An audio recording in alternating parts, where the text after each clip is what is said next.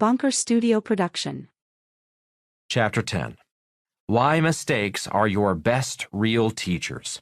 Using mistakes to get smarter. I wish I could say getting rich was easy. I wish I could say I was a boy wonder, a natural entrepreneur. I wish I could say I was always joyous and happy, that I got along with everyone. I wish I could say everyone I met and did business with was an incredible, smart, generous, honest, law-abiding citizen of highest integrity, ethics, and morals. But I can't. The journey from poor to rich and from employee to entrepreneur was a journey of very high highs and very low lows. It was a journey meeting wonderful people and horrible people. Oftentimes that was the same person, a person who was wonderful in one instance or situation and horrible the next. A person who was honest to your face, then stabbing you in the back, ripping you off, lying, cheating, and stealing as soon as you signed the contract. And I have met the best of people who were consistently great, no matter how good or bad things got, no matter how much money we made or lost. I wish I could say the same about myself. Human beings being human. This is not to say I am perfect and wonderful. I am not on the short list for sainthood. The point is, none of us is a god. We are all human beings, which means we are humans, being human. We all have strengths and weaknesses, a good side and a dark side. We are not God. We are not perfect. We don't know all the right answers, which means we are not always right. And most importantly, being human means that we all make mistakes. A baby learns to walk by falling down. Next, the child learns to ride a bicycle by falling off the bicycle. Then they go to school and are taught making mistakes makes you stupid. That is insanity. The problems of the world. When you look back at human history and your own history, it is easy to see that most of the problems of the world and our personal problems begin with the need to be right. Wars, violence, arguments, murder, and hate grow very deep roots in the human need to be right. The insanity of being right. The other side of being right is the fear of being wrong. In our society, admitting you made a mistake is a sign of weakness. In our society, making a mistake means you are stupid. In our society, the need to be right is killing us. The fear of being wrong, looking stupid, amplifies the insanity of being right.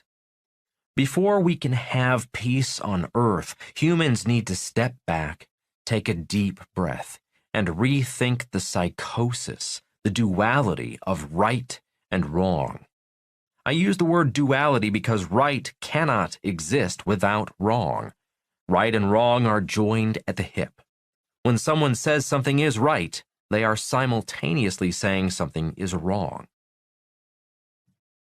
Three sides of a coin. In Chapter 9, I use the example of a three-sided coin as a metaphor for real intelligence. I say real intelligence because whenever we see life through the prism of right and wrong, we become less intelligent. You can refer to photo 9.1 in the accompanying PDF for a visualization of this metaphor. One of Bucky Fuller's generalized principles that are true in all cases, no exceptions, is unity is plural, at minimum two. In other words, the concept of one does not exist. In the real world of planet Earth, two is the minimum, not one. For example, the concept of up cannot exist without understanding down. In cannot exist without comprehending out. Smart cannot exist without stupid. Left would not exist without right. Rich would not exist without poor. And man could not exist without woman. An important quote from F. Scott Fitzgerald that I often refer to is, The test of a first-rate intelligence is the ability to hold two opposed ideas in mind at the same time and still retain the ability to function. Translation: the moment you operate from the concept of right and wrong, your intelligence is cut in half. This is why standing on the edge of the coin, seeing both sides rather than taking sides, increases your intelligence. Learning through mistakes. In his book Mistake, Mystique, Buckminster Fuller, one of the greatest geniuses of our time, describes how current educational and religious practices, as well as parents, keep students cut off from learning. Paraphrasing, Fuller: humans have learned only through mistakes. Translation: if you are not making mistakes, you have stopped learning. Fuller: mistakes are sins only when not admitted. Translation: God designed humans to learn by making mistakes. You become a sinner when you ignore the lesson God wants you to learn via your mistake. Fuller: witnessing the mistakes of others, the preconditioned crowd reflexively says, "Why did that individual make such a stupid mistake?" Translation: today society believes people who make mistakes are stupid. Fuller: so effective has the non-thinking group's deceit of humanity been, it now says, "We knew the answer the whole time." Translation: we are smart. We know the right answers. Don't make mistakes. All you have to do is memorize the right answers we give you, and you will be smart like us. Fuller: this means not yielding unthinkingly to in-movements or crowd psychology. Translation: think for yourself. Fuller: in love-generated fear for their children's future lives, in days beyond their survival, parents train their children to avoid making mistakes, lest they be put at a social disadvantage. Translation: parents, out of love and a desire to prepare their children for life when they are gone, teach students not to make mistakes so they can be accepted socially. Fuller: it's only at the moment of humans' realistic admission to selves, or having made a mistake, are they closest to that mysterious integrity governing the universe. Translation: when a human being admits to making a mistake, they are tuning in to God. God becomes their real teacher. Fuller: God speaks to each of us directly. God speaks only through an individual awareness of truth and our most spontaneous emotions of love and compassion. Translation: God does not punish people for making mistakes. Humans do. When mistakes are made, God speaks to us individually through love and compassion. When you make a mistake, seek the truth and be kind and loving to yourself. When someone else makes a mistake, treat them as God would treat them. Then they can learn God's lesson from the mistake. When Fuller spoke of God, he was not referring to a religion or a human God. Fuller referred to God as that mysterious integrity governing the universe. You're going to fail. I remember like it was yesterday, the day I stopped being an employee and became an entrepreneur. On that day, the paychecks stopped, and I was on my own. No more job security, no more benefits, no more paid vacations, no more medical benefits, and no more pension plan. On that day, I had 3 employees who needed job security, a steady paycheck, medical and dental benefits, paid vacations, and a pension plan. They earned more than I did. On that day, I was working for the Xerox Corporation in downtown Honolulu. As I left the Xerox offices, heading across Bishop Street, the main street in downtown Honolulu, to my new office, the Xerox receptionist Elaine smiled and said, "You're going to fail, and you will be back." Elaine had seen many hotshot salesmen like me leave and do just that, fail and return to Xerox. I smiled and said to Elaine, "I may fail, but I will never be back." First big mistake. One big piece of advice from my rich dad was, you cannot know what you do not know. In other words, be very aware of the mistakes you will be making. Rich Dad also said, upsets are the first signs that you do not know what you need to know. Things were going fine in my first business, my nylon and Velcro surfer wallet business. The problem was, as it is in most startups, money was going out and nothing was coming in. There were production problems after production problems, legal problems after legal problems, employee problems after employee problems, cash flow problems after cash flow problems, problems most of my employees are not aware of. Raising capital. I went to my rich dad to borrow $100,000. He threw me out of his office, calling my business partners clowns. After convincing my poor dad that the nylon wallet business was set to take off, he took a second mortgage on his house and loaned the business the $100,000. He said he would rather give me the money while he was alive than after he was dead. It was all he had. After losing the election, he still did not have a job. Happy to have bought us some time, I took the check to Stanley, our CFO, one of the business's 3 employees. I remember asking Stanley, will this $100,000 solve the problem? Stanley smiled and nodded. 3 days later, Stanley had cleaned out his desk and was gone with the $100,000. The $100,000 had solved the problem, his problem. He repaid himself the money he had loaned the company. Even after launching a number of successful new products, including one product that was the #1 product in the sporting goods industry in 1978, the company eventually folded, and I was left with my dad's $100,000 loan to pay back. As Elaine, the receptionist, said, you will fail, and you will be back. I did fail, but I never went back to Xerox. A $100,000 loss at the time was the biggest in my life. I wish I could say $100,000 was my biggest mistake, but there were bigger, more expensive mistakes coming. As Fuller said, mistakes are great. The more I make, the smarter I get. Stanley turned out to be a crook, yet he helped me become a rich man. 3 sides to a coin. When I stood on the edge of the coin, on one side was Stanley and a loss of $100,000. It was a painful, horrible, and miserable lesson. It took nearly 10 years to pay back the money Stanley stole. On the other side of the coin were God's lessons, God's blessings. Because it was my father's house on the line, I could not stop. I could not declare bankruptcy. The thought of losing my dad's house was my motivation, my inspiration for not quitting. I knew I needed to keep going.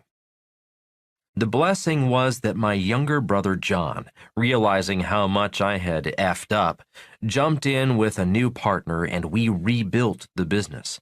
It was the rebuilding of the business that made all of us smarter, better, wiser entrepreneurs. Through the love and compassion of my younger brother, God was teaching me what I needed to learn. My mistake was my real teacher. As I've said, I wish I could say getting rich was easy. I wish I could say I was a boy wonder, a natural entrepreneur. But I can't. Customized mistakes. I often think a book on all my screw-ups would be the best, most beneficial book I could write. It would be a giant, multi-volume set of books. But my mistakes are my mistakes. Your mistakes are your mistakes. In other words, my mistakes are customized to me. Your mistakes are customized just for you. The most important thing I can do is encourage you to make your own mistakes and learn from them. Unfortunately, making mistakes in our society is frowned upon. Our society wants us to listen to smart people, memorize their right answers, and not make mistakes. If you make mistakes, you will be punished. Rather than punishment, I have found that Fuller's ways of learning from mistakes starts with first admitting you made a mistake, and then using love and compassion to learn God's customized lesson just for you. Then mistakes will make you smarter. An important lesson. From Sunday school, I learned, lead us not into temptation. In today's dysfunctional society, the temptation is to 1. Pretend to never make mistakes. People like to pretend they are perfect. These people treat mistakes like cats covering up their mess in kitty litter, pretending the kitty litter is clean. 2. Lie.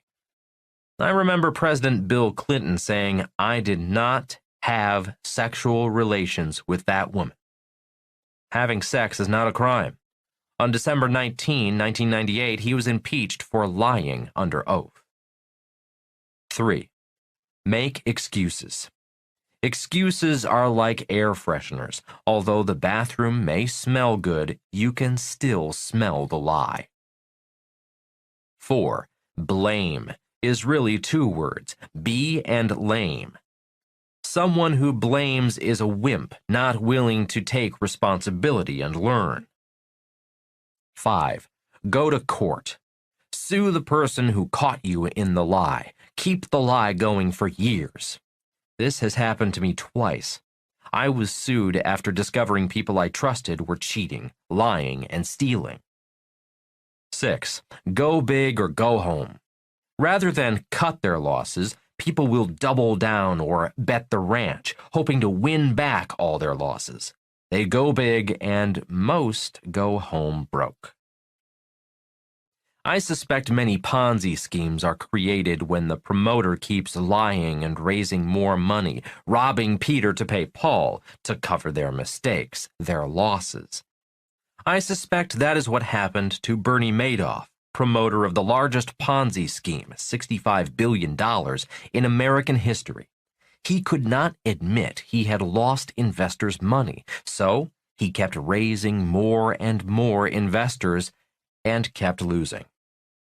Bernie Madoff should be running the U.S. government, the biggest Ponzi scheme in world history.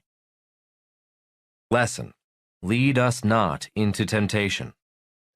It is better to be loving and compassionate to yourself and admit you made a mistake than to punish yourself and others for their mistakes. Then you may learn what God wanted you to learn, even if you did not like the lesson. In real life, simple apologies are better than lawsuits and less expensive. If more of us treated mistakes in a loving and compassionate way, I think we would have a more peaceful, prosperous, and intelligent world. Mistakes are the key to success. Thomas Edison changed the world by making mistakes. He reported failing 3,000 times before inventing the electric light bulb. Henry Ford went bankrupt before Ford Motor Company became a success. And Jeff Bezos' Amazon offshoot Z-Shops failed. Larry Ellison struggled for years and was on the verge of bankruptcy and mortgaging everything before Oracle took off. Fred Smith received a failing grade in business school for his business plan, which today is FedEx. Colonel Sanders had to reinvent himself many times and found himself broke at age 65 before KFC succeeded. Higher levels of teacher. Take another look at the diagram of the higher levels of teacher in the accompanying PDF as figure 8.1. You will see the difference between real and fake teachers. Fake teachers teach from the bottom of the higher levels diagram. Real teachers teach from the top. The biggest difference of all lies in the second line, simulating real experience. In real life, that is called practice. Practice is how a person makes his or her mistakes before doing the real thing. My rich dad had his son and me practice by playing Monopoly. Then he took us to see his real green houses, which would one day become a huge red hotel. Kim and I designed the cash flow game so that people could learn by making mistakes with play money. When you learn in the real world from a stockbroker, financial planner, or real estate broker, you do the real thing with real money, your money. The power of practice. Tiger Woods did not become the greatest golfer in the world without practicing, making millions of mistakes, and hitting millions of practice golf balls. George Clooney, the actor, did not become a famous movie star until after he kept practicing, showing up, and auditioning for smaller parts. And in his book Outliers, author Malcolm Gladwell states no band in history practiced more than the Beatles. Gladwell also wrote that talent alone is not sufficient to guarantee success. The difference is hours of practice. He cites a survey of violinists at a Berlin academy that found that those musicians who were likely to become music teachers had practiced roughly 4,000 hours in the course of their career. Good performers, meanwhile, had practiced around 8,000 hours. Elite, world-class performers, on the other hand, had all practiced upward of 10,000 hours since first picking up the instrument. If a person practiced 4 hours a day, it would take nearly 7 years of practice to become world-class. The Beatles played up to 8 hours a night for years before becoming successes. Doctors, lawyers, and dentists do not call their business a business. Professionals call their business a practice. They practice on you. Translation: real teachers practice what they teach. Fake teachers do not. That is why my first real estate teacher encouraged us to look at 100 properties over 90 days before buying anything. He was a real teacher. My accounting teacher was not a real accountant. He had no real-life experience. He required us to listen to him talk, memorize his answers, take his tests, and not make mistakes. He was a fake teacher. You're fired. In today's world, people who make mistakes are fired. At the Rich Dad Company, everyone works as a team and is encouraged to own their own businesses and to make mistakes. The only time anyone at a Rich Dad is fired is if they lie about making a mistake. As Fuller said, mistakes are sins only when not admitted. People teaching people. Again, Kim and I designed the cash flow game so people could teach people. Many of the deals in the game are real deals, deals Kim and I worked on. Many of them failed. It frustrates me when someone says to me, "I played your game once. It was fun." The people who gain the most value from the game are those who play it at least 10 times and then teach 10 people. As the saying goes, give and you shall receive. A better saying is, teach and you will learn. Many cash flow clubs meet regularly, play the game, hold classes, compare real deals and real investments, cooperate, teach, and learn from each other. There are rules like no pitching deals to members or dating members. As you know, money and sex can interfere with real learning. Learning can be fun and profitable if the rules, morals, ethics, and laws are followed. The beauty of cash flow clubs is not how much money you make. As Gladwell argues, it's the number of hours you practice. If you join a cash flow club, your most important job is to practice, learn, teach, and support others as they learn. There are no guarantees, but I suspect if you commit to learning and teaching, you will see those efforts deliver a solid ROI. Real assets. One of your most important assets is good people. People who are honest, law-abiding, moral, ethical, and generous with their knowledge, experience, and wisdom. These are people who love learning, practicing, doing the real thing, and learning from their mistakes. As Gladwell found, real learning requires thousands of hours of practice. The good news is that rather than try to get rich quick, If a person keeps learning, keeps practicing, keeps learning from their mistakes and the mistakes of others, real financial success is in their real future. Lesson: mistakes are the key to real success. Why losers keep losing. Rich Dad often said, "The fear of losing creates more losers." One reason why the study of economics does not work is because economists, the academic elite, believe that when it comes to money, people are rational. We all know that's not true. When it comes to money, people are not rational.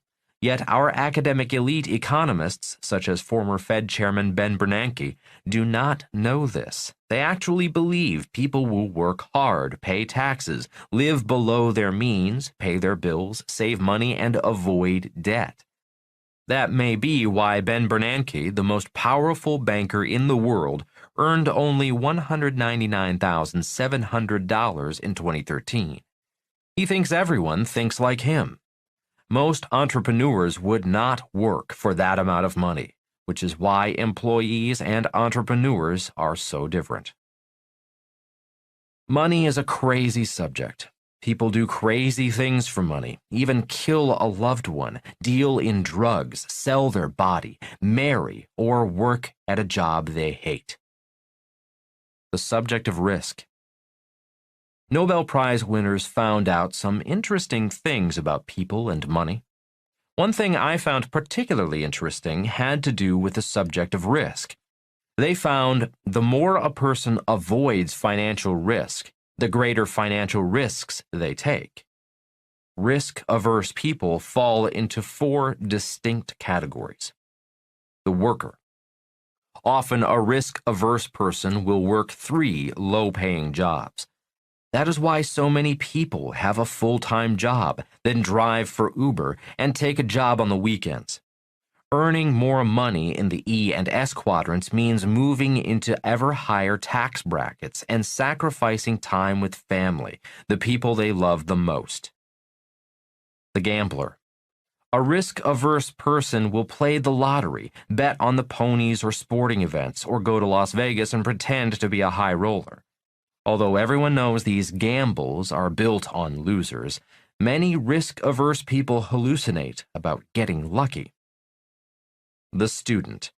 The reason student loan debt is the U.S. government's #1 asset is because there is a quasi-religious belief in education that a good education can be salvation from the harsh, cruel world. When I ask most people, "What did school teach you about money?"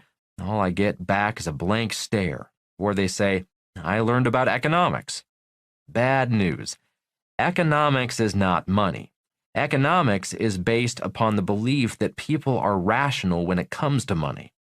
Besides, economics is a soft science, not subject to the rigors of a real science, political manipulation, or greed and fear. The criminal. Many honest, risk-averse people become petty criminals. They work for cash, so they do not have to pay taxes. They may sell a few recreational drugs on the side, hack into databases and steal identities, or earn a few dollars in the online sex trade. The investment classes. When I speak to these types of risk-averse people about taking investment classes, they often say, "Investing is risky." An example I have heard used to describe economists Daniel Kahneman and Amos Tversky's findings is, a person needs to feed his family.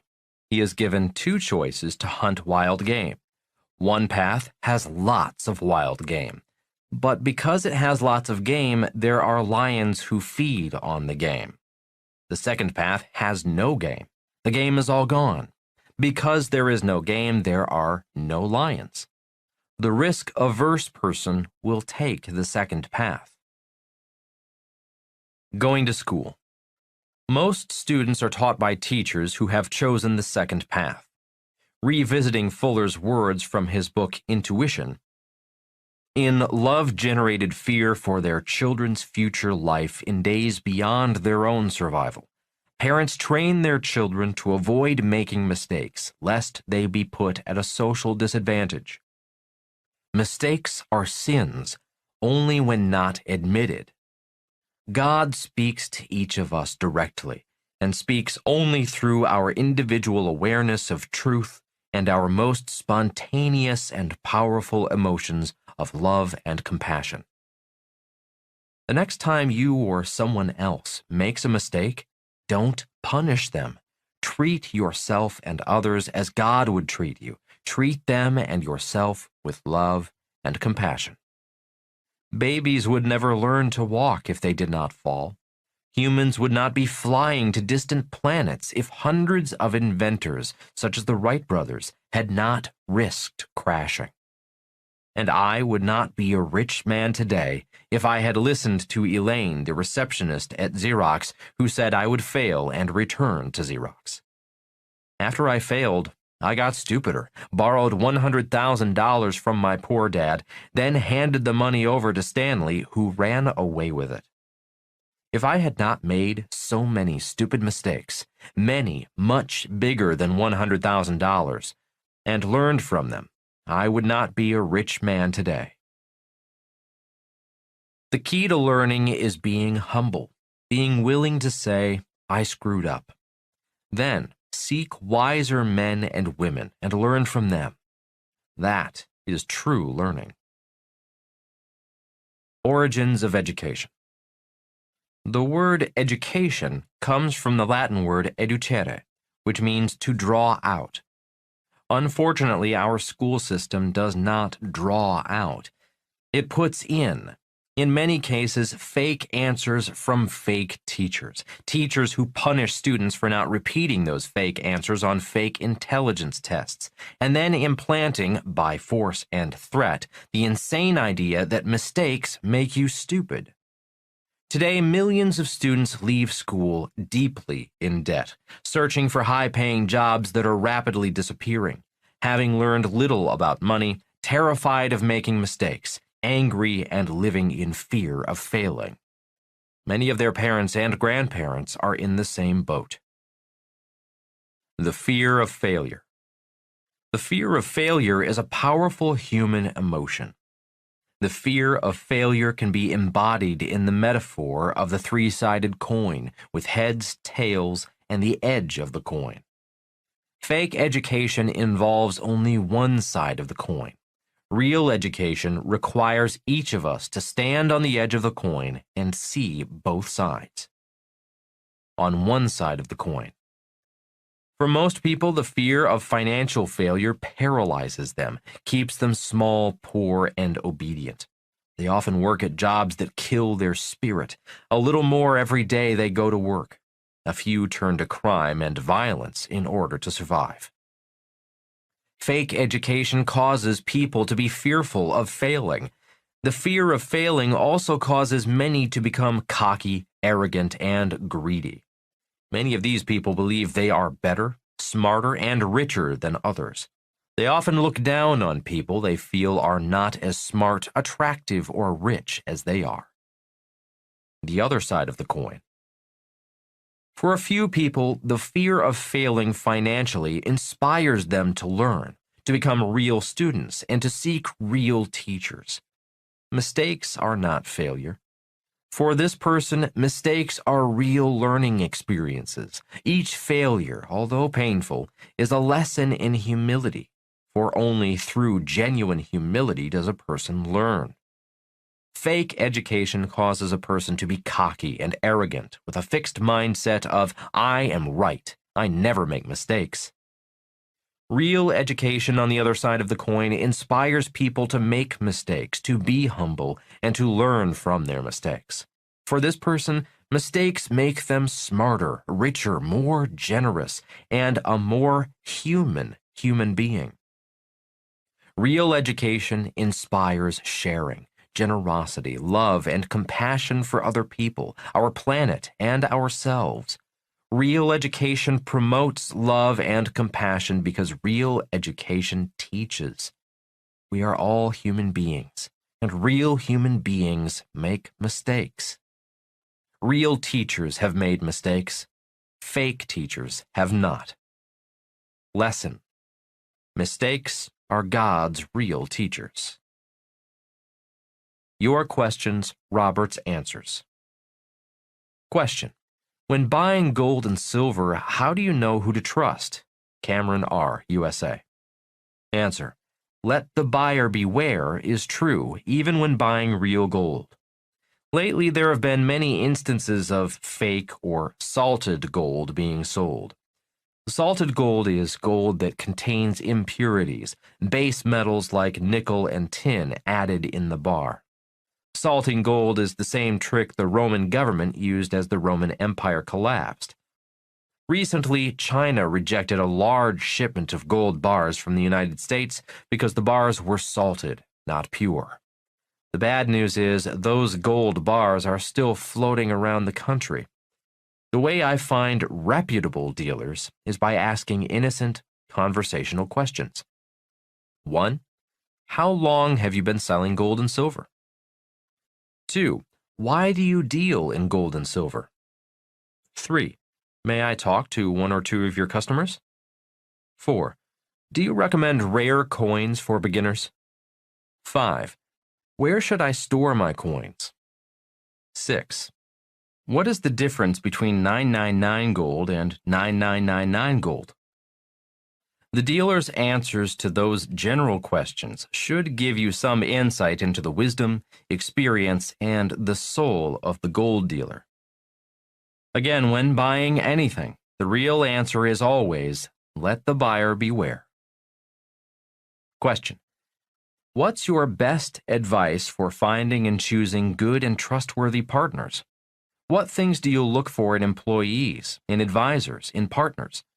Marshall B., Argentina. Answer. That is the multi-million-dollar question. A business partnership is like a marriage partnership. If you find the right partner, life is heaven. If you find the wrong partner, it can be hell. The good news is that all of my bad partners have led to great partners. For example, I met every one of my good advisors as a result of bad advisors. The two most important questions to ask when looking for a great partner are, 1. Am I a great partner? 2. What do I have to do to become a better partner? Question. Why is it bad to buy real estate using equity instead of debt? I know that banks give debt, not equity. I want to understand the shortcoming and benefits connected to equity, as you have outlined with debt. Stanley P., Poland. An important question, to which I offer 5 answers. 1. I do it for the challenge. Buying one property with 100% cash is easy. Buying 100 properties with 100% debt is hard. 2. Debt is dangerous. There is less risk using cash. There is a lot of risk using debt. If you want to use debt to invest, please take real investment seminars. 3. After 1971, the U.S. dollar became debt. Most people become poorer working for dollars, equity, or cash. The challenge was to become richer, acquiring assets, increasing income, and reducing taxes, using debt. 4. I wanted to live my life in the B and I quadrants, the business and investor quadrants of the cash flow quadrant, included as figure 9.1 in the accompanying PDF. People in the E, employee, and S, specialist or small business owner quadrants use debt to become poorer. People in the B, big business, and I, investor quadrants use debt to become richer. In 1972, I took my first real estate seminar. In 1972, I learned to transform debt into equity. Without financial education, most people turn equity into debt. 5. The infinite return. The goal of the B and I quadrants is to achieve an infinite return on every investment. An infinite return is the ability to make money without using any of your money. An infinite return is a sign of very high financial IQ, or FIQ. Financial IQ measures the size of the financial problem a person can solve. Financial IQ is measured in dollars. For example, a survey found that the average American cannot solve a $400 money problem. That means they have less than a $400 FIQ. A person who knows how to turn debt into equity can solve very large financial problems. On the flip side, a person who turns equity into debt can cause very large financial problems. Chapter 11. How going to school keeps people poor. Bucking an obsolete system. You can't do that here. I have heard that statement 1,000 times. No matter where I am in the world, every time I explain my rich dad's lessons on money, debt, and taxes, and what I do in real life, people always say, "You can't do that here." And that person is right. They can't do what I do, but I can, and I do, and I can do it virtually anywhere in the world. That is the power of real education. In other words, real education empowers people. It empowers them to do things others can't, and in many cases, things they thought might never be possible for them. Fake education keeps people poor, small, limited, and tethered to tiny filaments of life, limited by limiting thoughts. I can't. The most destructive words a person can use are the words "I can't," especially when those words are tied to money. I can't afford it. What causes poverty? When it comes to the cause of financial poverty, it is those few short words, "I can't afford it," that keep people poor and keep people small. If a person cannot change those words into the question, "How can I afford it?" they will always live in financial poverty, no matter how much money they may make. I wish. The other day, a friend's wife asked me, "Where are you going this year?" I said, "This year I will be in Australia, Japan, Africa, and Europe." She replied, "I wish I could do that, but I can't afford it." Which takes me back to the opening thought of this chapter. Wherever I am in the world, when I explain how I use debt and taxes to get richer, someone always says, "You can't do that here." As you know, when one finger points forward, 3 fingers point back. These statements, challenges, charges, whatever you choose to call them, are as much about the person making the statement as they are about me. And that is the problem with going to school. Without real financial education, most people spend their lives saying things like, "I can't afford it," "You can't do that," "I wish I could do that." Education creates poor dads. Rich Dad, Poor Dad is really about my poor dad. My poor dad is a metaphor for the inadequacy, obsolescence, and delusion of modern education's inability to prepare students for the real world. I have asked millions of people countless times, "What did school teach you about money?" The answer is usually a blank stare or statements like, "I studied economics," or "I learned to balance a checkbook." Sorry, but economics and balancing a checkbook are not the same as learning about money. Every time I ask what someone learned in school about money, it is meant to be a spear directed into the heart and soul of modern education. My people are destroyed. As I learned in Sunday school, Hosea 4:6, "My people are destroyed from lack of knowledge. Because you have rejected knowledge, I also reject you as my priests. Because you have ignored the law of your God, I also will ignore your children." I am not selling religion. I am quoting ancient wisdom. Those who direct our modern educational system need to look into a mirror and ask themselves, what knowledge am I rejecting? What subjects are we not teaching? Why do so many people hate school? Why do so many people say going to school was a waste of time? Why is the subject of money not taught in school? Why are the priests of education, the teachers, paid so poorly? Why are so many students leaving school crippled with student loan debt? Those questions are reflected in my poor dad, a great man who dedicated his life to public education and, unfortunately, an educational system that failed him. You can't do that here. A few months ago, I was invited to speak at a local church, where I did my usual talk on debt, taxes, and why the rich are getting richer. Asking for questions at the end, an irate parishioner raised his hand and said, "You can't do that here." I pointed out to him that the church was less than 5 miles from my house, and I assured him I was doing what I said I was doing, right here. And then I reaffirmed to those in the audience that what I was doing here was being done by the rich all over the world. That is why the rich are getting richer. The person who asked the question stood and said, "I am a medical doctor. I have the best financial advisors, and I know you cannot do what you say you are doing."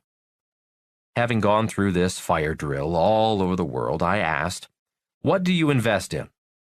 "I am a medical doctor in private practice. That is why I have an IRA. I have millions in savings, and I own my house and a vacation condo, free and clear." "Is that it?" I asked. He nodded his head and waited for my answer. "You're right," I replied. "You can't do what I do, but I can." The medical doctor is obviously a highly educated man. As a private practitioner, he operates out of the S quadrant, the small business, self-employed quadrant. He also invests from the S quadrant, and he pays taxes out of the S quadrant, the quadrant that typically pays the highest percentage in taxes. And he is right. He cannot do what I do. Changing quadrants. In 1973, the year I signed up for an MBA program, I was in school preparing to find a job in the E quadrant as an employee. That same year, 1973, I signed up for a real estate course, a seminar to learn to be a professional investor in the I quadrant. The reason most people cannot do what I do is because they went to school to be in the E or S quadrants and are passive investors, not professional investors. A medical doctor telling me I cannot do what I do is as ludicrous as saying to me, "You cannot fly because I cannot fly." The reason I can fly is because I spent 5 years in flight school, flying professionally and flying in Vietnam. I can do what I do financially because I went to school in the B and I quadrants. The education is different for different quadrants. The power of education. Real education should empower you to do anything you want to do. If you want to become a doctor, go to medical school. If you want to be a pilot, go to flight school. If you want to learn to be rich, where do you go? That is the power of real education. The problem is that most people leave school disempowered. Many leave the educational system hating school. When they run into something they cannot do, they say, "I can't do that." Just like the limiting thoughts that trigger statements like "I can't afford that" or "you can't do that." Rather than seek real education and real teachers, they close their minds and their options. Is education obsolete? The second part of this book, Part 2, Fake Teachers, is the most important part of this book because there is nothing more important than education. There would be no need for Part 1, Fake Money, if our educational system were functional. There would be no need for Part 3, Fake Assets, if education were real. If our educational system offered and delivered real financial education and real spiritual education, our leaders would not get away with printing fake money or selling fake assets. That is why Part 2 is the most important part of this book. There is nothing more important than real education, academic, professional, spiritual, and financial education. All are important today. Disempowering education. The reason people challenge me saying you can't do that is because our educational system is designed to keep people powerless. As stated earlier, most of our greatest universities were started by and funded by robber barons, men like John D. Rockefeller, Cornelius Vanderbilt, Leland Stanford, and Cecil Rhodes.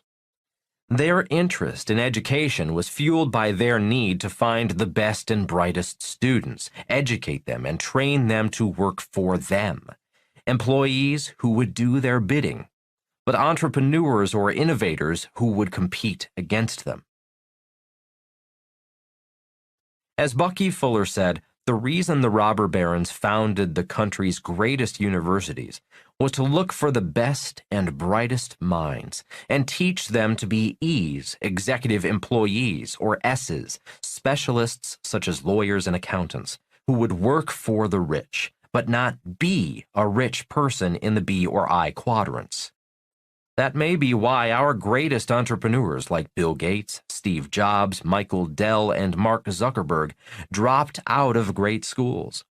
Apparently, they were not receiving the education they needed, education for the B and I quadrants. Changing quadrants. Today, millions of people are stuck in jobs they hate or jobs that don't pay enough, or both. They know they need to change. The problem is they are afraid of changing, and they do not know how to change. Their education, or lack of education, keeps them stuck, afraid of failing, afraid of changing.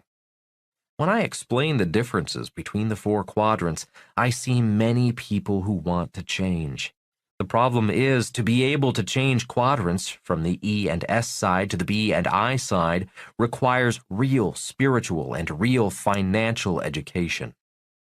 That is why most people remain paralyzed, like my highly educated poor dad. After my poor dad challenged the governor of Hawaii and lost the election, he was unable to stand back up. It was the first time in his life that he had failed. His education had trapped him in the E quadrant. He was unable to change quadrants even though he was unemployed. He bought an ice cream franchise to get into the S quadrant and failed. He was not an entrepreneur. He could not get out of his E quadrant education and mindset. He could not change. Invisible poverty. Schools teach people to be poor with a term known as invisible poverty. Schools reinforce invisible poverty by 1. Punishing students for making mistakes. 2. Teaching that mistakes make you stupid. 3. Memorizing answers rather than learning by making mistakes. 4. Decreeing that there is only one right answer that the teachers have. 5. Delineating right versus wrong, rather than the concept of 3 sides to every coin. 6. Lacking real financial education. 7. Viewing cooperation as cheating. 8. Taking tests on your own. 9. Making it unacceptable to ask for help. 10. Never saying, "I don't know." 11. Not helping others. 12. Grading on the bell curve, where there are smart people and stupid people. The crisis. Bucky Fuller was a futurist. In the opening statement to his 1982 book, Critical Path, he writes, "Twilight of the world's power structures. Humanity is moving ever deeper into crisis, a crisis without precedent." Being a futurist, he was not talking about a crisis in 1981. He was warning of the crisis we are facing today, the crisis the class of 1981 baby boomers would face in the 21st century. Accelerating acceleration. Fuller was warning of a phenomenon he called accelerating acceleration. Accelerating acceleration would occur when humanity transitioned from the industrial age to the information age. Prior to his death in 1983, the futurist predicted there would be a new invention that would radically change the world before the end of the decade. In 1969, more than a decade prior, the foundation of the Internet, known as ARPANET, was released to the world. The Advanced Research Projects Agency Network was an arm of the U.S. Defense Department. Its initial purpose was to link computers at Pentagon-funded research institutions over telephone lines. In 1989, with the invention of the World Wide Web by Sir Tim Berners-Lee, the world transitioned from the industrial age into the information age, and accelerating acceleration began. Education, however, has not changed. Education remains frozen in time. Repeating the lesson from Sunday school, Hosea 4:6. My people are destroyed from lack of knowledge. Because you have rejected knowledge, I also reject you as my priests. Because you have ignored the law of your God, I also will ignore your children. In the 21st century, billions are being destroyed from lack of knowledge. And as Fuller warned in Critical Path, humanity is moving ever deeper into crisis, a crisis without precedent. Speaking to our class in 1981, he explained the reason why billions of people were in trouble. Change in the information age is invisible, he said. People do not get out of the way of things they cannot see moving toward them. Rich Dad was making a very similar statement when he said money became invisible in 1971 when Nixon suspended the convertibility of dollars into gold. In Critical Path, Fuller writes, because of my driving conviction that all of humanity is in peril of extinction if one of us does not dare, now and henceforth, always to tell only the truth, and all the truth, and to do so promptly, right now. Talking to parents. Since Fuller passed on, I have warned parents of education's failure to prepare their children for the real world, warning of education's reinforcement of invisible property. I mentioned that schools, 1, punish students for making mistakes, 2, view cooperation as cheating, 3, make you take tests on your own, 4, discourage you from asking for help, 5, discourage you from helping others, 6, grade on the bell curve. Nearly 100% of the time the parents say, I know education is in trouble, but not in my child's school. My child's school is doing a great job. My kids are happy, they have fun, they cooperate, and they love their teacher. Or they say, my children are very bright. One is in a great law school and the other is in graduate school working on his PhD. Both will have good, high-paying, secure jobs. As Fuller warned, people do not get out of the way of things they cannot see. Sunday New York Times Book Review, July 15, 2018. Barely Afloat in America. This is an excerpt by Robert Reich, U.S. Secretary of Labor from 1993 to 1997, concerned about the changes in employment that are on the way. Reich writes, I'm not just referring to big-brained robots taking over civilization from us smaller-brained humans, but the more imminent possibility they'll take over our jobs. It's already happening. Robots and related forms of artificial intelligence are rapidly supplanting what remain of factory workers, call center operators, and clerical staff. Amazon and other online platforms are booting out retail workers.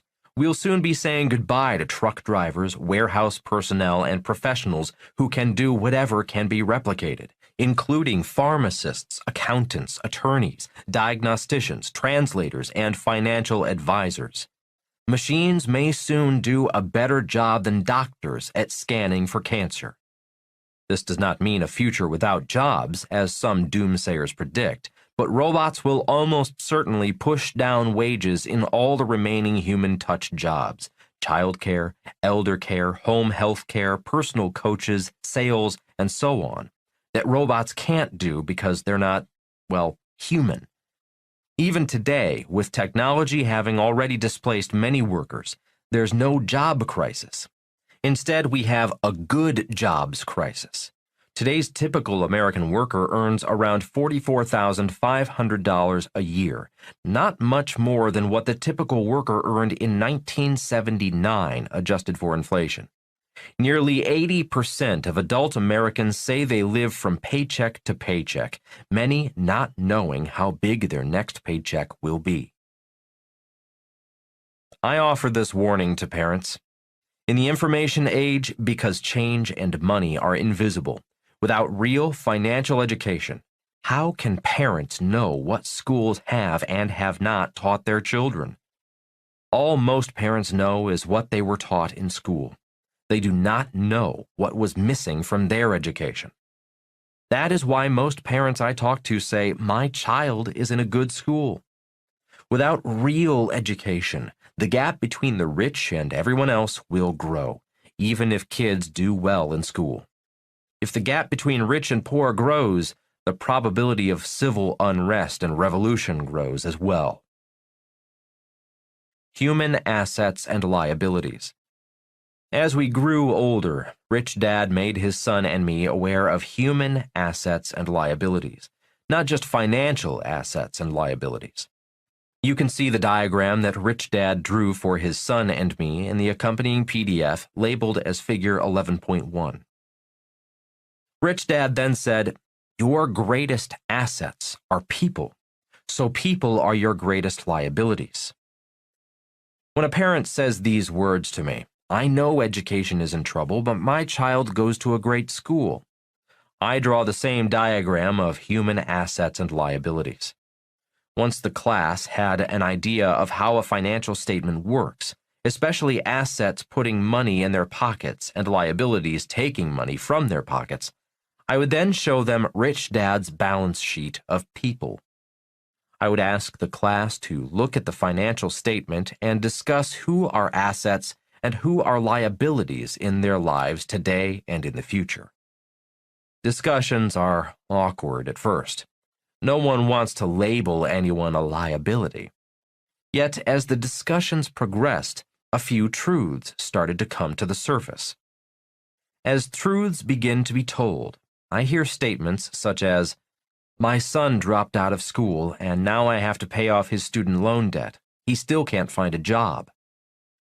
"My daughter's husband is a drug addict. She left him with her 5 kids and now she lives at home with us.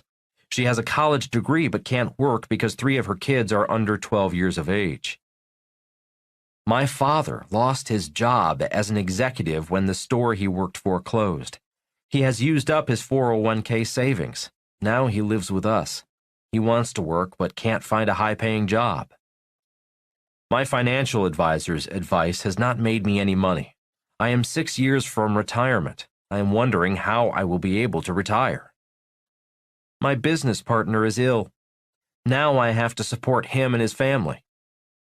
"I owe back taxes.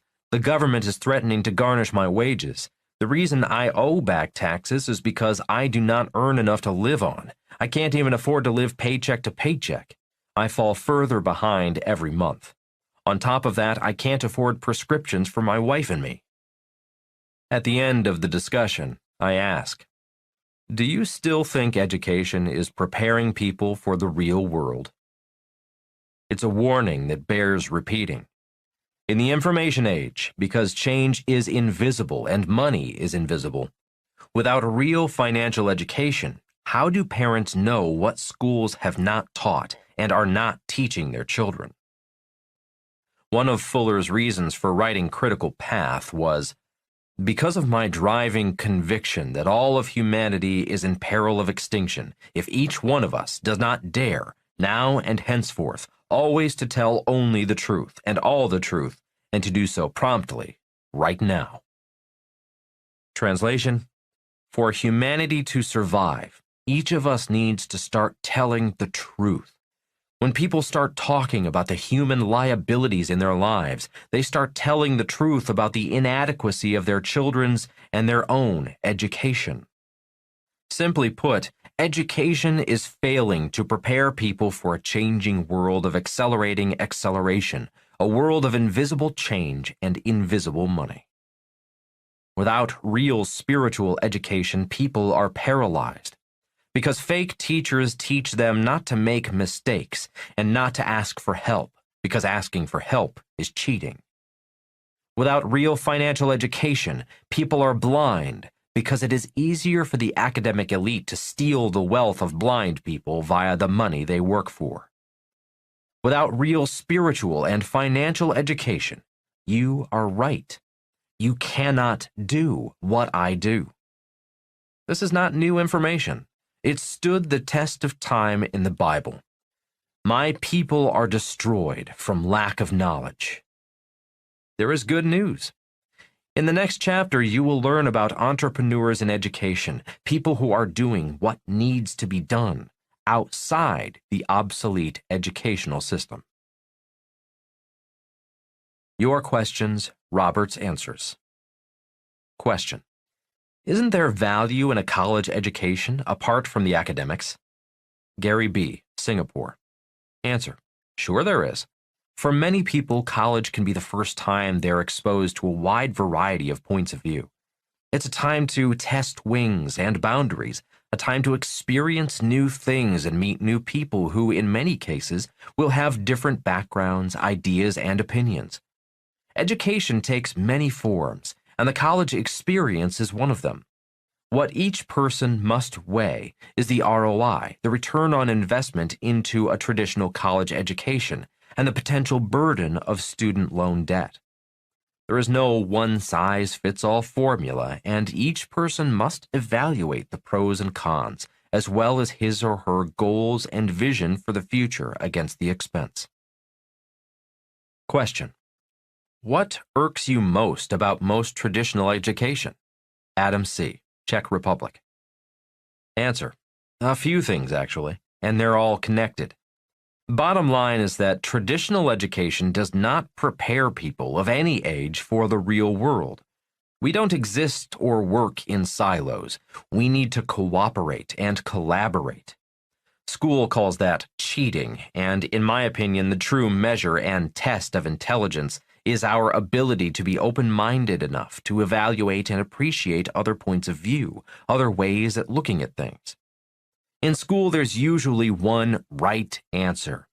In the real world, the right answer is often dependent upon individual circumstances or conditions. Question: When you say that saying, "I can't" or "I can't afford it" shuts down your mind, what do you mean? Cecilia J., United Kingdom.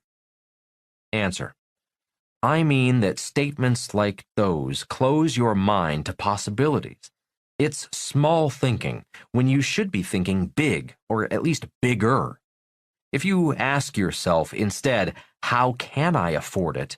you are engaging your brain to think of ideas, solutions, and opportunities.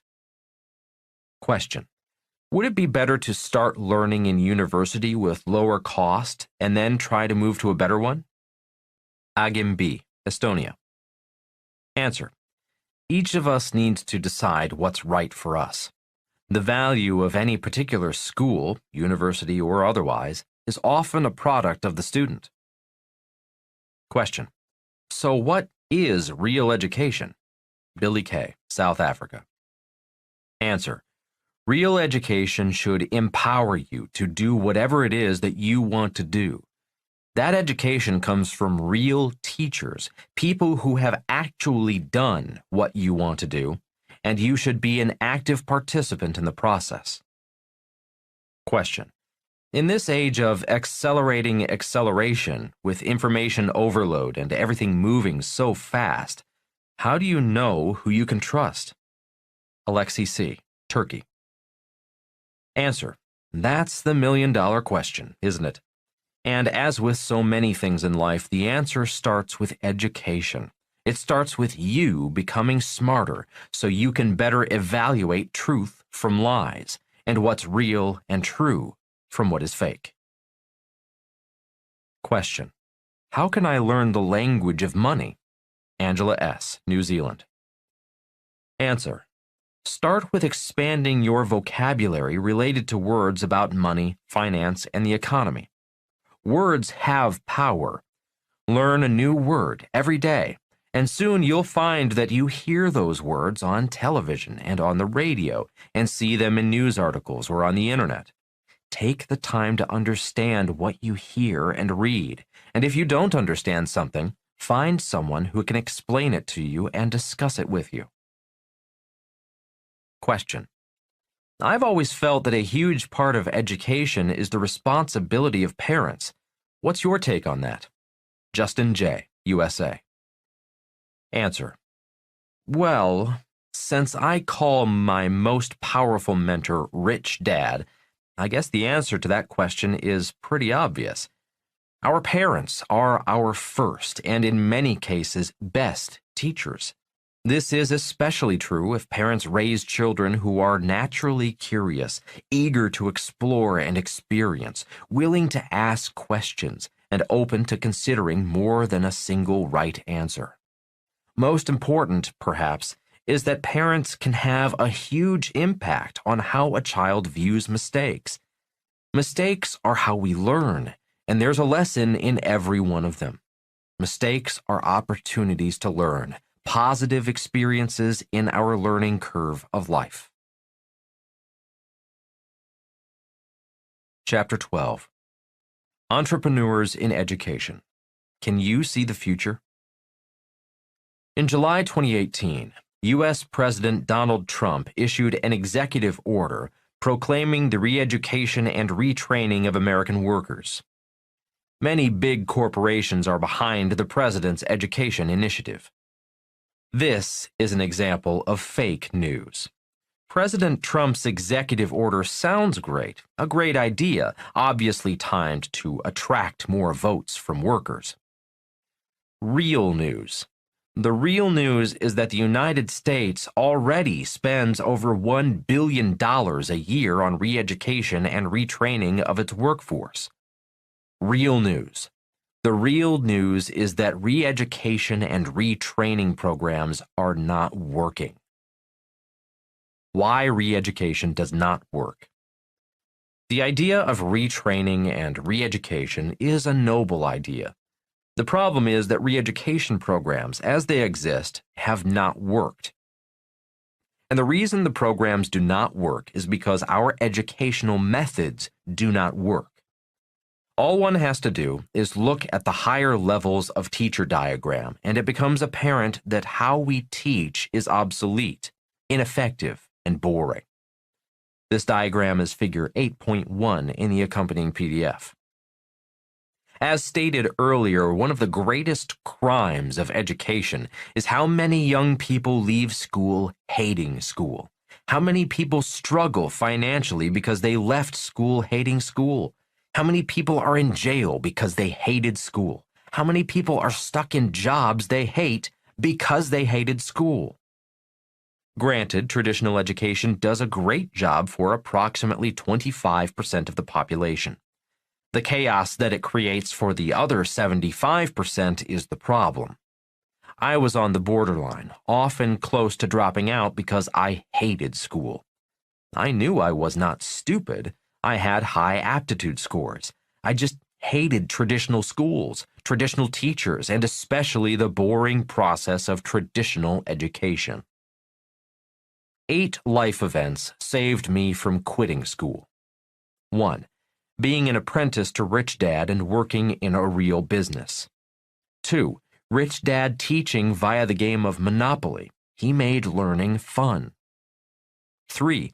Having great teachers such as my 5th grade teacher, Harold Ely, a teacher who inspired me to learn rather than memorize answers. 4. Attending a military academy rather than a traditional university. 5. Attending seminars regularly rather than returning to traditional schools for advanced degrees. 6.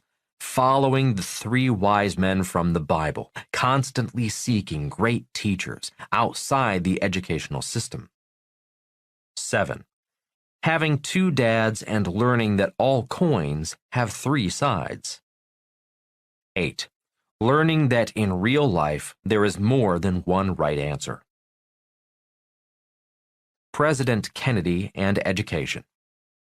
President Trump is not the first president to propose the re-education of our displaced workers. As Stephen Brill recounts in his book Tailspin, in 1962, President John F. Kennedy proposed that the United States expand global trade by lowering tariffs and restrictions on foreign imports. Both Republicans and Democrats were tentatively in favor of trade liberalization at the time during the Cold War, though the Republicans were more protectionist. Kennedy was aware expanding global trade would wipe out U.S. jobs. That is why, in 1962, he also proposed the formation of TAA, Trade Adjustment Assistance, a federal program to re-educate unemployed workers. President Kennedy did not want a small group of workers who would lose their jobs to be the price for a national benefit to millions of Americans. Kennedy said, "When considerations of national policy make it desirable to avoid higher tariffs, those injured by that foreign competition should not be required to bear the full brunt of the impact. Rather, the burden of economic adjustment should be borne in part by the federal government." Translation: lower tariffs will benefit America and Americans. A few will lose their jobs. The burden of re-education of unemployed workers should be the responsibility of the federal government. Kennedy's TAA offered displaced workers as much as 65% of the individual's average weekly wage for 52 weeks and up to 65 weeks for workers over age 60, and enrollment in education and training programs to develop higher and different skills. The program also provided funds to families if they needed to relocate to find a new job. Strong opposition. President Kennedy's program faced strong opposition from Republicans. One of the most vocal opponents was Senator Prescott Bush, father and grandfather of future Presidents George H.W. Bush and George W. Bush. In spite of the opposition, Kennedy succeeded in getting TAA passed. TAA has had mixed reviews. It's been reported that during the first 6 years after its passage, and although TAA came with a $1 billion price tag, not a single worker had received assistance from the government. For most workers who lost their jobs, TAA proved to be an extension of unemployment insurance, not education or job retraining.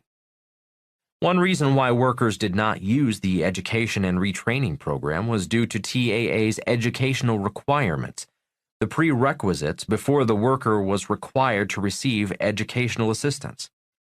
Workers had to complete a high school equivalency and enroll full-time in a community college or vocational school before TAA allocated funds for further education and training.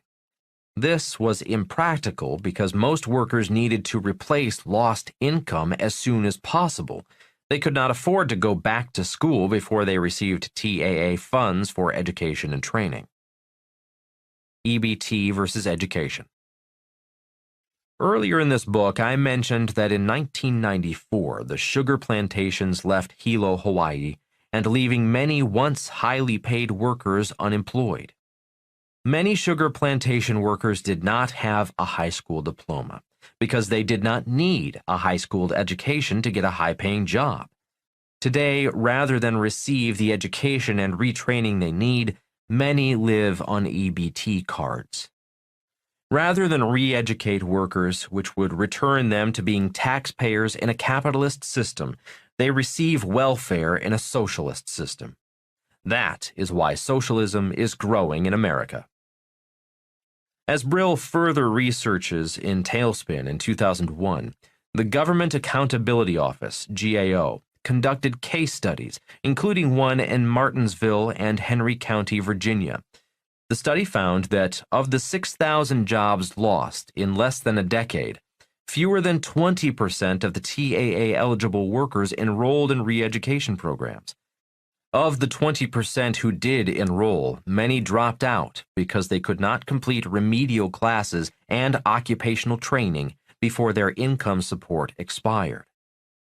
Another GAO study found 3/4 of workers who did qualify for TAA never used it.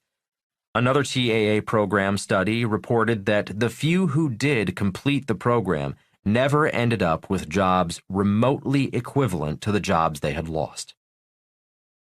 It's our education, stupid. Our education is the problem. It is what we teach, how we teach, and who teaches that is the problem. Again, I'll refer to the higher levels of teacher diagram. 1. How many times have you been sitting in class only to realize that your body was there, but your brain wasn't? 2. How many times have you sat in class looking at the time rather than listening to the teacher? 3. How many times have you crammed for a test rather than being inspired to learn? Learning from Rich Dad. I love the higher levels of teacher diagram because it illustrates the difference between my rich dad and my poor dad. I worked for free as an apprentice for my rich dad, doing the real thing. In exchange, Rich Dad had us play Monopoly and narrated lessons as we moved our pieces around the game board. On a regular basis, we would visit his real greenhouses, which eventually became a giant red hotel. Real education was fun, exciting, and challenging, certainly never boring. There were so many times that I got in trouble at home because I came home late. I came home late because I did not want to stop learning from Rich Dad. I always wanted to learn more. When I came home late, the only words I heard were, "Have you done your homework? If you don't get good grades, you won't get a good job." Becoming an entrepreneur in education. In 1983, after Fuller passed and I read Grunch of Giants, I knew I could no longer remain an entrepreneur in the rock and roll business, making a lot of money producing licensed products for rock bands like Duran Duran, Van Halen, Judas Priest, Boy George, Ted Nugent, and the Police. Something inside of me told me it was time to become an entrepreneur in education. I did not know how I was going to do it. I just knew I could not keep doing what I was doing. In 1983, I met Kim, someone who was also searching for her life's purpose. In 1984, we held hands and took our leap of faith, leaving beautiful Hawaii and landing in California. It was not long before our money ran out, yet we kept going. After our money ran out, we were homeless for a week, sleeping in an old brown Toyota Celica at beach parks in San Diego, California, before finally living in the basement of a friend who took us in. It was our test of faith. David versus Goliath. In 1983, Kim and I realized we were taking on the educational system of Grunch and the academic elites. It was David versus Goliath. What kept us going were friends and family who encouraged us to stay the course, many of whom offered financial assistance, which we never accepted. We were on a mission to find out if there really was a God, and we knew if we accepted money, that money would dilute our faith. Instead, we survived on wisdom from people like Bucky Fuller, who went through a similar test of faith for years, never working for money, only doing what he thought God wanted him to do, and constantly asking himself, "What can I do? I'm just a little guy." It took Kim and me 10 years to achieve financial freedom. In 1994, Kim and I retired, finally free. Kim was 37 and I was 47. In 1996, Kim and I created the Cash Flow board game. In 1997, Rich Dad, Poor Dad was released as a self-published book because every book editor we approached said that I did not know what I was talking about. In 2000, Oprah called, and the rest is history. In 2002, Donald Trump and I met backstage at an event where we spoke to thousands of raving fans in America and Australia. Since then, we have written 2 books together, becoming partners in real financial education. In 2008, I was interviewed by Wolf Blitzer on CNN and predicted the crash and bankruptcy of Lehman Brothers. 6 months later, Lehman Brothers filed for bankruptcy and the Great Recession began. The gap between the rich, middle class, and poor is growing, just as Donald Trump and I predicted and wrote about in our books. Repeating Fuller's statements from his introduction to Critical Path. Twilight of the world's power structures. Humanity is moving ever deeper into crisis, a crisis without precedent. Translation: in 1982, Fuller was warning the information age is coming. Grunge will lose its power in the information age. The crisis will grow worse because grunge will fight to hold on to its power. Desperate people do desperate things. Fuller also stated the information age will usher in the age of integrity. Grunge will be exposed. The crisis will accelerate due to grunge doing anything in its power to hold on to power. You can sense grunge holding on for dear life. Its central banks being challenged by the people's money, such as Bitcoin. Another way grunge holds on to its power is via a corrupted education system, a system without a soul and void of real education. That is why Kim and I became entrepreneurs in education. Our board game Cash Flow is designed to bypass the education system and return real education to the people of the world via people teaching people. People teaching people. Kim and I designed the Cash Flow game not to give people answers that people should memorize, but to inspire people to learn more by giving players a tiny glimpse into the possibility of a richer life. Each time a person plays the game, they gain another spiritual glimpse into a brighter future for themselves and their families. My earlier warning to parents bears repeating. I think, in today's invisible world of technology and money, it is almost impossible for teachers, parents, and students to know what is missing from real education. In the information age, it is imperative that people take back control of education from the government. Clinton and China. In 1962, President John Kennedy, concerned about globalization, introduced TAA. In 1972, President Richard Nixon opened the door to China. In 1999, President Bill Clinton encouraged the admission of China into the WTO, the World Trade Organization. Clinton promised that opening trade with China would increase U.S. jobs and reduce our trade deficit. He also said, "This is a 100-0 deal for America." In 2001, China was admitted to the WTO. As you know, Clinton often has a problem with the truth. The deal turned out to be a 100-0 deal in favor of China. As Brill notes in Tailspin, from 2000 to 2009, the U.S. trade deficit with China nearly tripled, ballooning from $83 billion to $227 billion. Over the same period, the U.S. lost 5.6 million manufacturing jobs, including 627,000 in computer and electronic products. By 2016, the trade deficit with China was $347 billion. The side effects of trade deficits. The lopsided trade deficit not only has hurt workers who have lost their jobs, the trade deficit hurt mom-and-pop savers, homeowners, and investors. The trade deficit contributed to the financial collapse in 2008. Brill writes, "Because the Chinese were accumulating so much cash and need a safe place to invest it, they dramatically increased demand for U.S. Treasury bonds. That pushed interest rates in the United States down to unprecedented lows, which contributed to easy money being available to finance even the riskiest mortgages and, with them, the mortgage-backed securities and their derivatives. In 2008, the stock market and real estate markets nearly collapsed and interest rates plunged further. In 2018, the crisis is not over. It's only gotten bigger.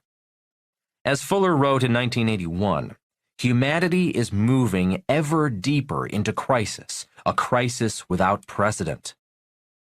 The good news is entrepreneurs are coming to the rescue. Entrepreneurs in education. One notable entrepreneurial business is Khan Academy, a company that makes academic education available to millions of students throughout the world. Students do not need to take out student loans to learn from Khan Academy. In Tailspin, Brill highlights C4Q, which stands for Coalition for Queens, an educational organization started by Jukay Su, a U.S. Army captain, an Iraq war veteran, and an immigrant born in Taiwan and educated at Harvard. As Su tells Brill, some of the smartest, hardest working people I've ever met were soldiers who didn't graduate from college. C4Q teaches non-techies to become techies who are able to write computer code. While there are many schools and educational programs that teach the same subject, C4Q is different in the way it teaches. A few differences are: 1. Founder Jukay Su is not a programmer. He has no computer background or experience. 2. Jukay Su hires real teachers from the industry rather than fake teachers from academia. 3. C4Q is run like a military academy. The educational process is devoted to intense teamwork, with teachers and students working cooperatively rather than competitively. 4. In 2013, his first class of 21 students earned about $18,000 a year. Most were service workers without much education. 52% of graduates are female and 60% African Americans. 55% lacked college degrees. 5. The 88 recruits who started in September 2016 and graduated in June 2017 landed jobs averaging $85,000 a year. They were hired by companies such as Uber, Blue Apron, Pinterest, Google, BuzzFeed, and JP Morgan Chase. 6. The graduates agree to pay the organization 12% of their earnings for the following 2 years. 7. It is not like a student loan, which often traps students who do not graduate or get good jobs into a lifetime of horrible debt. 8. The 12% inspires charitable donors to become investors, sharing in the returns from successful students, making it more than another hot charity. Adding a capitalistic profit component to the nonprofit C4Q adds a financial component socialism lacks: financial sustainability.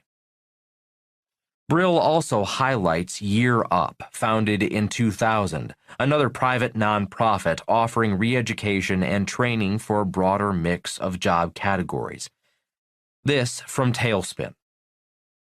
Year Up currently has 20 locations across the United States and has trained over 18,000 students for technology-related jobs such as hardware repair, help desk operations, and communication skills that employers expect for those filling entry-level middle-skill jobs. Each student signs a contract committing to tough standards of conduct and participation. They receive 200 points at the beginning and lose points for any transgressions, such as being late or disrespectful or failing to complete homework on time. 25% typically lose their 200 points and are removed from the program. Much like a military school, brains and grades at Year Up are not enough. Much like the U.S. Merchant Marine Academy, a student could be removed for demerits received for not obeying the code of honor and/or not behaving like an officer and a gentleman, even if they had the highest grades.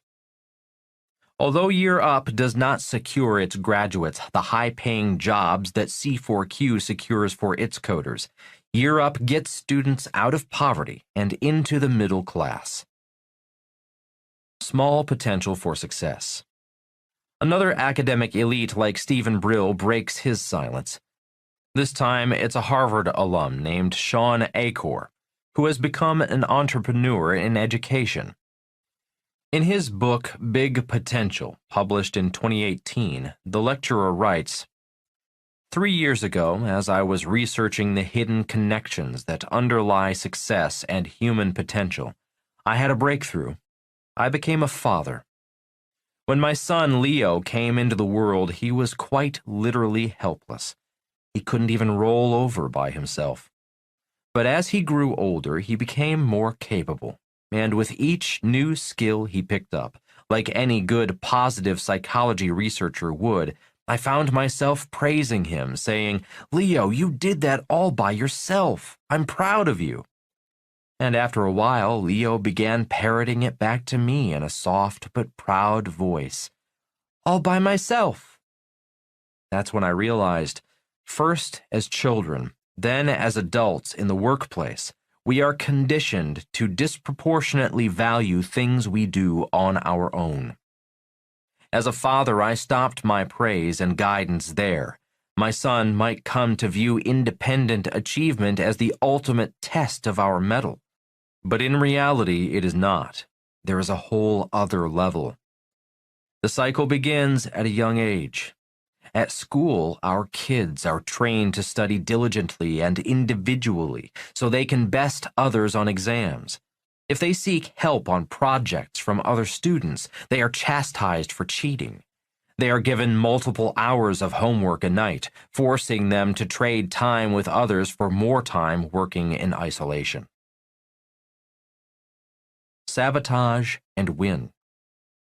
My wife, Kim, recalls being a student at University of California at Santa Barbara. She said, students would sabotage other students' projects just for a better grade. She also said a few students would go to the library and actually cut out the pages of books that other students needed to study. Kim ultimately left UC Santa Barbara before graduating from the University of Hawaii simply to get her degree and get out of school. I left, never wanting to return to higher education and higher degrees. The Rise of Depression.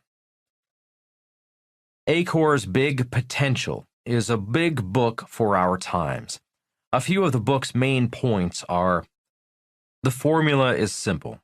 Be better and smarter and more creative than everyone else, and you will be successful. But this formula is inaccurate. Success is not just about how creative or smart or driven you are, but how well you are able to connect with, contribute to, and benefit from the ecosystem of people around you. It isn't just how highly rated your college or workplace is, but how well you fit in there. It isn't just about how many points you score, but how well you complement the skills of the team. By clinging to the old formula for success, we are leaving enormous amounts of potential untapped. I saw this firsthand during my 12 years at Harvard as I watched students crash upon the shoals of hyper-competition, then get stranded on the banks of self-doubt and stress. A staggering 80% of Harvard students report going through depression at some point in their college life. Leaving Harvard and becoming an entrepreneur in education, Achor began sharing his findings on the power of cooperation to schools and businesses all over the world. Now that I have done this work all over the world, I know depression is not a problem reserved for Ivy League students. The average age of being diagnosed with depression in 1978 was 29. In 2009, the average age was 14 and a half. Depression and violence. Could the rise in students murdering students in schools with guns be due to depression, loneliness, and isolation? Why was U.S. Congressman Steve Scalise shot while practicing baseball just because he was a Republican? Why was Congresswoman Gabby Giffords shot while greeting constituents just because she was a Democrat? Why is gun violence in major cities on the rise? Why are people less civil and more disrespectful toward each other? Why is bullying in school a serious and growing problem? Do terrorism and violence begin in school? Virtuous cycle. Acor offers solutions. One is called the virtuous cycle, which he defines as such: a positive feedback loop whereby making others better leads to more resources, energy, and experiences that make you better, fueling the cycle again. Thus, making others better takes your success to the next level. Thus, small potential is the limited success you can achieve alone. Big potential is the success you can achieve only in a virtuous cycle with others. Schools promote small potential by competing rather than cooperating. Acor teaches how to unlearn what is taught in school, learning how to cooperate and tap into your bigger potential by first helping others become more successful. Rich Dad's Virtuous Cycle. Rich Dad had his own virtuous cycle, one Saturday each month. That is how he and his group got smarter and richer, learning from each other. They were real teachers, working together, helping each other solve real problems, without going back to school. One of the most popular new Rich Dad books is More Important Than Money. The book includes chapters by each of the Rich Dad advisors, real teachers, doing the real thing in real life. The book is about how we all support each other, getting smarter, richer, and more successful without going back to school, where cooperating and helping fellow students is considered cheating. A picture is worth 1,000 words. Images 12.1 through 12.3 in the accompanying PDF tell the story about the difference between civilian flight school and military flight school. It's the difference between small and big potential, between cheating and collaborating. Intense teamwork requires intense spiritual education. What does it take to become a military pilot? Intense spiritual education requires dedication to a mission, the highest degree of respect for yourself and for everyone on your team, and precise mental, emotional, physical, and spiritual discipline while training to be the best of the best. This intense spiritual teamwork is instilled in every student pilot from the first day of flight school.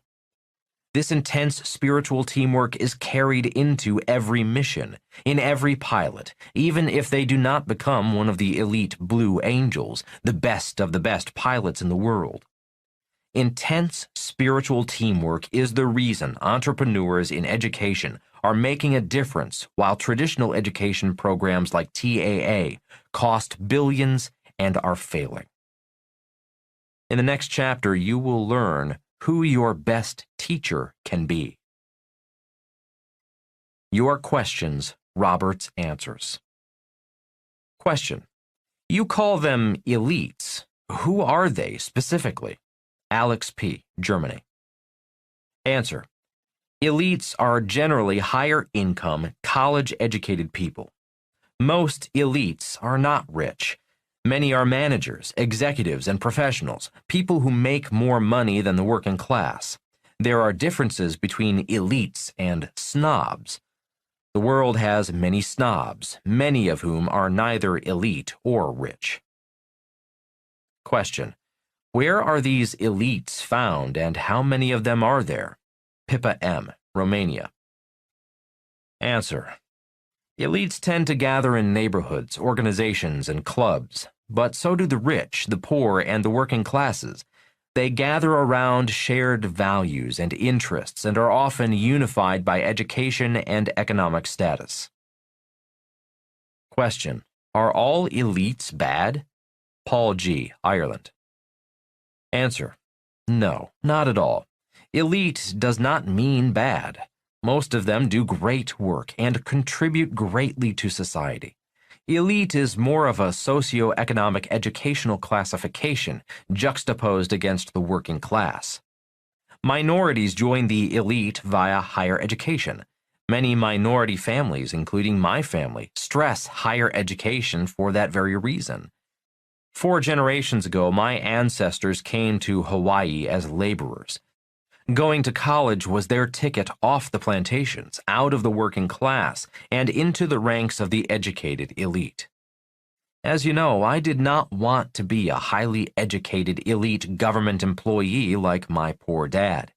I wanted to be rich, so I became an entrepreneur like my rich dad. Question: sometimes it's hard to tell the difference between what's real and what isn't. How do we know if you are fake or real? James V., South Africa. Answer: you don't. Only my bankers and accountants know if I am real or fake. In today's world of fake social media, I can be anything. I've been called a fake many times by many people. I'll let my numbers, my financial statement, speak for me. Question: what's your response to those who say that gold is obsolete? Peter C., USA. Answer: I say, ask that same question in 20 years. Then you will have your real answer. Until then, in gold I trust.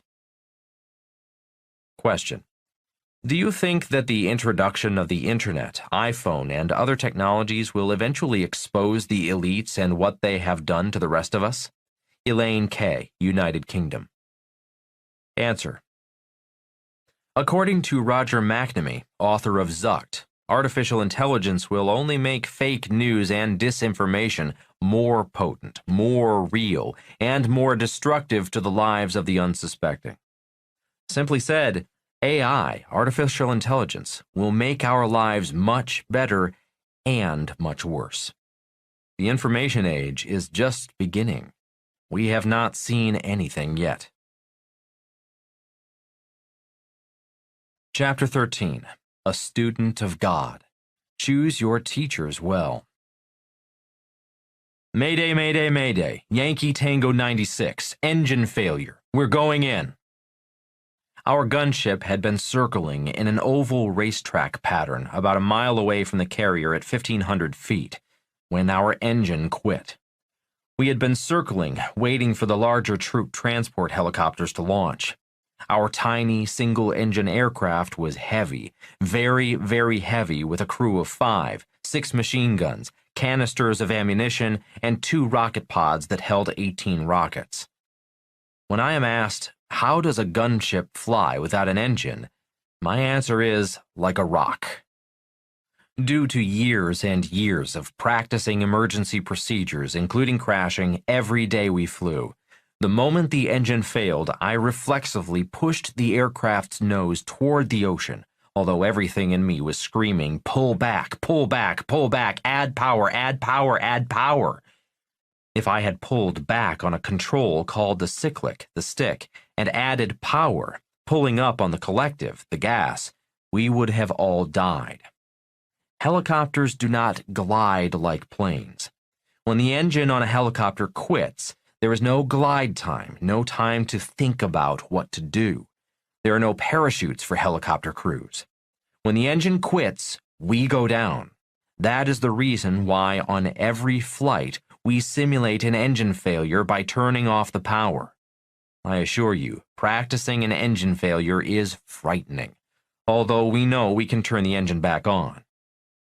On every practiced engine failure, we roll the power off, pushing the nose forward and go face to face with the eyes of death. Helicopter pilots repeat to ourselves the mantra, pilots who pull up to avoid death die. Pilots who push forward to face death live. As the higher levels of teacher diagram explains, for years we simulated engine failure after engine failure. On this day, we graduated to do the real thing. As soon as the engine quit, The crew, 2 gunners, and a crew chief also began following their training, jettisoning the machine guns, rockets, and throwing ammo cans out the door. We were well rehearsed. We were now doing the real thing. There was no time for panic. The fall from the sky went into a slow-motion silence. A calm came over all of us as the noise and chaos going on outside the aircraft faded from our consciousness. Going exterior. Suddenly, as I sat flying a dead aircraft, I entered another dimension of life. Later, I would learn this dimension is called going exterior, or some spiritual practices call becoming the observer. For an eternity, there was a break in the reality we call time. There seemed to be no past, no future, only the present, only the now. I was now observing myself and the crew from another dimension of life. I could see the back of my own helmet, the back of my co-pilot's helmet, the crew behind the pilots, systematically running through the to-dos on their emergency checklist. I could also see the aircraft carrier and the other ships in the flotilla in the distance, and the vast ocean below. For an eternity, I was exterior to that moment in time. I was outside of time. Rather than fear, I felt a sense of peace, compassion, and love for myself and my crew as the aircraft silently auto-rotated toward the ocean and our possible deaths. All in all, it was surreal, not of this world. The final phase of the crash was textbook, as they say. There was no panic, no fear, just a calm sense of being in the present, outside of time. Just before the aircraft impacted the water, I finally pulled back, causing the craft to glide silently just above the water. As airspeed bled off, the nose pulled, now pointing into the sky. The blades grabbed the air, the silence disturbed by a loud whoop, whoop, whoop. After stalling, I then rocked the nose forward to level, and just before the aircraft hit the water, the collective, the power control that guides the aircraft up or down, was finally pulled, and the centrifugal forces stored in the blades came to life, holding the aircraft to hover for one last time and allowing the gunship to settle gently into the ocean. As soon as the aircraft touched the water, the aircraft tipped to the right. The blade hit the water, tearing the engine and transmission off, cutting through the cockpit as the aircraft began to sink into the ocean, almost as fast as we fell toward the ocean. All 5 of us were rescued 4 hours later by a Navy motor launch. Swimming in shark-infested waters for 4 hours was more terrifying than the 2-minute fall from the sky. During the post-crash debrief and investigation, I said nothing about going exterior to the investigators or my crew. The experience was outside my reality at that time, and I had no way to sensibly talk about an experience I had never previously experienced. So I said nothing because I did not know how to talk about it. My search for teachers. As I stated earlier, I returned from Vietnam to be stationed in Hawaii in January 1973 for the final years on my military contract. My flying days were coming to an end, and I, like the 3 wise men, went in search of my next teachers. To keep my poor dad happy, I enrolled in traditional education. I enrolled in the MBA program at the University of Hawaii. I did not care for the MBA program or the teachers and dropped out after 6 months. At the suggestion of my rich dad, I enrolled in a 3-day real estate investment seminar. I wanted to learn to use debt, or no money down, to make money. I loved the seminar and the teacher. 90 days after leaving that 3-day course, analyzing 100 properties, I purchased my first income property for nothing down, using 100% debt, putting $25 a month in my pocket, tax-free, an infinite return, and a life-transforming experience. Satori. In Buddhism, a Satori experience is a flash of enlightenment. Creating $25 out of nothing, even if it was only $25, was my Satori experience. Although only $25, it was still an infinite return. I had money without using any of my own money. I had made $25 a month out of pure financial education. In that Satori moment, I realized I would never have to spend my life working for money, chasing a paycheck, clinging to job security, living below my means, saving money, and investing in the stock market in hopes of a secure retirement, as most people will spend their lives doing. I called my real estate instructor to thank him. Almost every year since, I have attended 1 or 2 investment seminars a year seeking higher financial enlightenment, not job security. Also, at the suggestion of my rich dad, I began job interviews with companies that offered sales training programs. Rich Dad said, "The #1 skill of an entrepreneur is the ability to sell." He also said, "Sales equal income." The reason most people struggle financially is because they can't sell. One business that advertised professional sales training as a benefit was New York Life, so I called and asked for a job interview. I showed up in downtown Honolulu in my Marine Corps uniform, which was risky in many ways and on many levels. The executive in charge of hiring was a great guy. He sung praises on how great New York Life sales training program was, as well as how much money I could make. As the interview wound down, he asked me questions I had never been asked before. It seemed he was searching for my spiritual aspirations more than my money and professional dreams. Realizing I had no idea what he was talking about, he reached into his desk and handed me a ticket to a free guest seminar. Having the evening for this free seminar open, I showed up at the Hilton Hotel's Coral Ballroom in Waikiki. This time not in my military uniform, yet obviously in the military due to my Marine haircut. Immediately, I was pleasantly surprised at the lines of happy, smiling people greeting me along the way to the ballroom. No one was spitting or glaring at me. Even the women were nice to me, which was a real surprise, since back then women tended to avoid men in uniform. Immediately, I suspected they were phonies or members of some strange hippie or religious cult. There were about 300 guests at the seminar.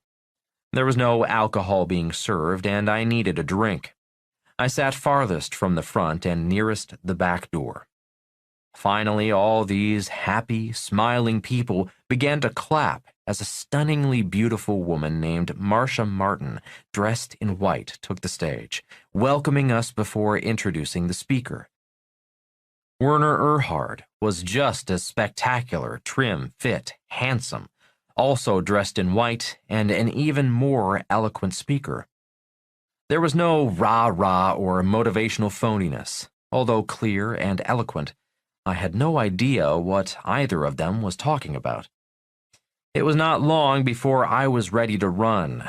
I knew it was some Kool-Aid drinking cult, yet for some reason I decided to stay at least until the first break.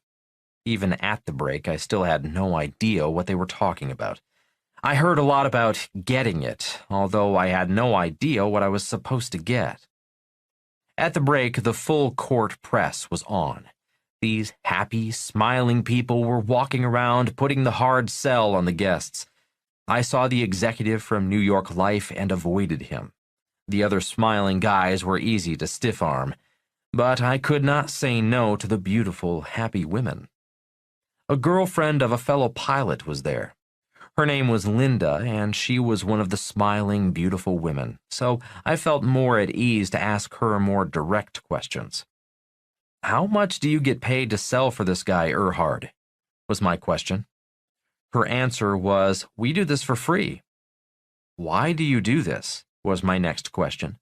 When she could not answer that question, at least to the satisfaction of my logical mind, I was gone. I was ready to leave. As I turned to leave the guest seminar, my fellow pilot's girlfriend came up to me and asked, "So are you going to sign up for the EST seminar?" "Hell no," I said. "I don't need this, whatever it is." She asked again and again. I said, "I do not need this stuff." Fed up with me, she finally said, "Of all the people in this room, you need this training the most. You know I love your fellow pilot, Jim. He wants to marry me, but I can't marry him. He won't even do what you did tonight, show up and listen to something new, a different type of education. He needs this 2-week program as much as you do. You Marines have the biggest bullshit macho act running your lives. You guys are all acts, great guys, but total acts, total machines, total robots. I just wish one of you had the guts to take a look behind your super macho Marine pilot acts and find out who you really are." At one level, she was pissing me off. On another level, I finally kind of understood what the guy at New York Life, Erhard, and my fellow pilot's girlfriend were talking about. I was finally getting it. Giving in, I put my $35 deposit down for the next 2-weekend EST, or Erhard Seminar training, and left without returning to the guest seminar. About a month later, I was walking into another hotel ballroom in Waikiki for a 2-weekend EST training. EST had great teachers. I thought the Marines were tough. These guys were as tough, if not tougher. The opening statement from instructor Landon Carter, a Harvard graduate, was, "Your lives do not work." I had to agree. My life looked good from the outside, but on the inside, I knew my life was a mess.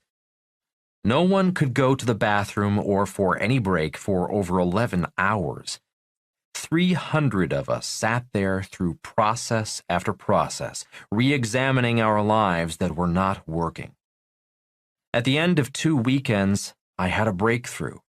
I popped into a different dimension and better understood where I went on the day of my crash, the day I went exterior, met the observer, the day I radioed, "Mayday, Mayday, Mayday," the day I called for help.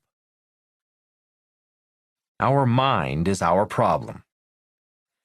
The reason I could not talk about my Mayday Day was because of my mind. My mind was the problem. The reason I could not understand what the recruiter at New York Life was talking about was my mind. My mind was my problem. My mind was in the way of the message. The reason I could not understand Martin or Erhard was because my mind was in the way. The reason Jim and I could not understand Linda was because his mind and my mind were in the way. Only when she insulted my ego, calling us both super macho acts, was there a brief crack in the armor of my mind, and I heard what she was desperately saying. It took 2 long and painful weekends for the EST trainers to get my mind out of the way, put a crack into my macho act, and let the sunshine in. When I returned to my squadron the Monday after the seminar, my fellow pilots thought I had joined a religious cult, drank the Kool-Aid, become a pot-smoking hippie, or come out of the closet, none of which was true. I was simply happier and more at peace with who I really am, behind my macho Marine pilot act. I was even happier with my act. The difference was I knew it was an act, not the real me. Seminar junkie. After the EST experience, I became what is known as a seminar junkie. Whenever there was a new age seminar in town, I was there. The stranger, the weirder, the more out there, the better. I simply wanted to get outside my limiting mind and ego and test my reality. When movie star Shirley MacLaine came to town to give a talk on past lives, I was in the audience, keeping an open mind, doing my best to expand my awareness of life. My Marine pilot friends knew I had tumbled off the deep end. I had dropped out of the MBA program and was buying real estate with no money, using 100% debt for infinite returns. I was less macho, and more importantly, I was happier with me. I was also dating beautiful, happy women I happened to meet at these seminars. Anytime a fellow Marine called me a New Age hippie or used other slurs and insults, I would simply smile, introduce them to my happy, beautiful date, and ask them how their luck was picking up women at the officers' club. Our mind is our enemy. For centuries, humans have prided themselves with the education of the human mind. We still do, which is why so many people worship at the altar of education, and why so many parents say to their child, "You must go to school." Or as adults, we often say, "I am going back to school," hoping to find some sort of financial salvation from the challenges of life. Humans realize it is the development of our mind that separates us from the animals. And granted, the human mind has done some miraculous things, such as rockets to the moon, life-saving medicines, wonderful art, and an extremely high standard of life. Split-screen mind. The problem is the human mind is a dualistic, often ego-driven mind. Our mind is like a split-screen TV. It sees the world through the prism of right and wrong, good and bad, up and down, in and out, pretty and ugly. That is why all humans have a good side and a dark side. Many wonderful and magical human experiences are derivatives of our split-screen mind. So are wars, arguments, fights, divorces, crimes, unhappiness, addictions, depression, murders, and suicides, all derivatives of the same dualistic mind. Our educational system educates our split-screen minds. If we did not have smart people and stupid people, schools would go broke. Religions would go broke without saints and sinners. Why do religions promote holy wars and crusades against other religions? All sports are played for split-screen TV minds with winning teams and losing teams. If there were no winning teams and losing teams, the multi-billion-dollar sports industry would go broke. Without an enemy, real or imagined, the multi-trillion-dollar global military-industrial complex would go broke. Why are so many students walking into a classroom and murdering their own classmates with guns? Why is advertising about making our outsides more beautiful while youth depression grows? Why is social media so antisocial? Without Republicans and Democrats, liberals and conservatives, we would have governments that functioned. The question is, how do we turn off our split-screen, dualistic, ego-driven minds before we destroy ourselves? Evolution or extinction.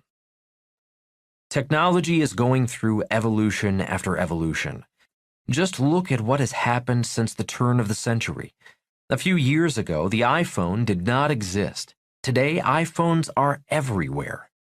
Our minds are in the process of developing space tourism and driverless cars and trucks. The United States spends billions on weapons, yet a hacker with a laptop can do more internal systems damage than all our military weapons. When I was a kid, no one locked their doors. Today, locks on doors will not keep predators, thieves, or perverts out. They enter invisibly from all over the world. Today we have billionaire millennials born in the 1980s. At the same time, in many parts of the world as well as in the United States, youth poverty is rising. The human mind is flawed. Evolution. The problem is that technology is evolving, but humans are not. Humans have not changed much in the last 500 to 1,000 years. Throughout history, humans have always used the latest technology against other humans. Today, much of social media is antisocial bullying. This is the problem with having split-screen, dualistic, ego-driven right and wrong, up and down, good and bad minds that never shut up. We have all seen people walking around talking to themselves. In reality, we are no different. We are always talking to ourselves, commenting, criticizing, labeling, and kibitzing about anything and everything. How many times have you been talking to someone and their body was there, but they were not? Their mind was talking to themselves. How many times have you been that person? For humans to evolve, the next education level will require us to turn our minds off, shut up, and tune into God. Again, I'm not talking about a religious God. I support religious freedom. We all know religions have a lot to answer for, and many religious zealots thrive in the garden of good and evil.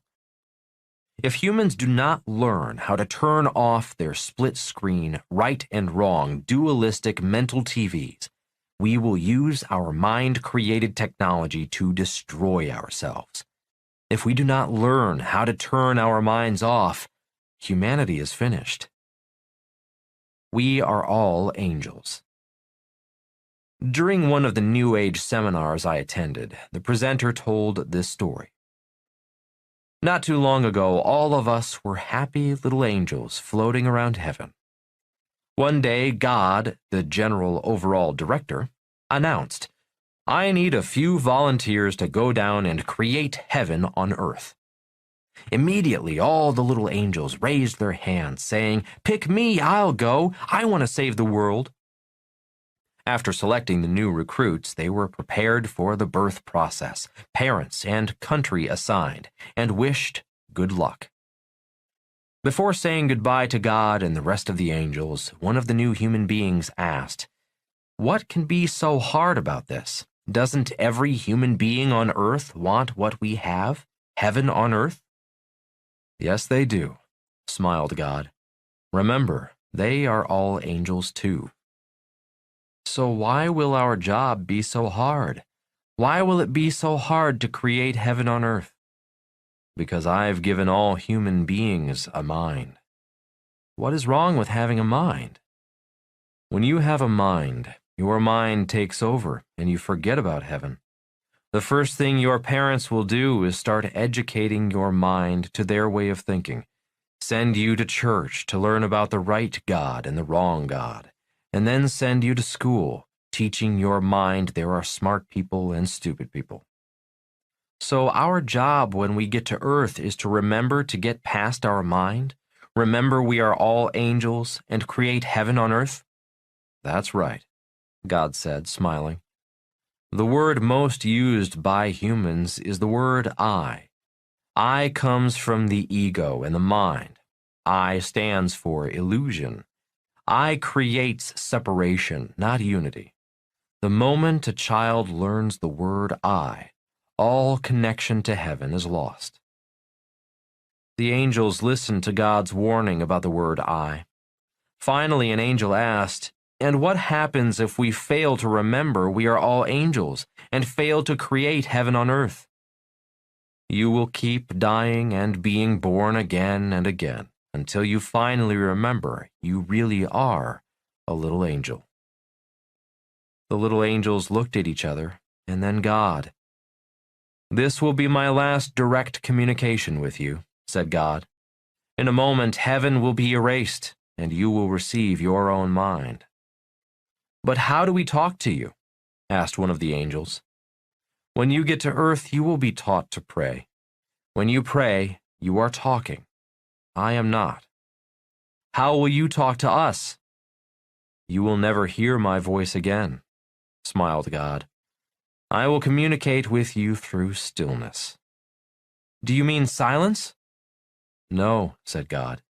"Stillness is that peace beyond silence.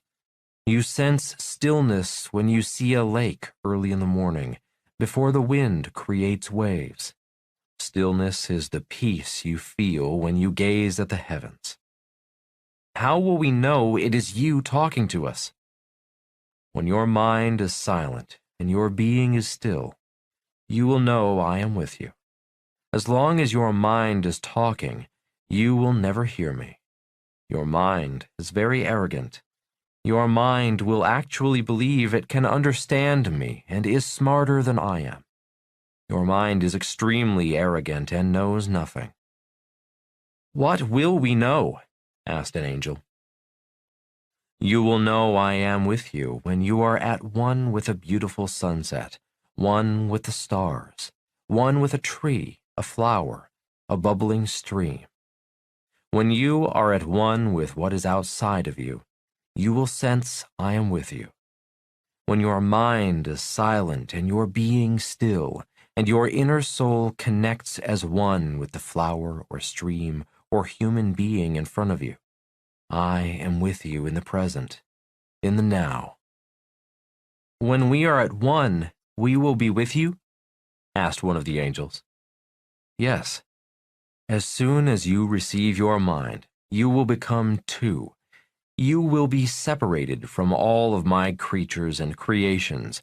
Your mind will label, criticize, judge, and pretend it is God. How do we connect with you? Through stillness, connecting to other of my creations. And you can also meditate. When you connect your inner beauty to the beauty outside of you in stillness and in meditation, I will be with you. When we pray, we will talk to you. For you to talk to us, we must practice shutting our minds off, being still, meditate, and you will talk to us? Yes, but you will not hear a thing I say. What will happen if we practice stillness, meditation, being in the now? Asked one of the angels. You will be with me more and more. One day you will see a flower, and from your soul, not your mind, you will say, "Oh my God." That will be me talking to you through the flower. One day you will sense the innocence of a child, and in your soul you will gasp, "Oh my God." In that moment, it will be me talking to you through that child. Every time your soul says, "Oh my God," I am with you. And that will be you talking to us? Asked the angel. God just nodded. Now go.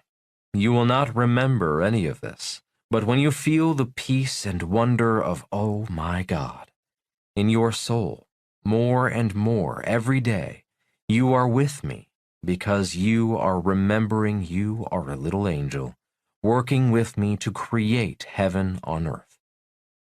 And someday we may live every moment in an "Oh my God" blissful moment. God just nodded.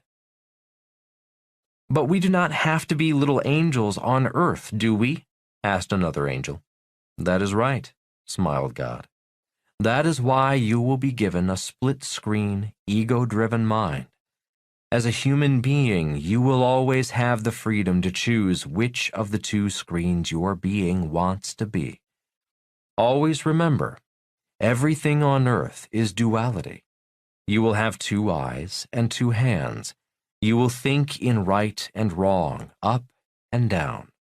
Your human challenge will be to get back to being one with life, connected to everything, not split in two. It was time to go. To each little angel, God then handed beautifully wrapped presents. Here is your mind. Each mind is unique, which means you will all be humans, but very different beings. Learning to be one with each other, connected in spirit, loving each other in spite of your differences, will be your challenge. As all the angels accepted their beautifully wrapped presents, God said, "Now go." The moment each angel accepted the beautifully wrapped gift of a mind, their memory of heaven was erased. The day in 1972 I cried out, "Mayday, Mayday, Mayday," was not just for me, but for a band of brothers, my crew of 5. Even in war, we are all doing our best to create heaven here on earth. War and peace are opposite sides of the same coin. Church lady. My mom was a church lady. Every time I watched Dana Carvey play his church lady character on Saturday Night Live, I'd burst out laughing. My mom was not as obnoxious as the church lady played by Carvey, but my mom had girlfriends who were just as churchy. My dad was not church dad. His church was coffee at home with the Sunday paper. Mom insisted all 4 kids go to Sunday school and to church. Finally, my younger brother revolted and refused to go. I followed. My 2 sisters liked church. One sister became a Buddhist nun, one of the few Western women ordained by His Holiness the Dalai Lama. I reached a peace agreement with my mom. I had to go to church till I was 12, but I could choose my church. I did not have to go to my mom's church. I simply did not like the pastor. He was not about love and peace. He was all hell, sin, and damnation. For about 2 years, I went with my classmates to their churches around town. I learned a lot by going to religious services of different religions.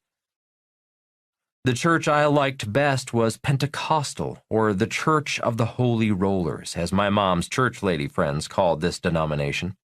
My mom was a bit embarrassed her son was a holy roller, yet while singing, clapping, and shaking my tambourine, I did feel the presence of God. On my 12th birthday, I stopped going to church and went surfing. No atheists in foxholes. The night before every mission in Vietnam, I would go alone to the bow of the aircraft carrier and sit in silence. For about an hour, I would sit in peace, listening to the rush of the carrier's massive bow cutting through the waves. It was peaceful, sitting in silent solitude as the ship surged up and down in harmony with the ocean swells. I was meditating, turning into the Spirit of God. For the last few minutes, I would pray. I did not ask to live or to kill. I simply prayed I would fly with courage, not for me, but for my crew. If we were to die, so be it, as long as we flew with courage. The word courage is derived from the old French word courage, or heart. We flew with love, at one with each other. There is an old saying that goes, "There are no atheists in foxholes." As I sat alone on the bow before every mission, I remembered my mom's wish that I attend a church. I now knew why going to church was important to her. One day we picked up an emergency medical evacuation. A young Marine had stepped on a landmine, and we were flying him to a field hospital. A leg was gone. He was hemorrhaging, crying out for his mother as life left his body. He stopped calling for his mom just before we reached the hospital. All of us were crying as the medics removed his lifeless body from our aircraft. I went for a walk, finding a private spot to say thank you to my mom. She had died 2 years earlier, at the age of 48, while I was still in flight school in Florida. Every night before a mission, I included her in my thoughts and prayers as I sat on the bow of the aircraft carrier. I flew with her spirit in my heart the next morning. About a month later, while parked in a remote field, I found young boys planting satchel charges in our aircraft. My mind immediately labeled them Viet Cong. They were no longer little boys. They were now the enemy. Immediately, I grabbed one of the boys, put my pistol to his head, and demanded the other boys get away from the aircraft. The boy I was holding kicked me, bit me, and was attempting to get away. I pulled my hammer back and was preparing to kill him. Suddenly, I heard my mom pleading with me, saying, "Please, please do not kill him. I did not give you life for you to take another mother's child." Pausing, realizing I had better listen to my mom before I did something that would scar my soul, I put the hammer of my pistol down. Still holding on to the boy with one hand, I picked up a soccer ball in the other and signaled the other boys to play soccer with me. It took a while, but soon we were one again, all little boys playing soccer rather than killing each other. Flying back to the carrier that evening, I realized my career as a Marine was over. Secret to my success. I am often asked, what is the secret to your success? How did you write the #1 personal finance book in history? How did you get on the Oprah Winfrey Show? How did you get to write 2 books with Donald Trump, now the President of the United States? How did you survive the ups and downs of your life, the giant mistakes, the failures, the betrayals of friends and partners, the millions in losses and millions in gains? There really is no logical answer. My only answer to you, the reader of this book, is the secret to my success had nothing to do with my formal education or what I learned in school. The secret to my success came from my search for spiritual teachers. Teachers like my mom, my friend's girlfriend Linda, who got me to drop my ego, New Age seminars, and spiritual books written by spiritual masters, living and dead, who taught me to be silent, be still, and become a student of God, the general overall director. The New Ancient Age. During the 1950s and 1960s, ancient Eastern and Asian wisdom washed up on America's shores. Hippies traveling the world, often seeking drugs, came home with ancient teachings such as transcendental meditation, TM, and transactional analysis, TA. The Beatles went to India to study with their guru, and soon the effects of Eastern music were heard in their music. True to Western culture, ancient Eastern practices such as meditation have been modernized, often stepped up in speed and effectiveness, repackaged and made more acceptable to Western minds. Westerners do not have the time or patience to meditate for 16 hours a day for 20 years in search of enlightenment. Westerners want it faster and better. That is where EST, Shirley MacLaine, Timothy Leary, and LSD and New Age seminars come from, including Tony Robbins teaching millions to walk on fire. Today there is mindfulness, and EST has morphed into landmark. The good news is more and more people are asking for help. Today, Michael Phelps, the most decorated Olympic athlete in history, is the spokesperson for online therapy. Prince Harry acknowledged he needed help as he is still grieving the loss of his mother, Princess Diana. Asking for help is the first step in healing the pain all humans feel. Dividing is easy. Uniting is hard. Since uniting is difficult and dividing is easy, my key team members practice the same spiritual practices I practice. The purpose is to make us a tighter, stronger, more productive team. We all follow the process described in The Miracle Morning by Hal Elrod. 1.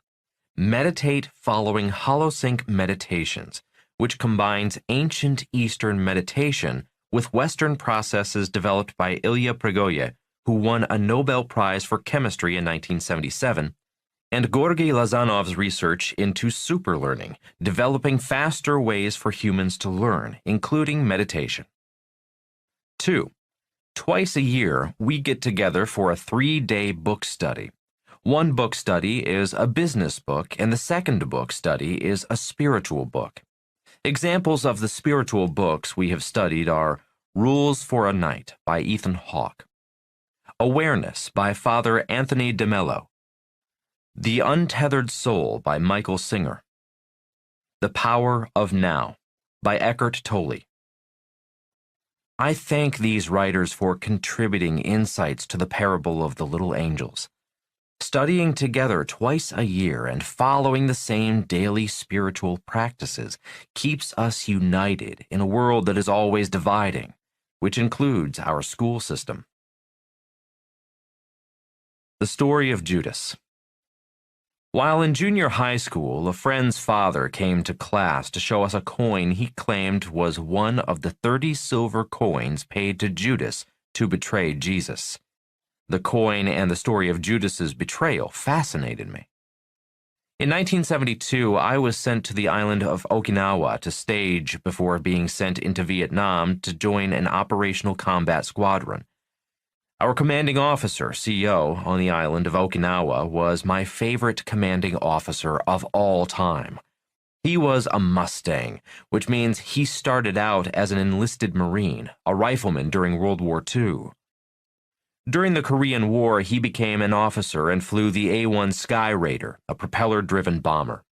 The A-1 was nicknamed the Flying Dump Truck because it could carry a lot of ordnance and stay on station a very long time. For the Vietnam War, our CO was promoted to major, and his job was to train new pilots like me, fine-tuning us before sending us into the real war. One day during our morning pilots meeting, our commanding officer said, "One of you is a Judas."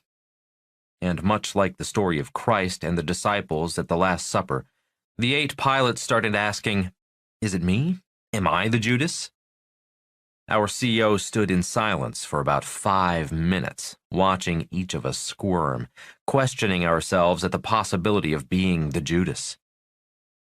Finally, one of the lieutenants raised his hand and asked the major, "What makes you so certain one of us is a Judas?" Our CO smiled, pleased that one of us had finally questioned him, asking him what made him so sure one of us was a Judas. After grinning for about another minute, the major said, "Because there is a Judas in all of us." The 8 new pilots sat there for a moment, letting his answer sink in. Slowly, our CO said, "When you get to your operational squadron, do not expect anyone to welcome you or be nice to you. No one will trust you because they do not know you. They do not want to get close to you because new gunship pilots are often dead within 30 days. They do not know who will be flying your plane, a Marine pilot or a Judas. They will not know if you can be trusted until after you have been tested under fire. Until you have been tested, you will be the FNG, the effing new guy, a potential Judas who will betray himself and his fellow Marines." After my crew and I were rescued from the ocean, I was promoted from FNG to pilot. The power of spirituality. Today, the most important thing I do is follow the process in miracle morning. Meditating and studying spiritual masters is the magic in my life because I am in better control of the Judas in me. Ray Dalio, founder of Bridgewater Associates and one of the richest and most successful hedge funds in the world today, told Maxim's Justin Rohrlich this about meditation. Dalio, like any hedge fund manager worth his salt, won't divulge the secrets of his investment strategy. However, he has called transcendental meditation, which he began to explore as a college student after hearing the Beatles had become practitioners, the single most important reason for whatever success I've had. Dalio has donated millions of dollars to the David Lynch Foundation, which champions the meditation technique. Martin Scorsese and Jerry Seinfeld are also devotees, and he'll pay the tuition for any Bridgewater staffer who wants to study it. I will leave you with my thoughts on meditation, spiritual education, and Judas. Judas is a fake teacher. People who allow the Judas in them to stab others in the back or stab themselves in the back are playing God and are no longer a student of God. The true purpose of meditation and spiritual education is to remind the Judas in us that we are all little angels. Still seeking wise men and wise women. Rich Dad Radio Show. In Sunday school, I learned one of life's great secrets. The 3 wise men were wise because they went in search of a great teacher. When I was 9 years old, I went in search of the teacher that became my rich dad. My search for great teachers continues to this day. Today, most people are cautious about the food they put in their body. How many people are as cautious about the information they put in their brain? Just as there are people and businesses selling junk food, there are people and businesses selling junk information. When it comes to money, how many people choose their teachers wisely? When it comes to money, how many people read books or attend seminars in search of wise men and women? Many people would like to, they say, but they just don't have the time. Rich Dad Radio was created for these people. There are 3 parts of my work that I love. They are, 1, I get to work and learn from my partners and advisors in my businesses. Every day is real-life education, not theory or textbook learning. 2, I am invited to be a speaker at seminars and conferences all over the world. I only attend seminars and conferences that have interesting speakers, people I can learn from. 3, I get to interview real teachers, real wise men and women on the Rich Dad Radio Show. I invite great teachers that I meet at other seminars to join me on Rich Dad Radio. In other words, I spend most of my time working and learning from wise men and wise women. I invite you to join Kim and me each week for our Rich Dad Radio Show. Every week, for 1 hour, we discuss topics and issues with some of the leading minds and thought leaders in the world today. In just an hour, you will learn more than you learn in a week at work. Rich Dad Radio is a global podcast that gives you the opportunity to listen and to learn from real teachers. All Rich Dad Radio programs are archived, which means you can listen to the programs on your schedule. If one of our podcasts is important to your friends, family, or coworkers, you can listen to the program together and discuss what you learned. I think you'll find that your learning and comprehension will skyrocket. In 1 hour, your financial genius will come alive. Keeping pace in a fast-moving world. As you know, the world of money is changing fast. Even if the world economy is slowing, the world of money is speeding up. Bucky Fuller predicted that humanity would be entering the age of accelerating acceleration. Unfortunately, due to an obsolete education system, millions of people are struggling financially and falling further and further behind. Here are a few of the interviews you'll find on Rich Dad Radio. Interviews with very wise people from inside the real world of money. For those who want to catch up, get ahead, and stay ahead in today's changing world of money, I recommend dropping in on the following interviews. G. Edward Griffin, author of The Creature from Jekyll, A Second Look at the Federal Reserve. G. Edward Griffin opened the eyes of the world to the inner workings of the mysterious and most powerful bank in the world, the Federal Reserve. Ed is a researcher. He digs for the real truth. I take advantage of every opportunity to listen to Ed Griffin. Richard Duncan, author of The Dollar Crisis, Causes, Consequences, Cures. Richard Duncan was an economist with the International Monetary Fund and the World Bank. He is an insider with insights from the perspective of the world's largest banks. Today, Richard lives in Thailand and is an advisor to wealthy individuals and private investment funds. Anytime I want to know what is going on in the macro world of money, I call Richard. Richard offers a subscription service, Macro Watch. The best thing about Macro Watch are the charts Richard generates, turning numbers into easy-to-understand graphs so you can get the picture of what is going on in the world. Nomi Prinz, author of Collusion, How Central Bankers Rigged the World. Nomi Prinz is a Wall Street insider, deep inside. She has been managing director at Goldman Sachs and Bear Stearns.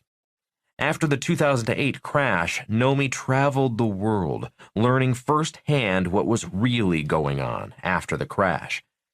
She has put her findings in her book, Collusion: How Central Bankers Rigged the World. Bert Dohmen, author of The Wellington Letter. If your wealth is in the stock market, you'll want to consider subscribing to The Wellington Letter. Bert's ability to predict and explain the ups and downs and twists and turns of the stock market borders on pure genius. He has gotten people in and out of markets early and explains why. Bert has the uncanny ability to see what really is going on inside the markets. Although I am not invested in the stock market, I look forward to receiving the Wellington Letter. Bert takes the time to educate and inform, using his 40-plus years of experience to explain why things are happening in the global markets. He is a real teacher, a friend, and a regular guest on Rich Dad Radio. James Rickards, author of Currency Wars: The Making of the Next Global Crisis. Jim is an attorney and investment banker. He is an insider from the hedge fund industry and was with LTCM, Long-Term Capital Management, a giant hedge fund founded by Nobel Prize-winning economists. LTCM nearly collapsed the world economy when the Russian ruble collapsed in 1998. The collapse of LTCM gave Jim insights into the fragility of the world economy, an experience he took with him when he became a consultant to the U.S. Defense Department and the CIA, the Central Intelligence Agency. Jim's books, his presentations, and his interviews on Rich Dad Radio are electrifying. The following are examples of who else you'll find on archived Rich Dad Radio shows. Donald Trump, the Donald, announced he was thinking of running for president on an RD radio show. David Stockman. David was Ronald Reagan's director of the Office of Management and Budget. Ken Langone, founder of Home Depot. Mohammed El-Arian, former CEO of bond giant PIMCO. Rich Dad Radio is offered for free from the Rich Dad Company. We do not advise. We do not sell anything. We only educate via real teachers. You can learn more about Rich Dad Radio at richdad.com. Your questions, Robert's answers. Question: do the team members who surround you now have similar personalities to the team you served with in Vietnam? Alejandro B., Colombia. Answer: yes and no. The biggest difference between Marines and civilians in business is Marines go through an extreme unifying experience. Most civilians know these experiences as boot camp, Navy SEAL training, or jump school. When I flew with my crew, we were all Marines before we flew together. Having this shared extreme bonding experience made us stronger as a team. We come from the same culture, family, or tribe. When we climbed into our helicopter, we all had different jobs and different training. For example, 2 of us trained to be pilots, 2 trained to be weapons specialists, and 1 was an aircraft mechanic. Although we had different jobs, we were first and foremost all trained to be Marines. In the civilian world, people come together from different experiences, cultures, and tribes. They do not share an extreme unifying experience. When I joined Xerox after the Academy and the Marine Corps, Xerox spent a lot of time and money attempting to get the employees to bond, to develop a team spirit, a corporate culture. Xerox sponsored team-building exercises, corporate retreats, and awards dinners, hoping to develop the band of brothers culture that the military develops.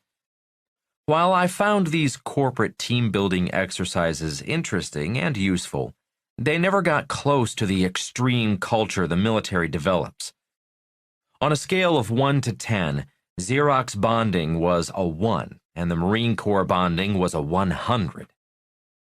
And there is one thing that corporate team building can never develop. When my crew and I climbed into our aircraft, there was an unspoken code. That unspoken code was not service to God, country, or the Marines.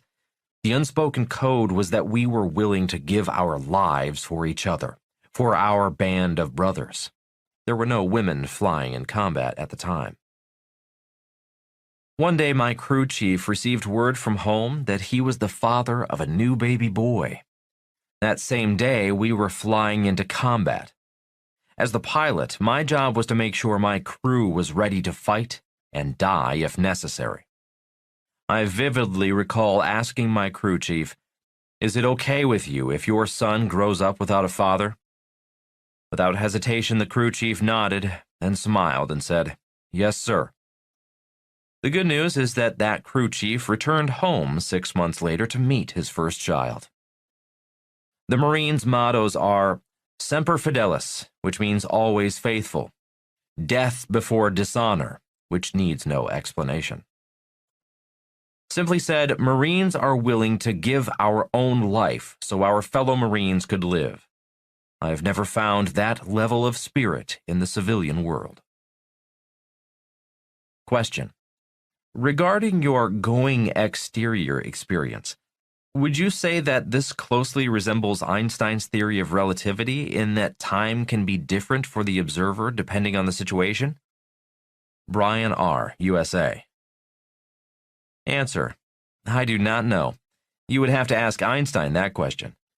Personally, being exterior is not that complex. It is simply being aware of the thoughts coming out of your mind. For example, I was in a clothing store yesterday and I could hear my mind chattering away saying, "You would look really good in that jacket. People will really think you are cool when you wear that jacket to the club." Did I buy a jacket that I did not need? I did. That is a real example of my mind, my ego, not my spirit, running my life.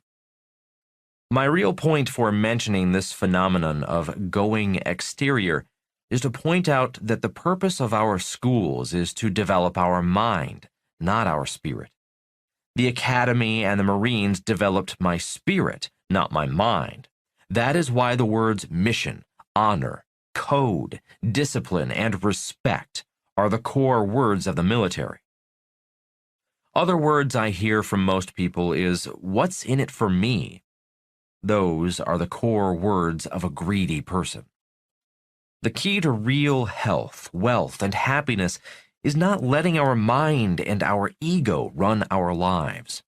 The mind wants to know, how much money can I make? The spirit wants to know, how many people can I serve? You may have to go exterior when you ask yourself the latter question. Question.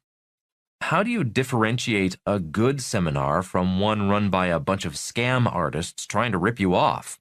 Mark K., USA. Answer. I do my best to avoid the words good and bad.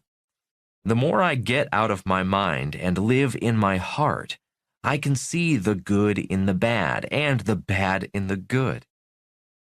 In December of 2018, I took some heat when I said publicly, "I hope the stock market crashes." A real investor is able to see the good and the bad in a crash.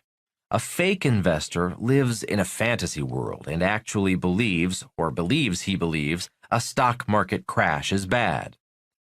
In the real world, the best time to buy any investment is right after a crash. In the fake world of investing, markets only go up. Markets never crash. That is delusional. Rich Dad taught his son and me, good and bad are two sides of the same coin. F. Scott Fitzgerald said, "The test of a first-rate intelligence is the ability to hold two opposed ideas in mind at the same time and still retain the ability to function." In my classes, I say, if we want more peace and prosperity in our lives, we need to train our brains to see both sides of the same coin. Question. Do you think that the introduction of the internet, the iPhone, and other technologies will eventually expose the elites and what they have done to the rest of us? João B., Brazil. Answer: That's a very interesting question. My answer is yes and no. Fuller predicted humanity was entering the age of integrity. New technologies will make it easier to see what humans have not been able to see, exposing the flaws in grunge. The problem is the age of integrity will lead to more chaos and disruption as people and organizations attempt to survive when they are exposed or wiped out, as technologies continue to wipe out the ignorant, corrupt, lazy, and inefficient. Whenever I get comfortable and complacent, I simply remind myself of the Kodak Company. One day, Kodak film ruled the world. In a flash, digital photography put a giant company out of business. That means none of us is safe and secure in a world of accelerating acceleration of technology. And as Andy Grove of Intel wrote, only the paranoid survive. This is why I recommend spiritual education.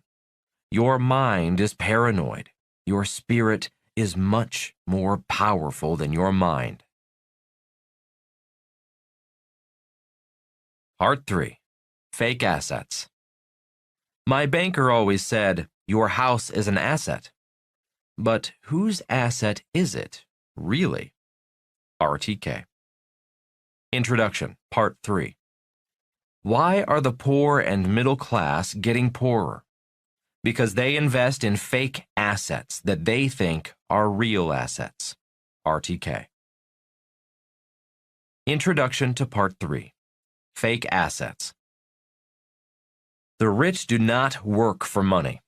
Savers are losers. Your house is not an asset. These are statements from Rich Dad, Poor Dad, first published in 1997.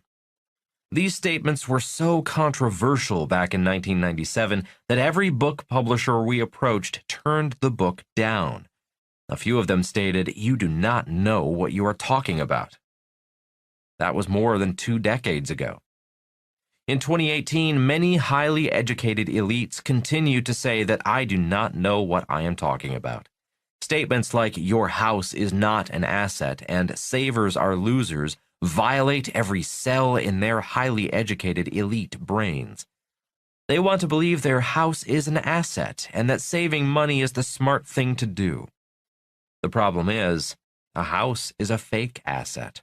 So are our savings, our money, and our retirement savings.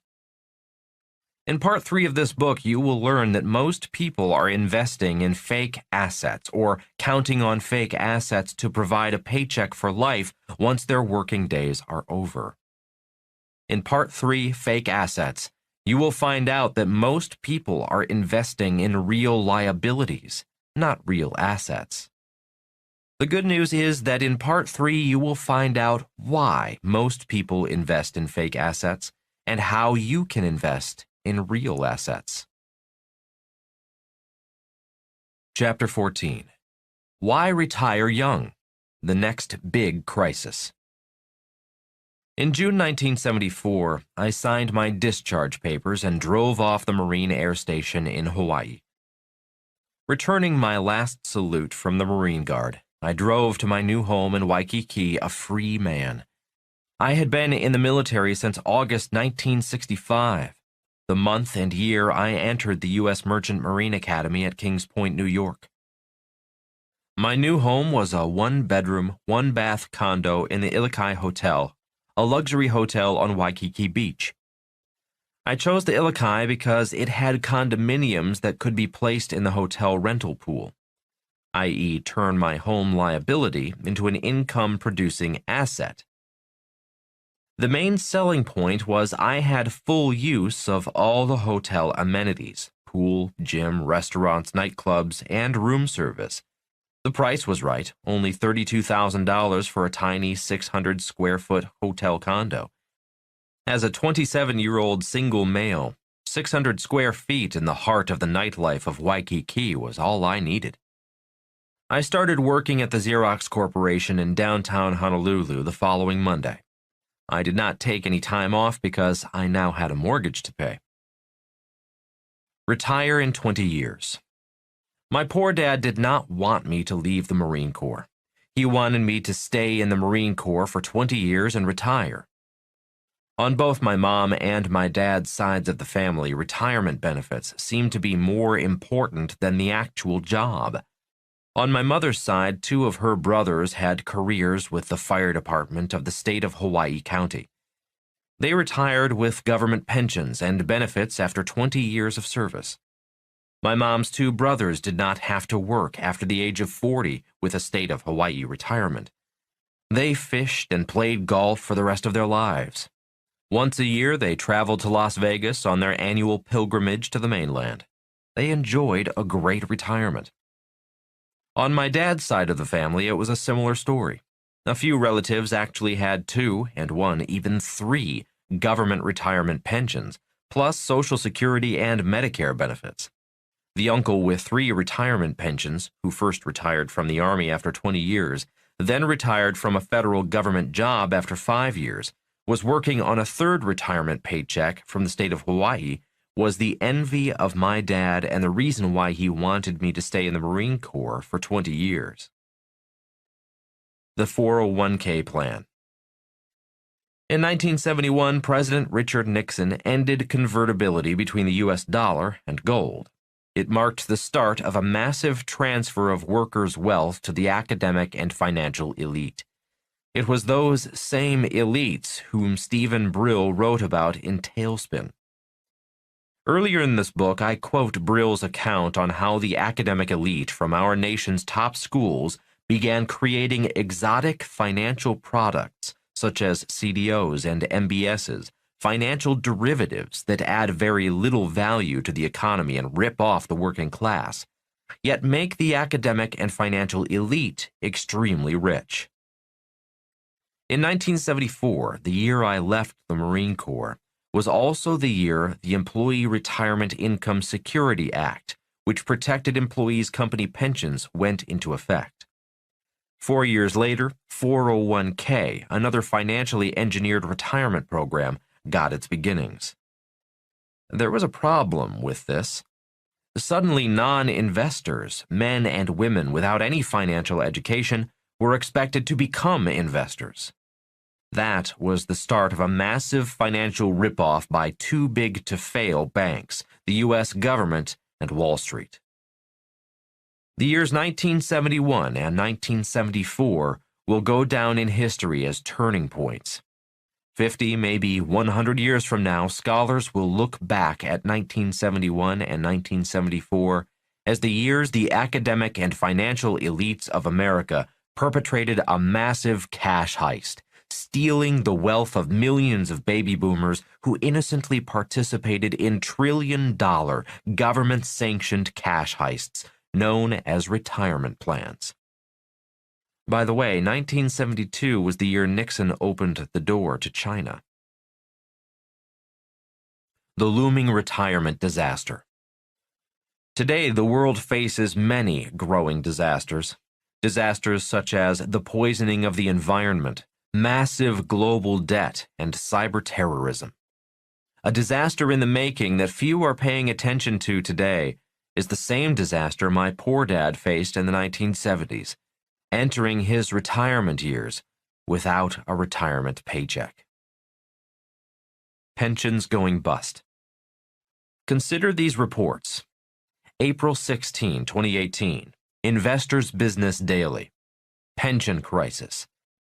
As the media relentlessly focus on the federal government's burgeoning debt, a new report says that states face their own ticking debt bomb, the exploding liabilities for lavish state and local public employee pensions.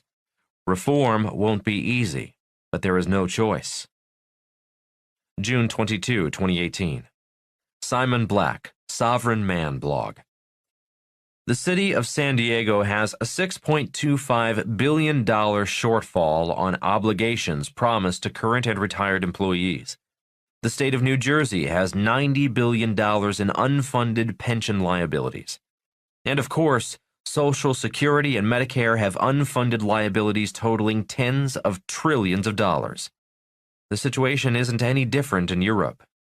Spain's Social Security Reserve Fund has been heavily invested in Spanish government bonds for several years, bonds that had an average yield of negative 0.19%. You read that correctly. Unsurprisingly, Spain's pension fund is almost fully depleted. The United Kingdom has trillions of pounds worth of unfunded public pensions. Even conservative Switzerland has a public pension that's only 69% funded, a seemingly fantastic number by today's dismal standards. Last year, the Swiss government proposed a plan to save its pensions, asking to increase the retirement age for women by 1 year from 64 to 65, the same as men, and increase VAT by 0.3%.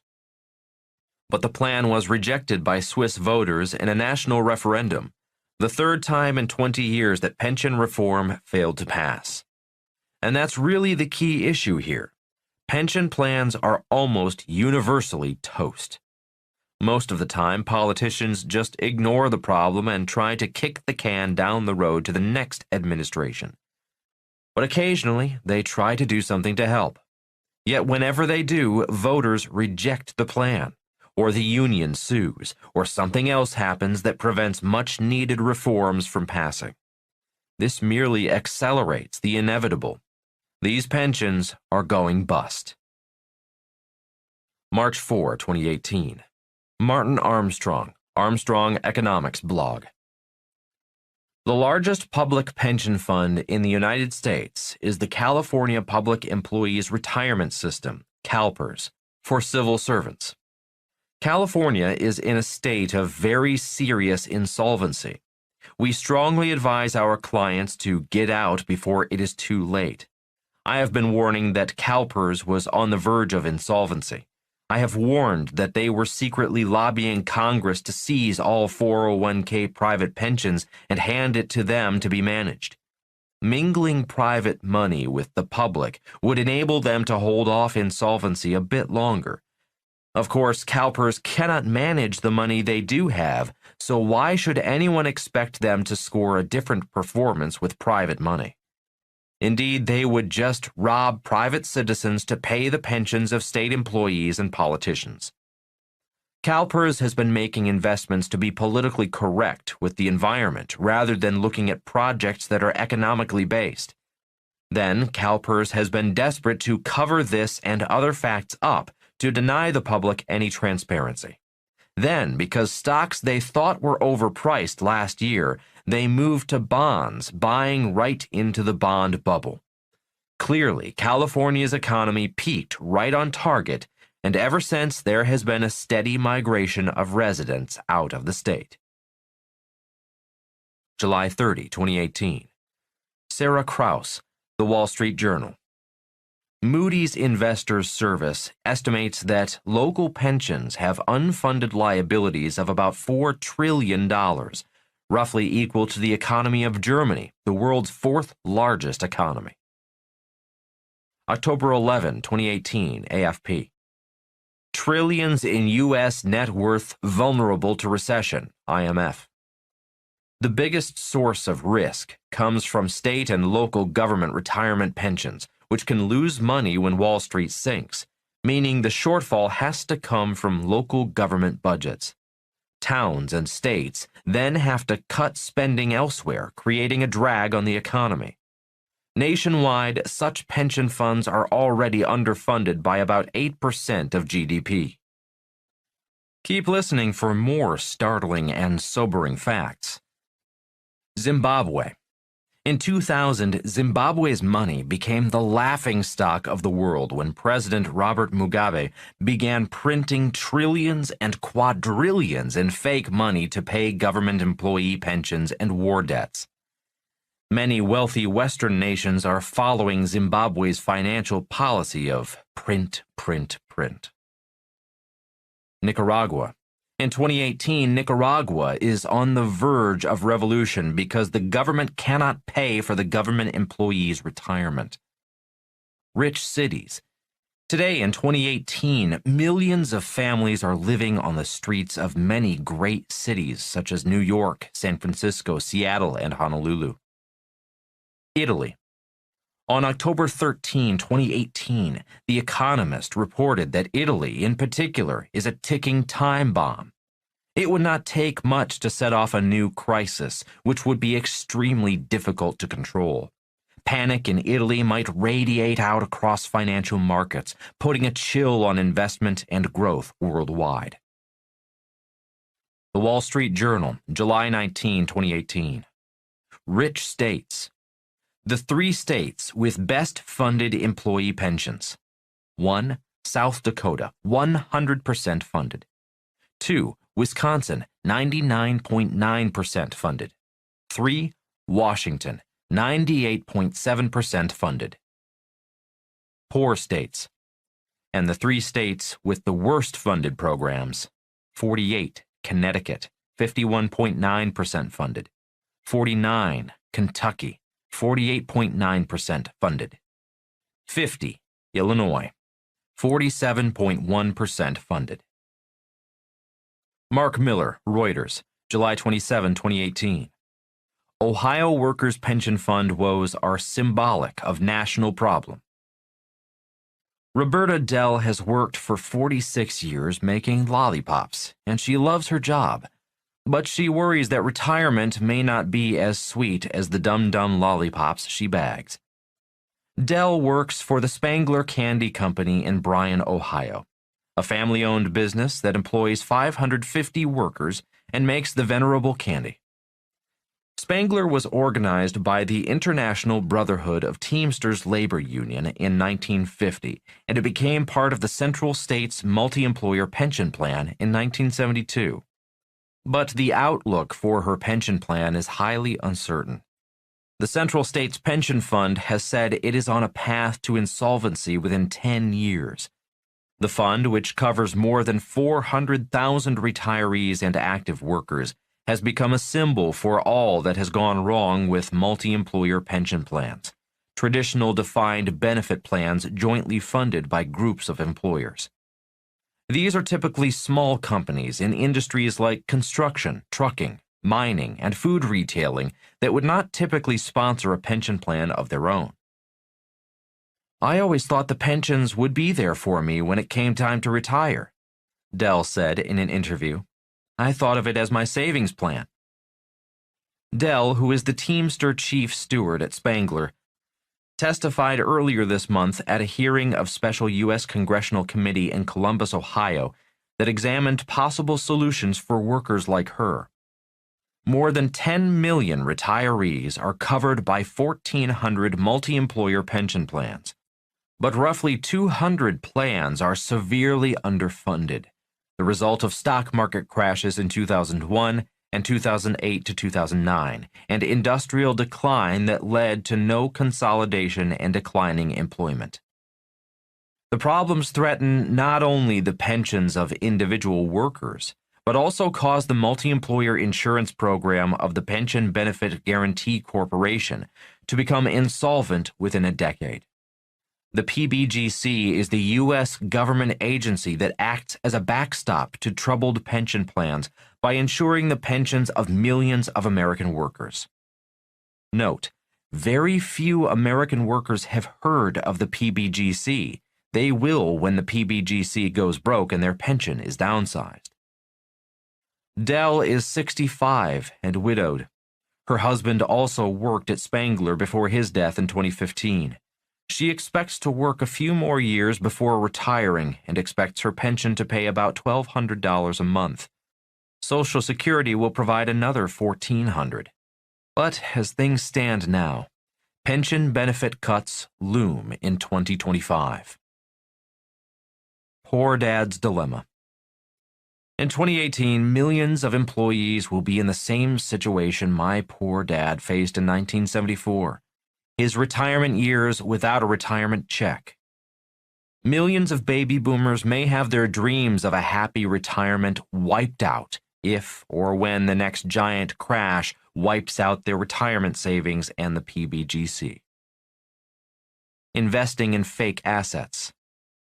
This is what happens when people invest in fake assets or trust their retirement savings to fake fund managers who invest in fake assets such as stocks, bonds, mutual funds, ETFs, insurance, and cash. The gap. The income gap chart, included as figure I.1 in the accompanying PDF, tells the story of America's decline into poverty. A 2018 study by the Schwartz Center for Economic Policy Analysis at the New School has concluded that 40% of the American middle class will slide into poverty as they enter their retirement. Tomorrow's poor have jobs today, but no retirement for tomorrow.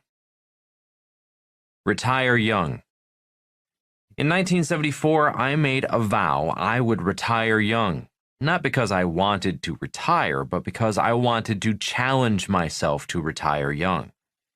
If I failed to retire young, I still had years to keep working on my goal of retiring young. I did not want to be 65 years old and find out that my retirement had been wiped out in a market crash, or that I did not have enough money to carry me through retirement. As I've stated in previous chapters, I have failed many times in my life. It took me till age 47 to find my personal formula and be able to retire without a job or pension. My purpose for being willing to fail and learn was that failing and learning from my mistakes was how I'd learn to be an entrepreneur and, eventually, a person who would never need a job, a steady paycheck, or a pension. It took me 20 years to retire. If I had stayed in the Marine Corps doing my 20 as my poor dad wanted me to, I would not have been smarter or richer after 20 years in the military. Retire rich. Another important reason for being willing to fail and learn was because I wanted to retire young, and then retire rich. Back in the 1970s, a great retirement was about $500 a month. Today, $500 a month in retirement income is living in poverty. In 1974, my goal was $120,000 a year in passive income. Then I could retire young. In 1994, Kim and I reached that goal. Kim was 37 and I was 47. Again, it took me 20 years. It took Kim only 10. Once we achieved $120,000 a year, our next goal was $1.2 million a year. Once $1.2 million was achieved, our next goal was $12 million per year. It was our personal challenge, first to retire young, then to retire rich. The math is not difficult. First, it was $10,000 a month, then $100,000 a month, then $1 million a month. If I had stayed in the Marine Corps for 20 years, I might be making $5,000 a month. Back in 1990, I remember a woman saying to Kim and me, "You only earn $120,000 a year?" What she did not understand was that we had $120,000 a year coming into our household without working. Her husband, an attorney, earned about $500,000 a year, but he could not stop working. Today, Kim and I earn more in 2 weeks without working than her husband earns in a year working as an attorney. Giving back. Kim and I have a goal of donating $100 million a year or more to charity when we retire. Our plan is to make money and then give it back. Once Kim and I found our own retirement formula, we retired young, and then we became rich. The key first was to invest in what we loved. We did not invest in what some financial planner wanted us to invest in. You might think all of this begs the question, how much is enough? Our goals and our plan to be financially free and wealthy have nothing to do with enough. I went beyond enough a long time ago. Why do I need to make so much money? I don't. Making money on the B and I side of the quadrant is only a game to me.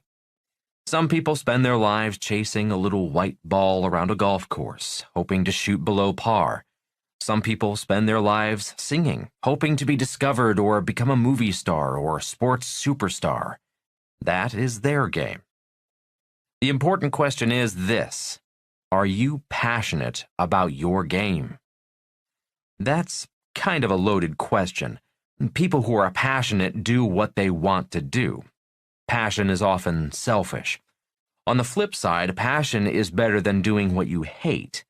And new studies show that 70% of all Americans hate what they do, up from 62% just a few years earlier. I'm often asked if getting richer is my life's purpose. No. Many people work with a purpose, putting food on the table, getting their kids through school, or doing work they feel is meaningful. In 1983, while studying with Dr. R. Buckminster Fuller, he said, "I do what God wants done." So I asked myself, what does God want done? It's a question I encourage others to ask themselves. In 1983, I was in the rock and roll business. I was having fun. I was cool, hanging out with some of the greatest bands of the time, like The Police and Van Halen. But I could not honestly say that producing products for rock bands was what God wanted done, even though I was making a lot of money. So I'll ask the question, what do you think God wants done? Although I can't say I really know, I suspect God does not want people to live in poverty. So I began teaching what my rich dad taught me about money, and it seems to have God's support. So I keep on teaching, and yes, making a lot of money. I would be a fake teacher if I was teaching people to be rich and I myself was poor. Now, let me ask you a few questions.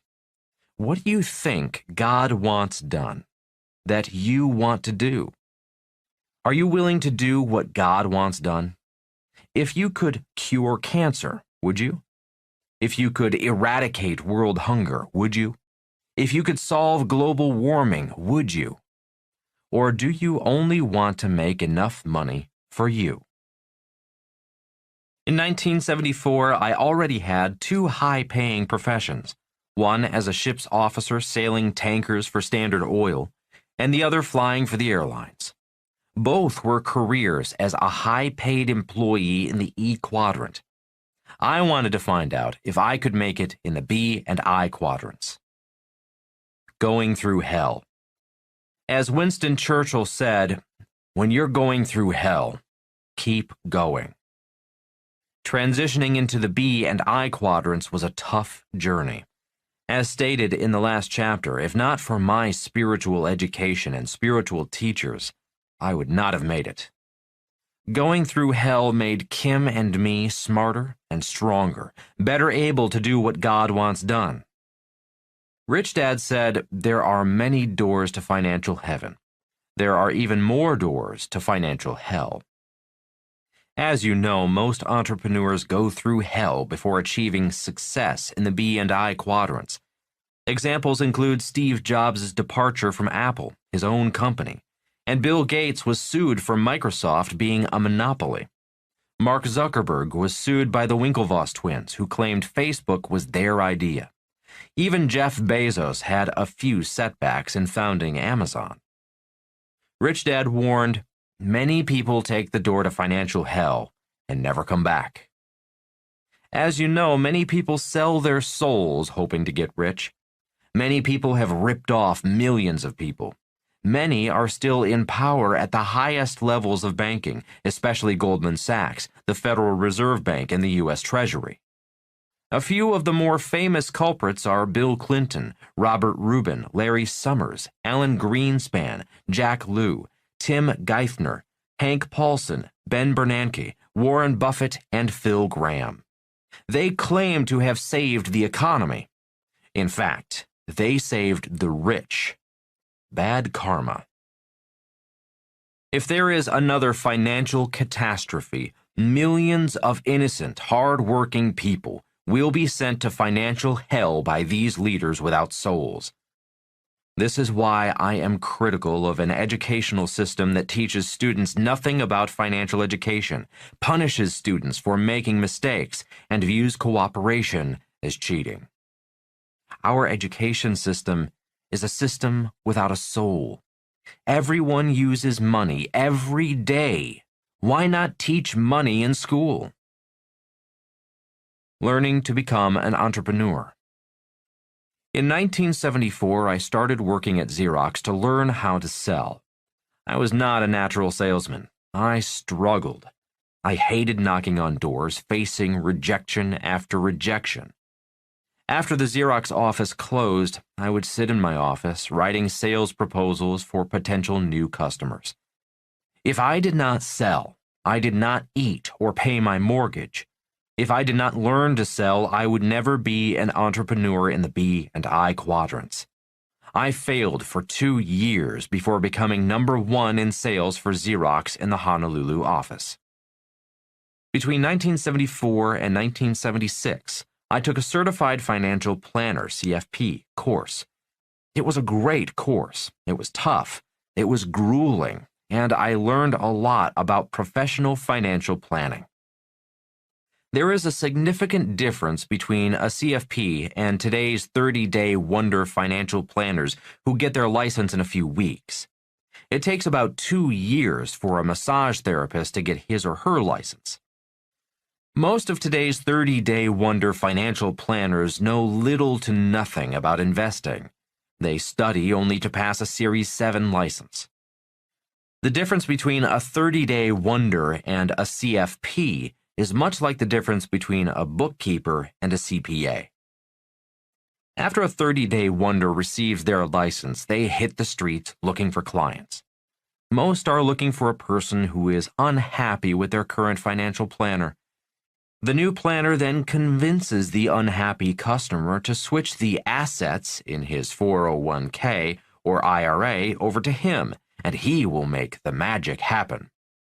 Most of the time, the magic does not happen. How can there be much magic?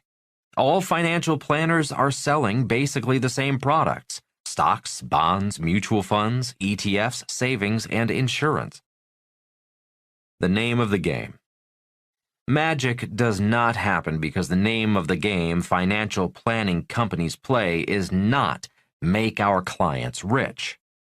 The game financial planning companies play is assets under management, or AUM. When you watch financial programs on CNBC or read ads in financial magazines such as Money Magazine, you will see advertised the Big Magic Fund, $100 billion, assets under management. To the average person, a $100 billion AUM sounds impressive, yet it means little to the average investor. The primary job of the 30-day wonder, aka financial planner, is to increase their company's AUM, not make their clients' future more secure. More on AUM later. The primary reason I took the CFP course was not to become a certified financial planner. My primary reason for taking the CFP course was to find out how to retire as young as possible. I learned a lot. Here's what I learned. 1. There are 2 basic types of financial planners: for fee, working by the hour, and for commission, selling the client assets. 2. Most only know about paper assets, stocks, bonds, mutual funds, ETFs, savings, and insurance. Financial planners know little about being entrepreneurs, real estate investors, or gold or oil investors. And most importantly, most do not know how to use debt and taxes to gain wealth. 3. Most 30-day wonders and CFPs are not professional investors. Most are employees or self-employed, working for a paycheck, for fees, bonuses, and commissions. 4. Studying for my CFP, I did not learn how to retire young or retire rich. 5. I did learn a lot about insurance, which was what most CFPs focused on selling because the commissions are lucrative. Rich Dad's Plan. Rich Dad taught his son and me that there are 4 basic asset classes. They are: 1. Business. 2. Real estate. 3. Paper assets, stocks, bonds, mutual funds, ETFs, and savings. 4. Commodities, gold, silver, oil, food, water. Most financial planners and CFPs sold only paper assets and insurance for commissions. Invest in what you love. Most people are taught, do what you love. Rich Dad taught his son and me, invest in what you love. After completing the CFP course, I knew what I was going to invest in. 1. I knew my love was to learn to become an entrepreneur, starting and building businesses in the B quadrant, not the S quadrant. Becoming an entrepreneur in the B quadrant, 500 employees or more, was my challenge. 2. I already knew I loved real estate. After making $25 monthly with none of my own money, I was hooked, and I paid no taxes, legally. I was hooked on infinite returns, the art of making money without money. 3. I was not interested in paper assets, especially after taking the CFP course. I knew paper assets were fake assets. I also knew paper assets were best for the average person, E's and S's without a real financial education. 4. I already loved commodities. I loved gold, having purchased my first real gold coin in Hong Kong in 1973. I was also interested in oil because I was trained to be a tanker officer at the academy. Again, paper assets are best for the average investor, a person without much financial education. Liquid assets. The primary reason paper assets are best for the average investor is because paper assets are liquid, which means you can buy and sell quickly.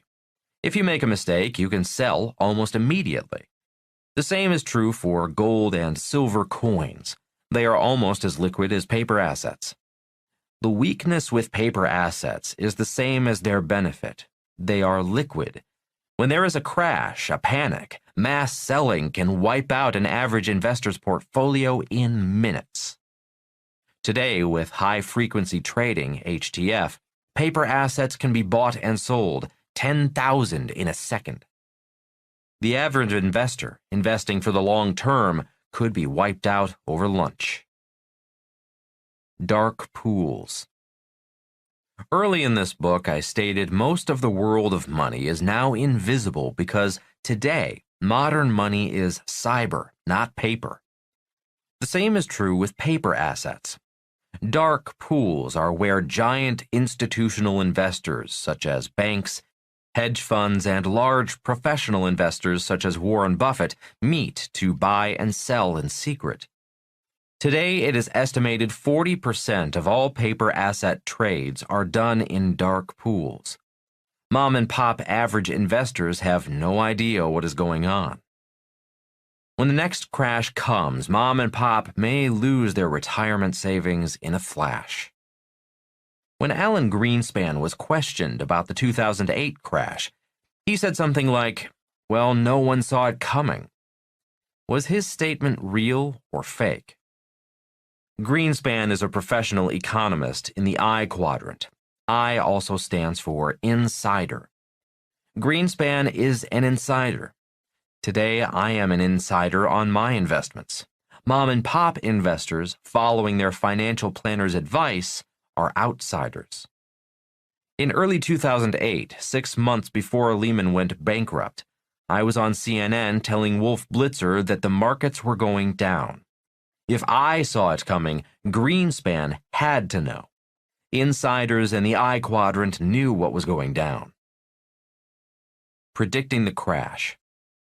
If you would like to see the CNN video of me predicting the bankruptcy of Lehman and the 2008 crash, go to https://vimeo.com/183740821. Question: how did you see the crash coming? Answer: because I am an insider, an investor from the I quadrant. Years before the crash, I was on television and radio warning of the coming real estate crash. Question: what did you know that others did not know? Answer: I saw trends. Between 2005 to 2008, our apartment buildings were losing tenants. Many tenants, most who could barely afford the $500 a month rent, were leaving our apartments and going out to buy $300,000 to $500,000 homes. Question: how did they afford these homes? Answer: they were receiving ninja loans, no income, no job loans. They were receiving subprime loans because they were subprime borrowers. Question: how do you know Warren Buffett knew? Answer: because Buffett's company Berkshire Hathaway owned a stake in Moody's, the company that was rating these subprime loans as prime. Once they were rated as prime, they were sold as mortgage-backed securities and collateralized debt obligations, derivatives, to pension funds, government funds, hedge funds, private equity funds, and other big investors all over the world. Gasoline is a derivative of oil. Jet fuel is a derivative of gasoline. The further the derivative is removed from the original, in this case oil, the more volatile the derivative becomes. In 2008, these derivatives exploded when subprime borrowers could not pay and the whole world nearly collapsed. Millions lost their jobs, homes, and pensions, but not one of the big boys and girls was prosecuted. Only one small neighborhood bank in New York's Chinatown, a bank owned by Chinese Americans, was brought to trial and later found innocent. PBS did a documentary on this bank. The title of the documentary is Abacus, Small Enough to Jail. The government picked on a tiny bank rather than the real criminals. As almost everyone knows, the too-big-to-fail banks, such as Goldman Sachs, Wells Fargo, and Citibank, caused the crash, made billions, and no one was prosecuted. The bankers who made billions from these fake assets were also paid billions in bonuses after the crash. To me, this is criminal. So if I knew subprime loans were criminal and a crash was coming, I suspect Buffett knew. I suspect he knew Moody's rating of subprime loans as prime was fraudulent. After all, it is Buffett who called derivatives financial weapons of mass destruction. That is a benefit of being an inside investor in the I quadrant with real financial education. When the markets did crash in 2008, Kim and I made millions. That is why I do not invest in paper assets such as stocks, bonds, mutual funds, ETFs, and savings. I do not like being an outsider. Also, all paper assets are a form of derivatives. They are not real assets. They are fake assets. Yet paper assets are best for the average investor without financial education because paper assets are liquid. Paper is easy to get into and easy to get out of. Business and real estate. The problem with a business and real estate is that they are illiquid. If you make a mistake, you become the skipper of the Titanic. I know. As an entrepreneur, I have been captain of a number of Titanics. I have never lost money in real estate, which is why I recommend taking real estate courses before investing in real estate. Then start small, follow the higher levels of teacher, and practice, practice, practice. Remember, business and real estate are illiquid. That means you must be a lot smarter than the average investor, because when you are an entrepreneur in business or real estate, you are an insider. My formula. When I am asked about my formula, I have two answers. Answer number one. I say my financial education began with my rich dad playing Monopoly with his son and me. Today, Kim and I play Monopoly in real life. Kim and I like real assets, not derivatives of assets. Kim and I like being insiders, not outsiders. Answer number two. Kim and I follow the McDonald's formula for great wealth. In Rich Dad, Poor Dad, I quoted Ray Kroc, founder of McDonald's, addressing an MBA class at the University of Texas. During the class, Ray Kroc asked, "What business is McDonald's in?" One student offered the obvious, hamburgers. Ray's reply was, "No, McDonald's business is in real estate."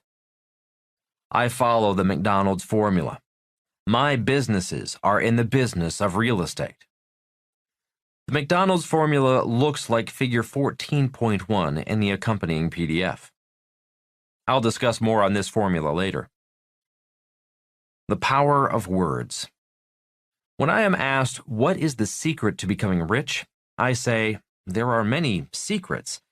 One of the secrets is the power of words. If a person wants to become rich, they must learn to control the words they think and speak. Most people think and speak words that make them poor and keep them poor. In Sunday school, I learned, "And the Word became flesh and dwelt among us." John 1:14. My rich dad taught me, poor people say, "I can't afford it." Rich people ask, "How can I afford it?" Poor people say, "I'm not interested in money." Rich people say, "If you are not interested in money, money is not interested in you." Poor people say, "I'll never be rich." Rich people say, "I must be rich." Lesson. People who think and speak the words of poor people should use a financial planner and invest in paper assets. For people who think and speak the words of a poor person, stocks, bonds, mutual funds, ETFs, savings, and insurance are enough, possibly better than doing nothing. Assets versus liabilities. Rich Dad's definition of assets. Assets put money in your pocket. Rich Dad's definition of liabilities. Liabilities take money from your pockets. Remember, nouns plus verbs. To tell if something is a real asset or real liability requires a noun plus a verb. For example, the word asset is a noun. The word flow is a verb. You cannot tell an asset from a liability without the verb. For example, a house could be either an asset or liability, depending upon which direction the cash flows. During the 2008 crash, millions of employees lost their jobs and soon their homes, finding out their houses were a real liability, not an asset. Fake assets are real liabilities. Billions of people invest in fake assets. A 401k is a fake asset because cash keeps flowing out of your pocket for years. An individual retirement account, or IRA, is a fake asset because it takes money out of your pocket for years. A government pension is a fake asset because it is taking money out of your pocket for years. A mutual fund is a fake asset. So are stocks, bonds, ETFs, and savings. They are all derivatives. Mutual funds are loaded with fees that make the rich richer and you poorer. Insiders know mutual fund investors put up 100% of the money, take 100% of the risk, yet gain less than 20% of the profits. Again, mutual funds and ETFs, which are derivatives and fake assets, are best for the average investor, passive investors without real financial education.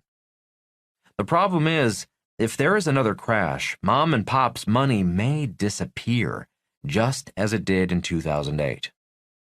Remember, assets put money in your pocket. Liabilities take money from your pocket.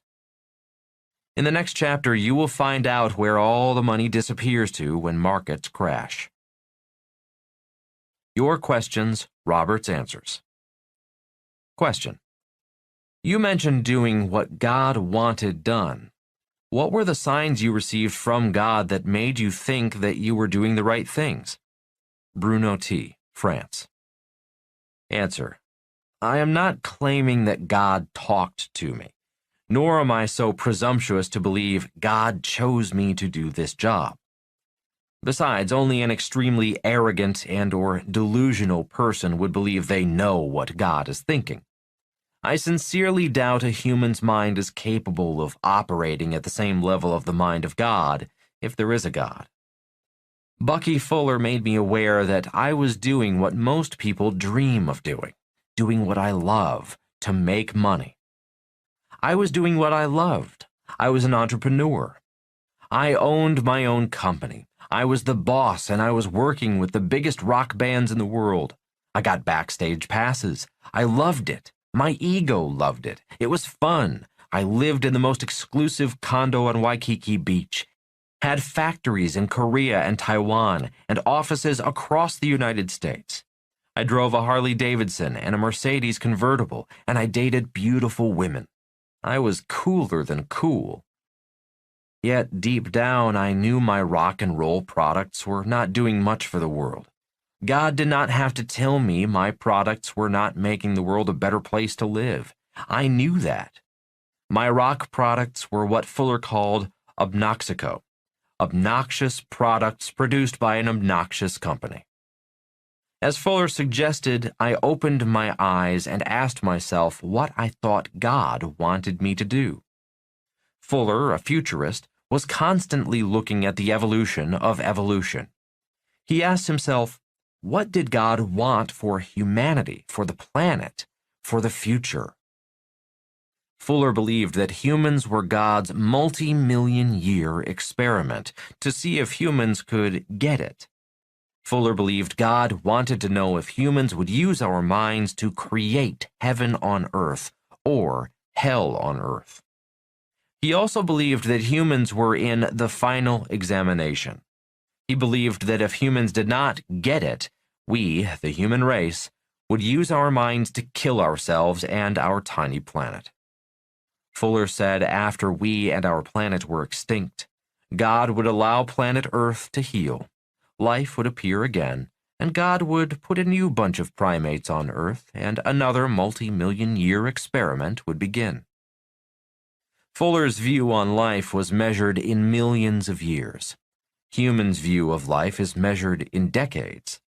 That is why his predictions on the future have been so accurate. He looks at the future from God's mind, not humans' minds. It was after spending a week with him that I began to ask myself, what did God want done? Not what do I want to do? Since I hated poverty and I doubted God wanted people to be poor, I saw financial education as a possible answer to the problem of poverty. I began to teach what my rich dad had taught me. It was a leap of faith. Bucky went through a similar process. He would eventually ask himself, what can I do? I'm just a little guy. After asking himself that question, he stopped working for money and began asking himself what God wanted done, and what could he do. I did not know if God wants prosperity rather than poverty, but that is why and how the Rich Dad Company was formed. We believe in teaching people to fish rather than giving them fish. Question: do you see a possibility of another world war breaking out if things continue the way they're going? Melinda G., Australia. Answer: yes. We are already in that war. It is a war on many fronts and many levels. Today's wars are known as currency wars, trade wars, terrorism, technology wars, military wars, and social media wars. In the words of Alexis de Tocqueville, all who seek to destroy liberty in a democratic nation should know that war offers them the surest and shortest route to success. I am afraid the America I was born in is gone, as is the American dream. I am afraid we are already in another world war, this time a war of greed, ignorance, hate, and mobs incited via social media. I am afraid we are at the tipping point of the world Ayn Rand wrote about in her classic Atlas Shrugged, a world run by socialists and fascist bureaucrats, aka the Illuminati, while the real capitalists, the real producers of wealth, go into hiding. In many ways, I am already in hiding. Question: do you think that the U.S. dollar devaluation and hyperinflation will finally expose these elites and end this dominance over the other 99%? William J., Sweden. Answer: no. There will always be people who want to dominate, oppress, and take away the freedom of others. It is this arrogant, oppressive, greedy, and domineering character of human nature that Fuller described when he talked about humans not getting it, and why humans are in the final examination. When Fuller talked and wrote about humans getting it, he was describing human evolution, evolving from you and me working only for ourselves to you and me working for a world that worked for everyone, not just a world that works for those who have education and money. To quote Alexis de Tocqueville again, "The greatness of America lies not in being more enlightened than any other nation, but rather in her ability to repair her faults." America lost her greatness when the Fed ripped off the world by printing trillions of dollars in 1998, 2008, and today. America lost her moral compass when America printed money in the name of protecting the rich, destroying the middle class, and creating an underclass of educated working poor. Our educational system is an accomplice in this process of the rich and the educated ripping off the rest of humanity, destroying our environment, all in the name of making fake money. Chapter 15. Who Took My Money? How Retirement, Pensions, and Fake Assets Are Causing the Poor and the Middle Class to Grow Poorer. Since 2008, the four biggest central banks have printed over $9 trillion to save the world economy. Where did all that money go? Who got the money? Did you? And why are so many pensions going broke? Threats to the world economy. Today, as I write in late 2018, there are four serious threats to the world economy. They are: 1. Rising interest rates. After 2008, the central banks of the world lowered interest rates to the lowest levels in recent history. The central banks needed people to borrow money. Cheap debt blew the world into massive asset bubbles. Stocks, bonds, real estate, and businesses became hot air balloons. Rising interest rates will bring these hot air balloons down. 2. China. China is in trouble. China may have the worst debt-to-GDP ratio of all major countries.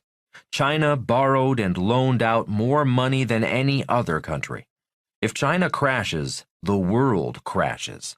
Countries like Australia and Brazil that export raw materials to China suffer when China struggles. 3. A strong U.S. dollar. When President Trump lowered tax rates, especially for B-quadrant businesses, the United States became a tax haven. Billions poured into the U.S. economy, causing the U.S. dollar to grow stronger. A strong dollar is not good for workers because U.S. products become more expensive and jobs are lost if demand for U.S. products drops. A strong U.S. dollar is not good for emerging countries that borrowed in U.S. dollars. A strong U.S. dollar means their currency becomes weaker. This makes it harder for these smaller countries and companies to pay off their debt in U.S. dollars. 4. Pensions. As stated in an earlier chapter, worker pensions all over the world are going bust. In the United States, Social Security and Medicare are on life support, just as millions of baby boomers retire and need to rely on these social programs. Here's a fact you may be familiar with. The number one cause of bankruptcy in America is medical expenses. In 2030, the year baby boomers become super seniors, 85 plus, the global pension systems may collapse, just when baby boomers need the money most. Repeating quotes on the growing pension crisis from the previous chapter, IMF warns, the biggest source of risk comes from state and local government retirement pensions. Simon Black warns, Spain's pension fund is almost fully depleted. The United Kingdom has trillions of pounds worth of unfunded public pensions. Even conservative Switzerland has a public pension that's only 69% funded, a seemingly fantastic number by today's dismal standards. Martin Armstrong warns, the largest public pension fund in the United States is the California Public Employees Retirement System, CalPERS, for civil servants. California is in a state of very serious insolvency. We strongly advise our clients to get out before it's too late. Reuters warns, the Pension Benefit Guaranty Corporation to become insolvent within a decade. The PBGC is the U.S. government agency that acts as a backstop to troubled pension plans by ensuring the pensions of millions of American workers. If millions of workers contributed trillions of dollars into these pension funds, why are these funds going broke? Who got all that money? A better question might be, why are the rich getting richer? Answer. A picture is worth 1,000 words. Figure I.1 in the accompanying PDF shows the pension money went from the poor and middle class to the rich. Question. Wait a minute. Are you saying our pension money flowed from the poor and middle class to the rich? Answer. I am. Without real financial education, the poor and middle class are lost in space. They have no idea how their money and wealth are being stolen by the rich via the money they work for, their taxes, their homes, their savings, and their retirement accounts. The Cash Heist. In 1983, I read Bucky Fuller's book, Grunch of Giants. Grunch, you may recall, stands for Gross Universal Cash Heist. In 1983, I became a student for the first time in my life, wanting to find out how Grunch stole our wealth. I found out Grunch steals our wealth via our governments, our educational systems, our money, religions, banks, and Wall Street. The following are 5 ways Grunch steals our wealth via our money, savings, and investments. 5 reasons why the poor and middle class lose. Reason number 1. Gamblers run the casino. During the 1950s and 1960s, only gamblers invested in the stock market. It was considered unethical for a financial advisor to recommend stocks to their clients. The fear of the 1929 stock market crash and decades-long depression that followed remained fresh on the World War II generation's minds. During the 1950s and 1960s, smart investors purchased government bonds or saved money. In the 1950s to 1960s, my poor dad and my rich dad were savers. Saving money was safer than the stock market because after the 1944 Bretton Woods Agreement, the U.S. dollar was backed by gold. The U.S. dollar became the reserve currency of the world, or good as gold. In 1971, Nixon put the final nail in the coffin of the gold standard. The dollar and all government money became debt. Gamblers took over the government casino. Debtors became winners and savers became losers. The educational systems of the world never mention this crucial turn of events in world history. Poor Dad continued to save. He did not change. He was counting on his savings and government pension to save him. Rich Dad did change. He had to change because as an entrepreneur, he did not have a government paycheck or pension to fall back on. Sometime in 1973, Rich Dad changed his tune entirely. In 1973, after realizing what the government was up to, Rich Dad came up with his lesson number 1, which is, the rich do not work for money. In 1973, Rich Dad realized money was toxic, designed to steal the wealth of anyone who worked for money, saved money, or invested money in government-sponsored investments such as 401ks, IRAs, stocks, mutual funds, and ETFs. In 1973, Rich Dad advised his son and me to learn to use debt to acquire assets. That is why I took my first real estate course. I also took stocks and bond courses, as well as my certified financial planner courses. As you can see by figure 15.1 in the accompanying PDF, savers did well up until around 1990. After 1990, interest rates began to decline. Poor and middle-class savers became losers. After 1990, the gamblers, led by the Fed, big banks, and U.S. Treasury, began printing more and more money to save themselves and their rich friends. Printing money made the working poor and middle class poorer because fake money creates inflation, and inflation makes life more expensive. An examination of figure 2.2 in the accompanying PDF makes this clear. Repeating Rich Dad's lesson number 1. The rich do not work for money.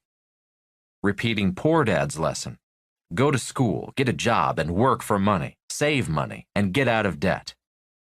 I did not listen to my poor dad. A brief history of a heist. After 1971, gamblers became winners. Notice the accelerated rise illustrated in the 125-year history of the Dow Jones Industrial Average, the stock market, after 1971. This is illustrated in figure I.4 in the accompanying PDF. In the 1970s, business schools started to badmouth gold, calling it, by John Maynard Keynes' phrase, a barbaric relic. Today, most MBA graduates and corporate executives know only fake money and fake assets. They do not know much about God's money, gold and silver. In the 1970s, poor and middle-class kids were admitted to Ivy League schools, schools for the rich.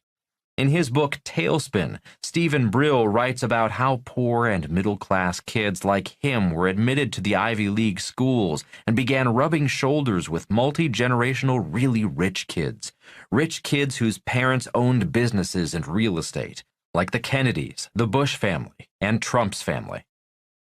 Poor and middle-class students of our finest schools, such as Barack Obama and Bill and Hillary Clinton, realized they had to catch up to their rich classmates. Notice all three are attorneys.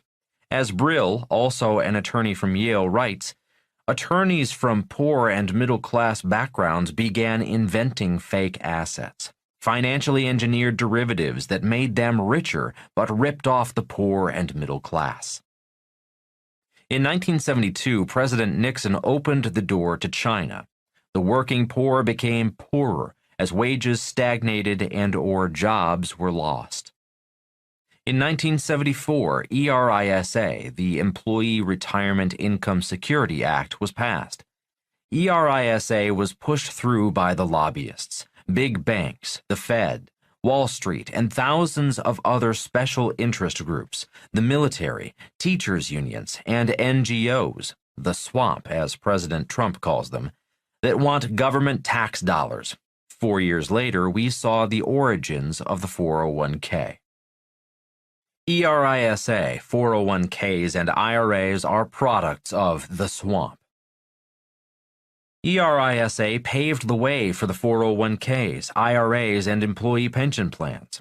ERISA opened the doors to the big casino known as the stock and bond markets to millions of poor and middle-class workers without any financial education.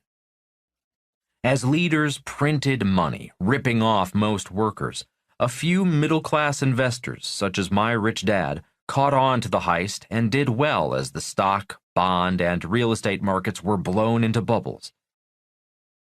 By 1978, millions of amateurs were forced into the giant casinos of banks and Wall Street, owned by the rich. Rich Dad called these giant casinos the House of Cards. This house of cards became even more unstable in 1999 when the 1933 Glass-Steagall Act, which separated commercial and investment banking activities, was repealed. President Bill Clinton and his band of elite bandits, led by Treasury Secretary Robert Rubin, former co-chair of Goldman Sachs and chairman emeritus of Council on Foreign Relations, Put the nail in the coffin of the working poor and middle class. Question. How did the Glass-Steagall Act put the nail in the coffin of the working poor and middle class? Answer. Glass-Steagall allowed bankers to take mom and pop's savings and invest their savings in the Great Casino. When the casino lost mom and pop's money, the Fed and U.S. Treasury bailed out the casino, saving the rich at the expense of mom and pop's future. The rich bet mom and pop's money. The rich lose mom and pop's money.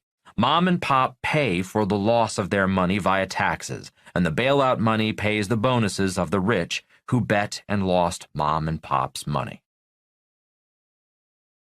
The house of cards collapses. Even with all this abuse of mom and pop, things were okay. After all, who cares if only a few million people are stepped on? Then the house of cards begins to wobble. In 1998, the foundations of global paper casino began to crumble and giant crashes began. After the 2008 crash, the global central banks and U.S. government printed an estimated $9 trillion to save themselves and their friends. As I write in 2018, the world is in another giant bubble economy. Stock, bond, and real estate prices have made millions of gamblers very rich. Between 1971 to 2018, gamblers were the winners. Between 1971 and 2018, the poor and middle-class workers who worked hard to earn fake money, saved fake money, and invested it in fake assets run by fake fund managers, educated in our finest business schools, became today's biggest losers. 3 giant bubbles. Giant bubble number 1, 1998, Thailand bust. 1999, long-term capital management bust. 2000, dot-com bust. Giant bubble number 2, 2008, real estate derivatives bust. Giant bubble number 3, bubble top year 2018. In 2018, as interest rates rose, stock and real estate markets fell. According to CNBC, super-rich Asians lost over $100 billion in the first 6 months of 2018 in the Asian bear markets. It's been reported that between October 1 and 14, 2018, an estimated $6 trillion evaporated from global capital markets. Is the end near? Were the crashes of 2018 a sign that the rich have left the casino? 10 years after 2008, are mom and pop about to lose again? Triple tops. When I was in high school, I spent most of my time surfing or gazing out the classroom window, watching for ocean swells. Every surfer knows giant waves come in sets, generally sets of 3. That means if you miss the first 2 waves, turn and head out to sea. The giant 3rd wave is coming. I vividly remember the biggest wave I ever rode. It was winter, the time when the giant waves hit the shores of Hawaii. I should not have been in the water. I should have been standing on the beach with the crowd, gathering to watch the show. The waves were bigger than my surfing ability, yet ego got me into the water and kept me in the water. On this day, I heard a surfer much further out from me shout, "Outside!" That meant I was too far inside, right in the break zone. Immediately, I turned my board and paddled frantically, hoping to get outside. The first of the waves was like a mountain. I barely got over the top, only to see the second mountain heading toward the shore. As I cleared the top of the first wave, I saw the outside surfers still paddling. I knew the giant 3rd wave was coming. I knew I had to catch the second wave or get wiped out by the 3rd wave. I was a little late on my takeoff on the second wave. I estimate it was a 12 to 15 foot swell. It probably crested to 18 feet as I stood and took the drop. My legs wanted to quit as I raced ahead of the wave crashing behind me, but somehow I kept my balance, rode as far as I could, got to the beach, picked up my board and ran as fast as I could up the beach to get out of the way of the third wave that was just beginning to crash. The sight of fellow surfers going up the face of the giant third wave, not making it, watching the swell crest, then break, and seeing their boards flying through the air, is burned in my memory. When people ask me how I learned to time markets, I simply say, I grew up surfing. The chart included in the accompanying PDF as figure 15.2 shows the biggest financial waves in history. Notice the three peaks. In trader talk, this chart pattern is known as a triple top. The first top was 1998. The second top was in 2008. When will we see the third top? Historically, the third peak signals the long-term exhaustion point. Often a plunge follows after the third peak. I suspect that between 2019 and 2025, many amateur gamblers who are rich today may become tomorrow's biggest losers. Question: when will the giant crash occur? Answer: I grew up on the big island of Hawaii, the island where the volcano is erupting today. Before every eruption, there were foreshocks, which are small earthquakes that warn the residents an eruption or a giant earthquake is coming.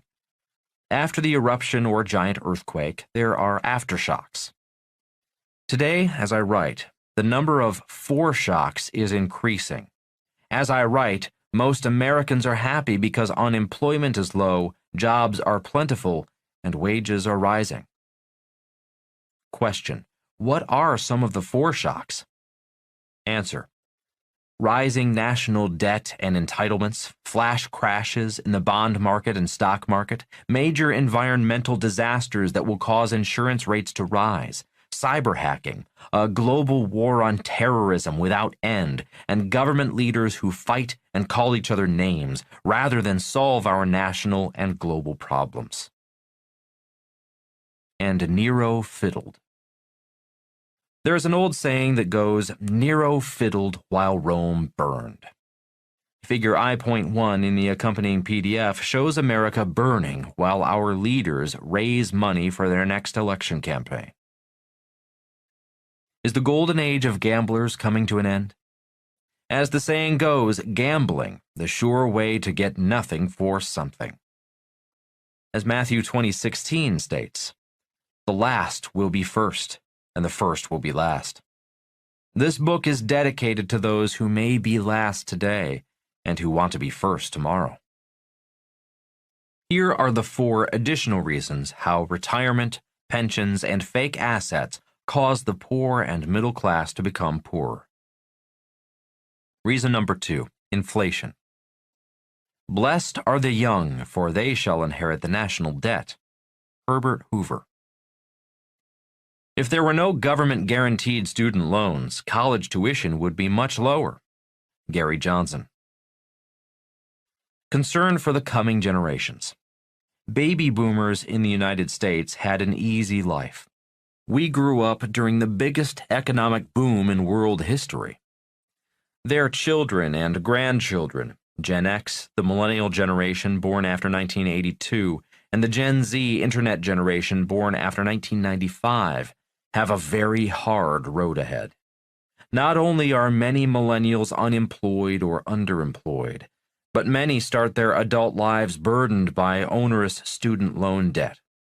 They also inherit a massive national debt, a financial disaster left behind by their parents, grandparents, and great-grandparents.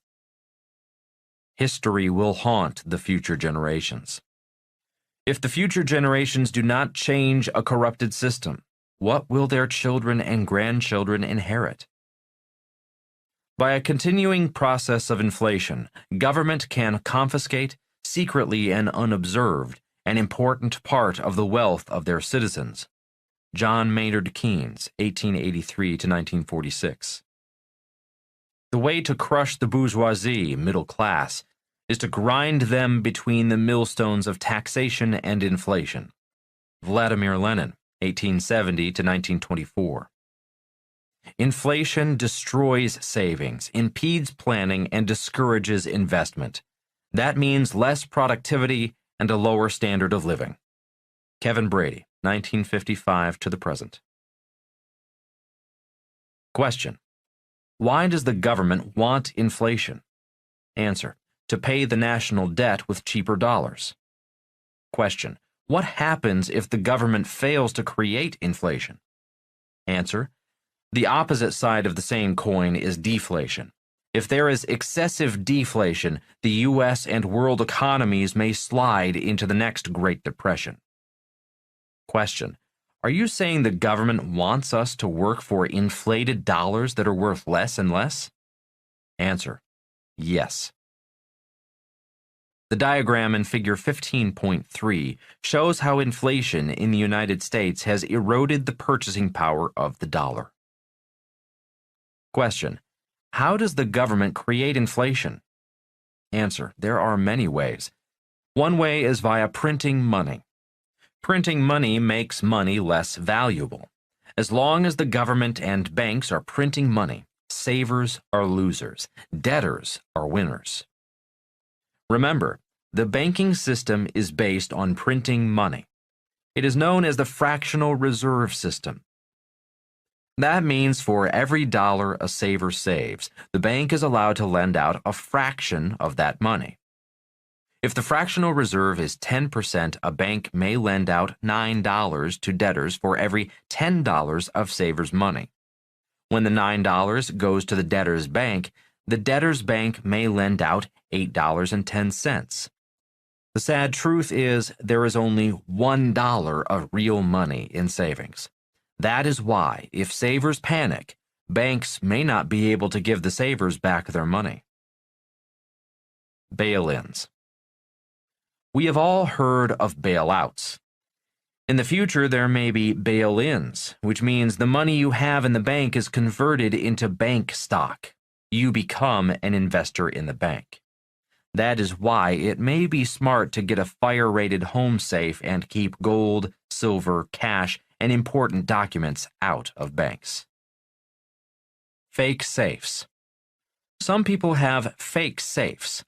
If the person is robbed, the owner may show the robber their fake safe and let the robber have their fake valuables, such as fake jewelry and fake Rolex watches.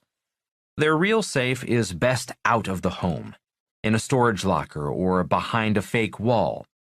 Better yet, if you have a lot to protect, you may want to keep your valuables in another country, but do it legally.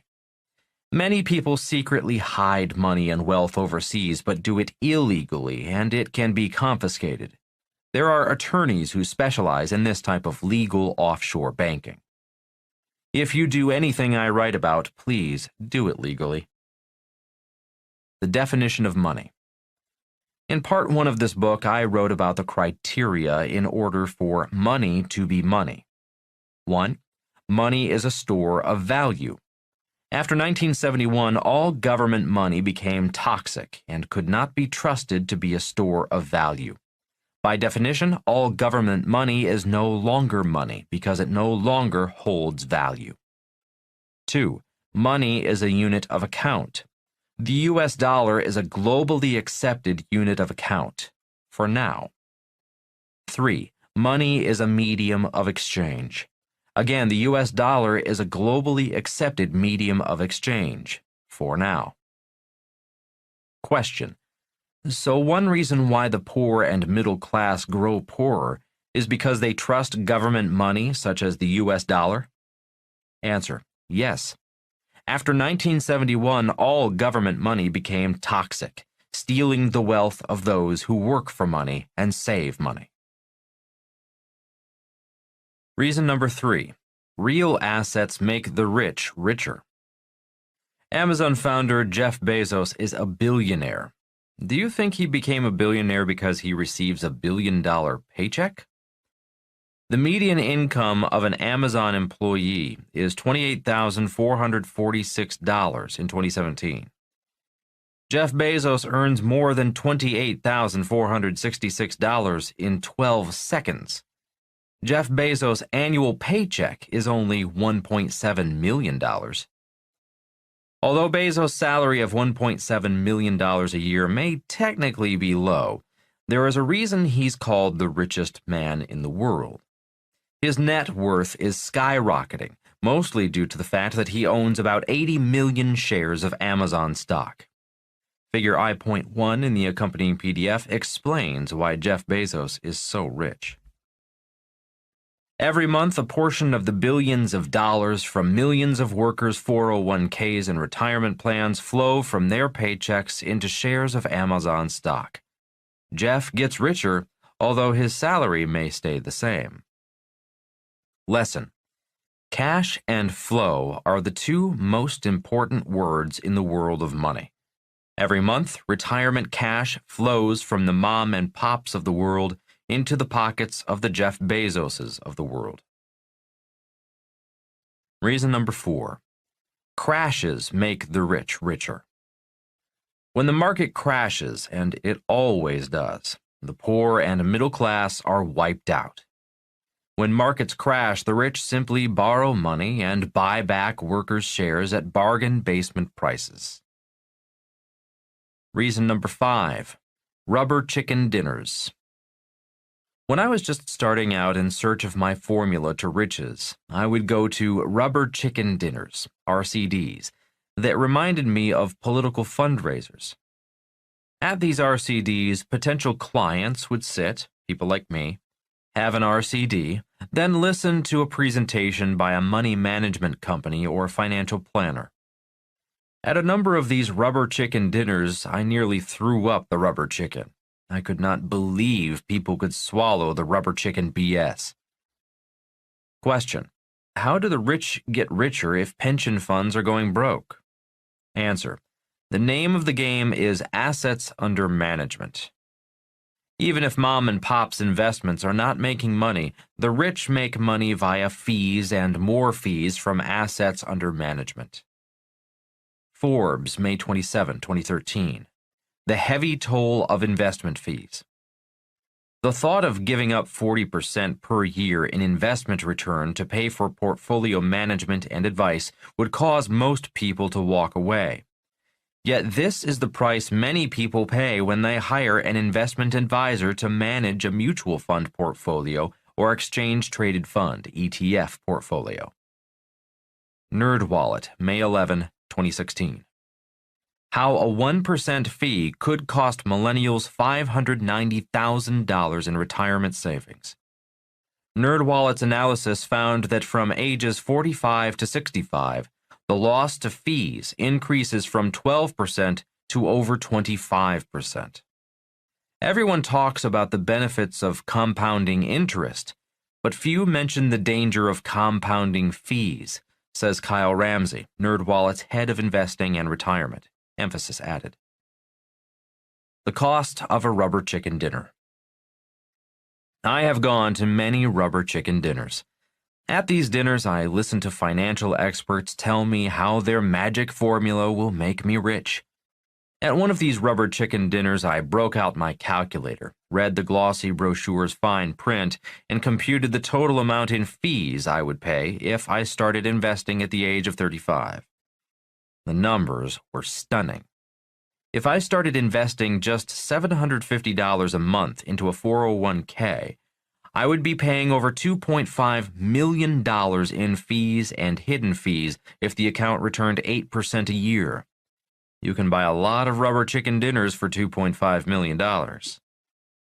I had my accountant verify my numbers, and all he said was, "It was a good thing you walked away."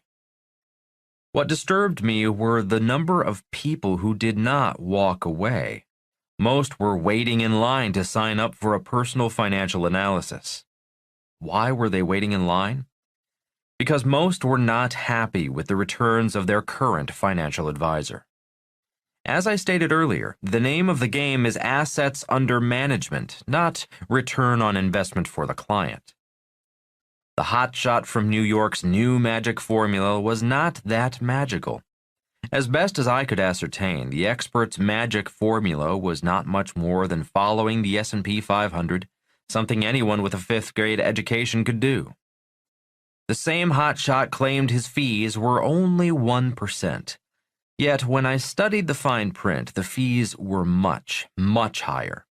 This did not stop desperate people from throwing hundreds of thousands of dollars, possibly millions, at him.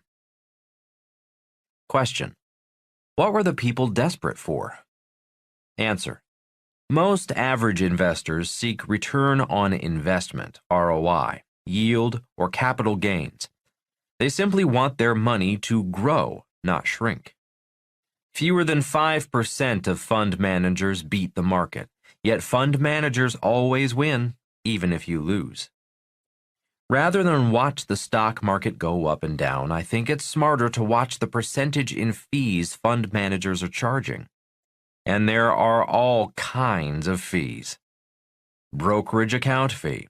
This could be an annual fee to maintain a brokerage account, a subscription for premium research to help with trading strategy, and/or a fee to access trading platforms. Trade commission. Charged by a broker when you buy or sell certain investments, such as stocks. Mutual fund transaction fee. Charged by a broker to buy and/or sell some mutual funds. Expense ratio. An annual fee charged by all mutual funds, index funds, and exchange-traded funds as a percentage of your investment in the fund. Sales load. A sales charge or commission on some mutual funds, paid to the broker or salesperson who sold the fund. Management or advisory fee. Typically a percentage of assets under management paid by an investor to a financial advisor. 401k fee. An administrative fee to maintain the plan, often passed on to the plan participants by the employer. A real certified financial planner. Longtime friend John McGregor has been a certified financial planner for over 25 years. John wrote a book called The Top 10 Reasons the Rich Go Broke. His book is about real horror stories of rich people following a financial planner's advice and losing everything. John's book is a must-read for anyone who has their retirement in managed funds. John tells a funny story of going to one of these rubber chicken dinners and noticing the financial expert looked familiar. John suddenly realized the expert was not a fund manager, but a Hollywood actor who has appeared in many TV commercials. At this dinner, the actor was only playing a fund manager. John said he got sick watching almost everyone in the room lining up to give this actor their money. Return on fees. I realize people need money. That is why brokerage firms charge money for fees, commissions, advice, and for management. I do not begrudge anyone their right to fees or commissions. My point is, investors need to be aware of the words on average, because averages are lies. ROI and ROF, return on fees. Analyze your fees. If you have a retirement account or are investing in government-endorsed plans such as a 401k or IRA filled with mutual funds, ETFs, and money market accounts, first look into the fees, not the returns. If you are not good in math or reading the fine print, hire someone like an accountant or attorney to read and analyze the fine print for you. It may be worth millions over the long term. Much, much more than the fee your accountant or attorney charges you. The fees you pay your accountant or attorney to read the fine print may be worth more than a college education. I pay a lot of money in fees. Why? Because my ROF is fantastic. I pay thousands of dollars in fees to my partner and Rich Dad advisor Ken McElroy's real estate investment company. Why? Because Ken's ROI is infinite. Ken does not charge a fee until investors have all their money back. After the investor's money is returned, then Ken shares in the ROI, which for Kim and me is in the millions. An infinite return is the antithesis of fake. More on this in an upcoming chapter. A case for higher commissions. When Kim and I moved to Phoenix over 20 years ago, We wanted to know who was the #1 commercial real estate broker in Phoenix. It did not take us long to find out who it was. Kim and I met with Craig, liked him and his philosophy on investing, and made him an offer we make all great real estate brokers. We would pay him more than the 6% most real estate agents charge. We agreed to pay him 10% plus 10% ROI of the investment for being a partner. Let me explain why Kim and I do this. Kim and I noticed that many investors ask the broker to work for less. For example, the buyer and seller's brokers come to the table. Just before buyer and seller's agents come to an agreement, quite often the buyer or seller will ask the brokers to shave their commission, which means work for less. For example, they might ask the broker to work for 3% rather than 6%. Why people do that, I do not know. They must think shaving a broker's commission is smart. Kim and I do not do that. If our broker is the best in town, we want that person to be a partner. Look at the cash flow quadrant again in Figure 9.1 in the accompanying PDF. On the left side, the poor and the middle class. On the right side are the rich. Most people see the world from the E and S side. Most people treat real estate brokers as S-quadrant people, brokers. Being from the B and I side of the quadrant myself, I want partners in the B or I quadrants as well, if the person is the best. Kenny is our partner in the B and I quadrants. Craig is our partner in the I quadrant. One day a friend asked me how I find such great investments. My reply was, I treat agents as partners, not as real estate brokers. Our partners have made us millionaires many times over. We have made millions while most investors attempt to pay their brokers less. Worst advice ever. A few years ago, a friend suggested Kim and I switch accounting firms. Always open to learning more, Kim and I agreed to meet with a name-brand national accounting firm. We agreed to allow them to analyze our financial statements. A few weeks later, a follow-up meeting was scheduled. Kim and I sat in the room as the head accountant announced, "Our financial planning expert has flown in from Washington, D.C. to advise you on your portfolio." The expert, dressed like an East Coast preppy with tortoise-rimmed glasses, sat down and said, "I have reviewed your portfolio. You are overweight in real estate. I suggest you sell all your real estate and put the money into stocks, bonds, and mutual funds." Kim and I burst out laughing.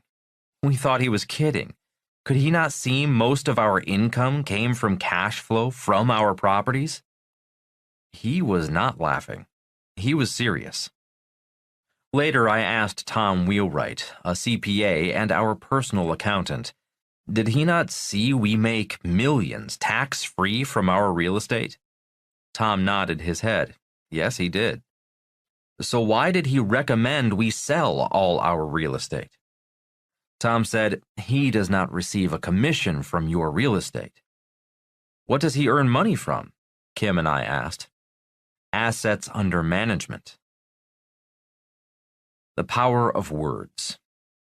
As a kid, we used to say, "Sticks and stones may break my bones, but words will never hurt." Nothing could be further from the truth. Words are powerful, very, very powerful. We have all had our feelings hurt by words. We have all felt wonderful because of words. We have all been inspired and discouraged by words. And we have all been deceived, lied to, and misled by words. One reason I left the MBA program was because of words. Many professors did not use the words used in the real world of business. Most used words based on theory, not reality.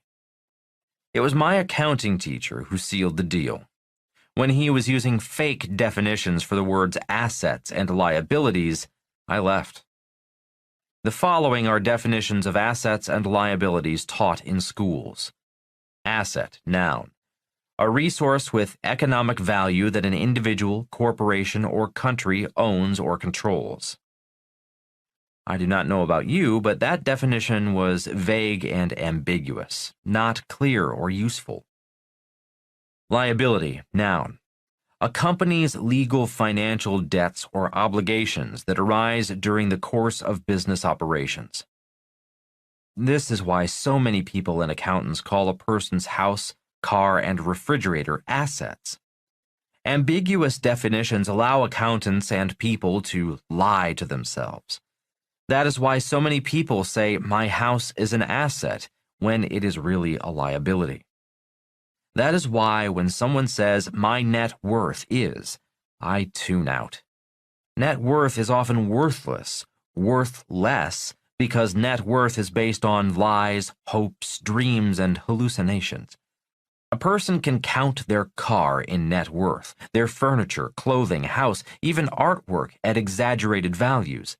That is why Rich Dad repeatedly said, net worth is worthless. Rich Dad lesson. Rich Dad often said, a person with a big house and nice cars is often poorer than a person with nothing. A person with a big house and nice car may look rich and have a high net worth, but they may be less than 30 days away from bankruptcy if they lose their job. And that is why Rich Dad often said, your banker wants to see your financial statement, not your report card from school. Your financial statement reflects your financial IQ, how smart you are with your money. Rich Dad wanted exact numbers, numbers he could measure and verify. That is why Rich Dad taught his son and me that the two most important words in business are cash and flow. Rich Dad's teachers. As stated earlier, Rich Dad learned business from real teachers. Being only 13 years old when he took over his father's business, his teachers were his bankers, accountants, attorneys, bookkeepers, and others. Since he was only 13 years old, his teachers had to keep it super simple. That is why Rich Dad taught his son and me when we were about 10 years old, assets and liabilities are nouns. You need a verb to know if the noun is an asset or a liability. For example, a house is a noun. You do not know if it is an asset or liability until you add the verb flow. If a house is a rental property and putting money into your pocket, the house is an asset. If the house is your home and taking money from your pocket, then it is a liability. And that is why Rich Dad's son and I learned 1. Assets put money, cash flow, into your pocket. 2. Liabilities take money, cash flow, out of your pocket. Your greatest liability. From the moment you are born, your retirement is your greatest liability. The day when you stop working or are unable to work. If you are fortunate to live a long life, life grows more and more expensive. That is why Social Security and Medicare are bankrupt today, just as baby boomers are retiring. Squirrels instinctively know to store nuts for the winter. Humans do not. If a human being is unable to store enough financial support to keep them alive after their working days are over, the winter of their lives and the lives of their families may be like the lives of squirrels who run out of nuts during winter. A friend of mine was no longer able to care for his mom at home. He found a nursing home that would provide the 24-hour medical attention she required. The home is costing him $9,000 a month. She has been there for 6 years and is expected to live longer. They did not expect her to live this long. His mother's nursing home cost more per month than he earns. He and his wife are living on income and retirement savings. Who will care for you when you can no longer earn a living? You cannot catch a fish in clean water. Earlier in this book, I stated, after 1971, money became invisible. Without a real financial education, most people cannot see money. Most people swim blind in dirty water.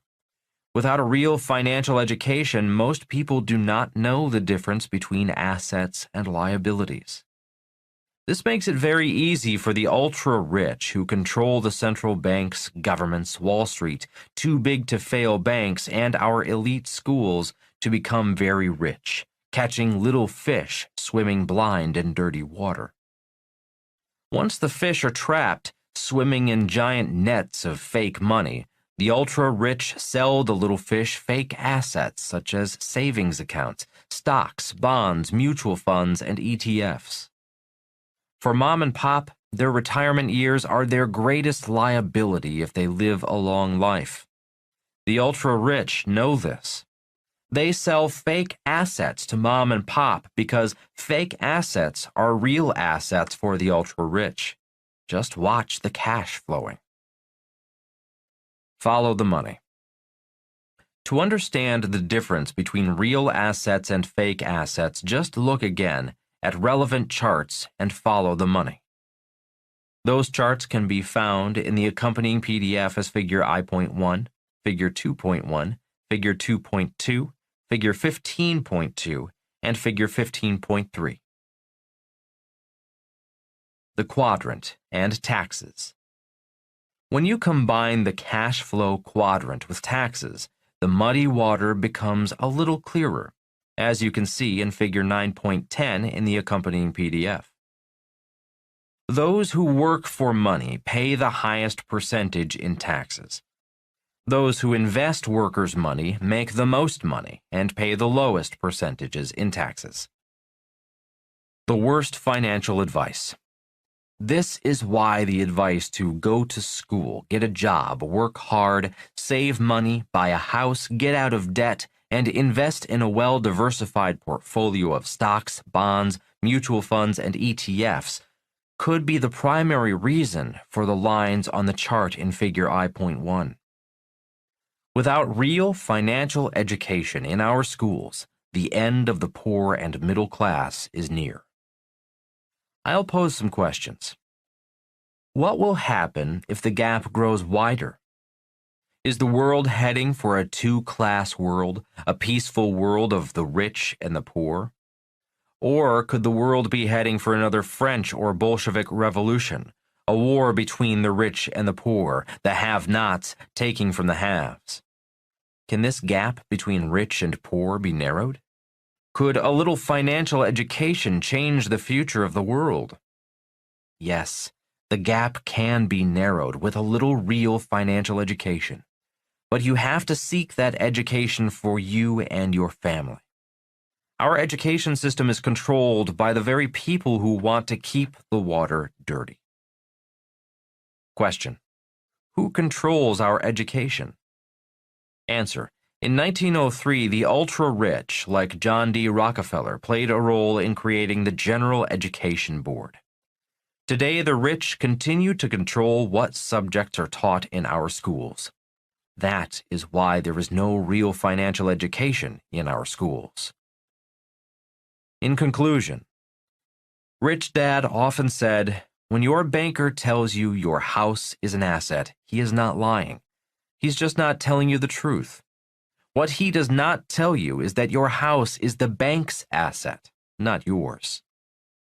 The same could be said for your savings, stocks, bonds, mutual funds, ETFs, and retirement plan.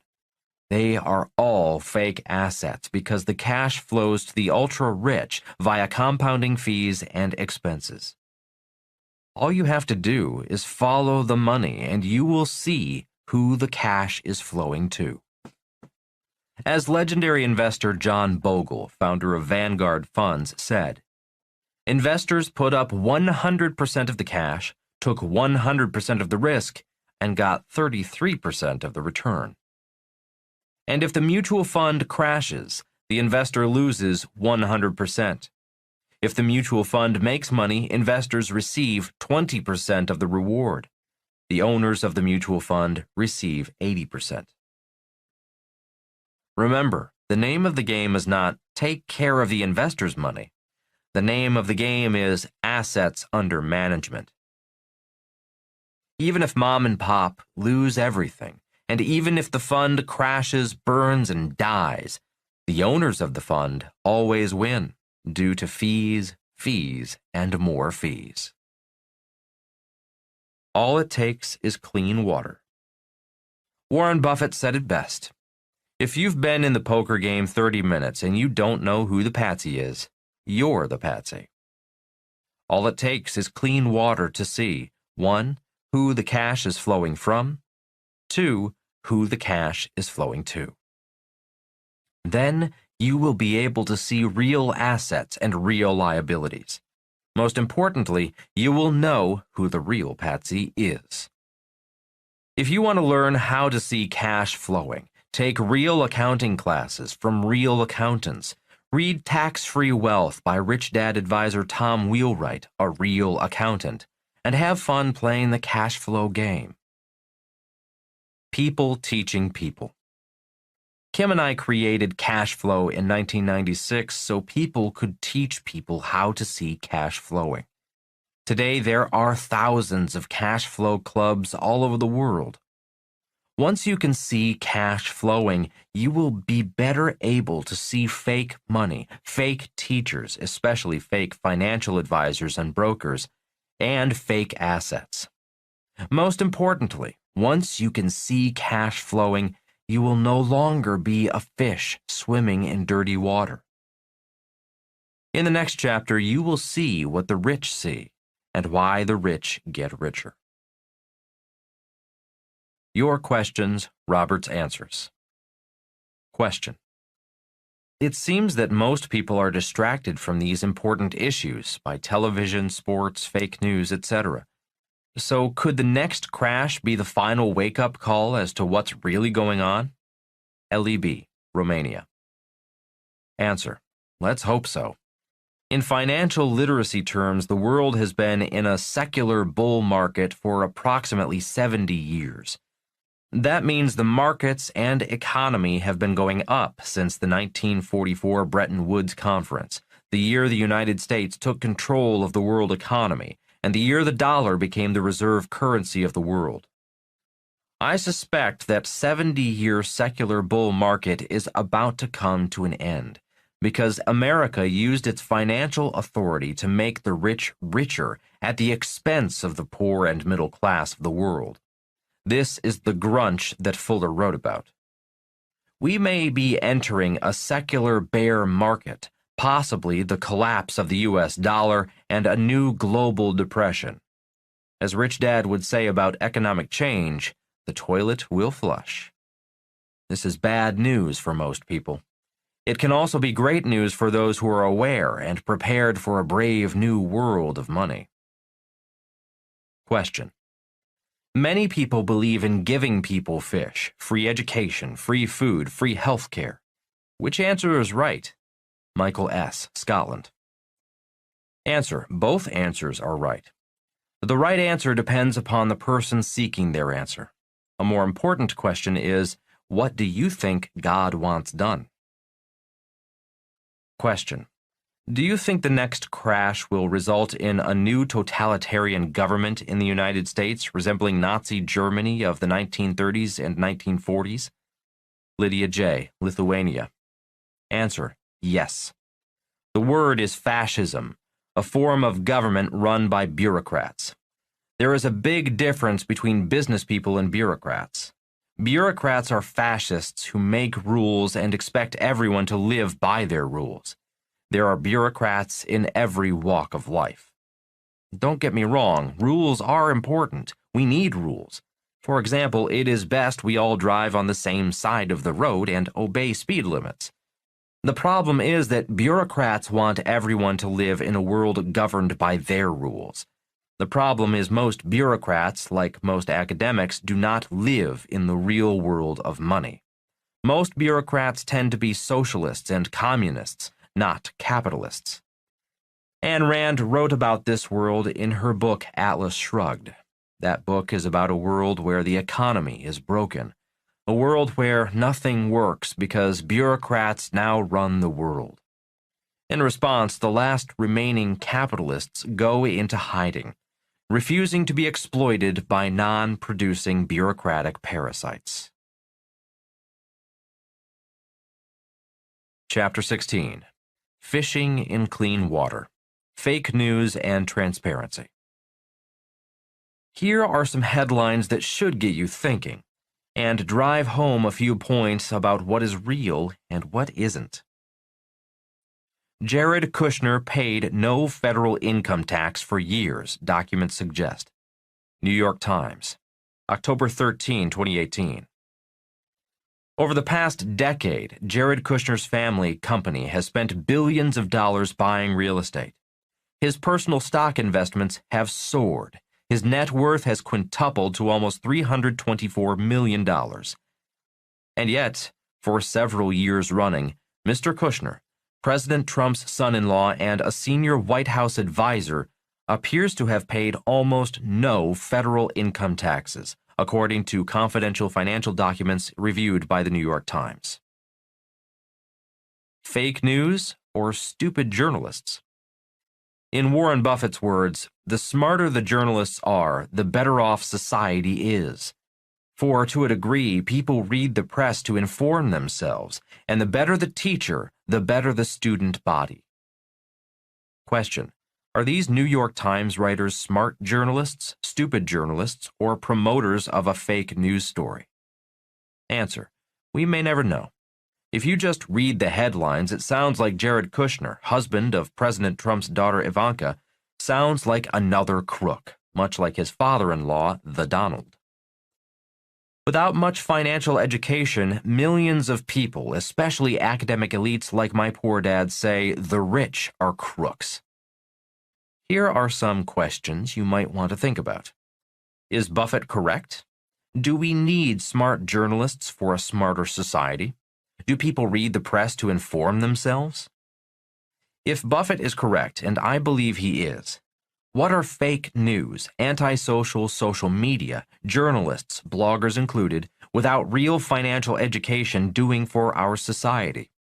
How many journalists are, like my poor dad, academically bright, well-educated, financially naive individuals who deep down believe the rich are crooks? The answers? We may never know. The New York Times article continues, emphasis added. Kushner's low tax bills are the result of a common tax minimizing maneuver that, year after year, generated millions of dollars in losses for Mr. Kushner, according to the documents. But the losses were only on paper. Mr. Kushner and his company did not appear to actually lose any money. The losses were driven by depreciation, a tax benefit that lets real estate investors deduct a portion of the cost of their buildings from their taxable income every year. In 2015, for example, Mr. Kushner took home $1.7 million in salary and investment gains, but those earnings were swamped by $8.3 million of losses, largely because of significant depreciation that Mr. Kushner and his company took on their real estate, according to the documents reviewed by the Times. More questions to ponder. Are the journalists saying or implying that Jared Kushner is a crook? For the record, they're not. The article clearly states nothing in the documents suggests Mr. Kushner or his company broke the law. How can Mr. Kushner take home $1.7 million in income and his earnings be swamped by $8.3 million in losses? If he lost $8.3 million, why isn't Jared Kushner bankrupt? Is depreciation some mysterious tax loophole used by the nefarious crooked rich? Or is depreciation a legal government tax incentive that can be used by everyone, including the journalists? Depreciation is a legal government tax incentive that can be used by everyone, you, me, and even the journalists. Question: did Jared take home $1.7 million in income and pay nothing in taxes because he lost $8.3 million via depreciation? Answer: yes. Question: is that legal? Answer: yes. Question: Do the journalists want people to believe Jared, his family, and the Trumps are crooks? Answer: only you can answer that question. The New York Times article continues, nothing in the documents suggests Mr. Kushner or his company broke the law. A spokesman for Mr. Kushner's lawyer said that Mr. Kushner paid all taxes due. In theory, the depreciation provision is supposed to shield real estate developers from having their investments whittled away by wear and tear on their buildings. In practice, though, the allowance often represents a lucrative giveaway to developers like Mr. Trump and Mr. Kushner. Question: why do the journalists use incendiary words such as lucrative giveaway to developers like Mr. Trump and Mr. Kushner? Answer: this is an example of yellow journalism. Question: what is yellow journalism? Answer: yellow journalism and the yellow press, according to Wikipedia, are American terms for journalism and associated newspapers that present little or no legitimate, well-researched news while instead using eye-catching headlines for increased sales. Techniques may include exaggerations of news events, scandal-mongering, or sensationalism. Question: why don't the journalists teach the tax lessons Tom Wheelwright, your personal advisor, teaches? Tom teaches that the tax code has only a few pages on how to pay taxes. Most of the thousands of pages of tax code are dedicated to how not to pay taxes legally, and this is true in most Western countries. Answer: in his book Tax-Free Wealth and in his classes, Tom teaches people like you and me that a capitalist government needs partners. In a capitalist government, a democracy wants citizens like you and me to be partners, investing in projects the government needs done.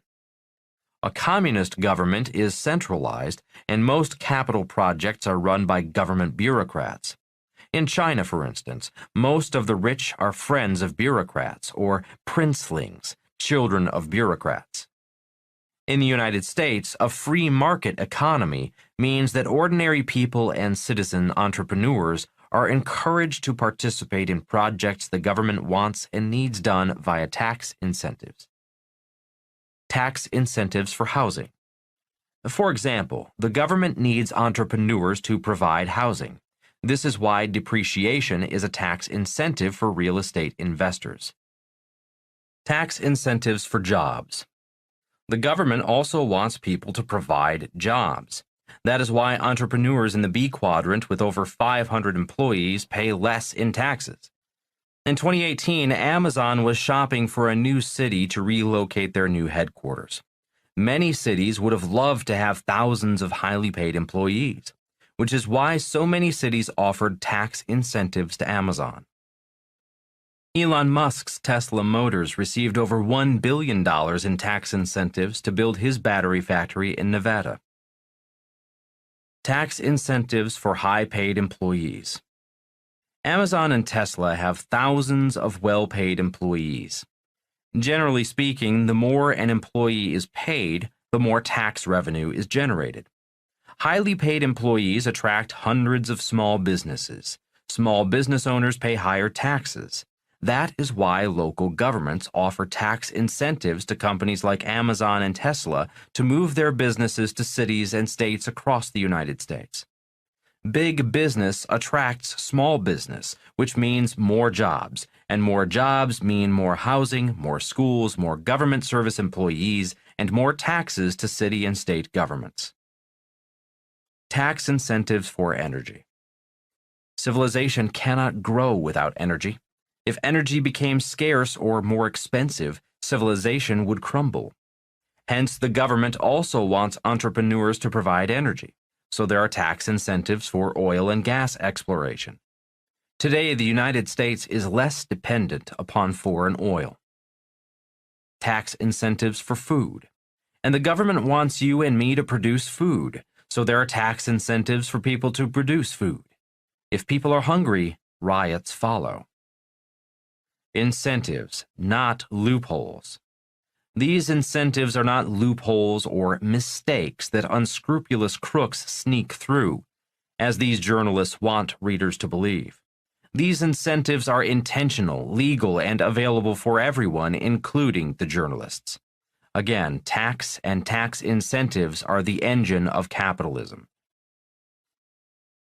Who pays taxes? Again, looking at the cash flow quadrant in Figure 9.10 in the accompanying PDF, you get the picture about who pays taxes. The rich, like the Trumps and Kushners, prepare their kids for the B and I quadrants. The journalists probably did well in school and learned the skills and mindset for the E or S quadrant. They are either yellow journalists or simply swimming blind in dirty water, financially naive to what is going on in the B and I quadrants. The New York Times article continues, emphasis added. The law assumes that buildings' values decline every year when in reality they often gain value. Its enormous flexibility allows real estate investors to determine their own tax bills. Question. The tax law allows real estate investors to determine their own tax bills, even pay nothing in taxes? Answer. Yes. And professional real estate investors can take depreciation deductions that homeowners cannot. Question. Why doesn't everyone do this? Answer. Tax is not a subject taught in high school. Question. Did you learn about taxes in high school? Answer. No, I began learning about money, debt, and taxes working for Rich Dad when I was 9 years old. Question. Did that give you a financial head start in life? Answer. It did. That is why Kim and I created the cash flow game in 1996 and wrote Rich Dad, Poor Dad and founded the Rich Dad Company in 1997. We wanted everyone to have the same financial head start my rich dad gave me, education I passed on to Kim. In 1996, we submitted our cash flow game to Harvard for clinical evaluation. The game was rejected outright and returned. The game box was not even opened. That was a good thing. It was a slap on the face, a wake-up call. When Harvard rejected our game, poo-pooing the idea that people learn via simulations, having fun, and making mistakes, Kim and I realized we were marketing to people like my poor dad, academics with jobs. Failure is the other side of success.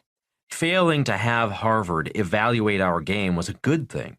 We knew who our customer was. We knew it was not universities, schools, or school teachers. People teaching people.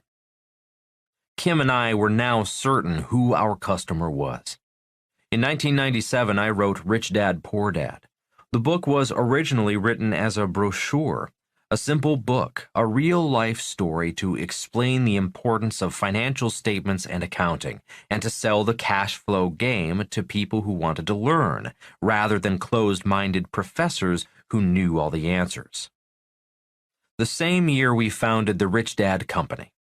Our mission is to elevate the financial well-being of humanity. To fulfill our mission, we knew we had to bypass an obsolete, expensive, slow, boring, arrogant, out of touch with reality educational system. Our business plan was simple. Teach what schools do not teach, the subject of money. A subject, a life skill, everyone in the world uses. The Rich Dad Company focused on building financial education products designed to educate via people teaching people. You need to go to school to be a doctor or lawyer, a tradesman, or a highly paid employee, but you do not need to go to school to become a rich entrepreneur or investor. As the cover of Rich Dad, Poor Dad states, what the rich teach their kids about money that the poor and middle class do not. What Jared Kushner knows. This next segment of the New York Times article explains what the rich teach their kids, what kids like Jared Kushner know that the poor and middle class do not.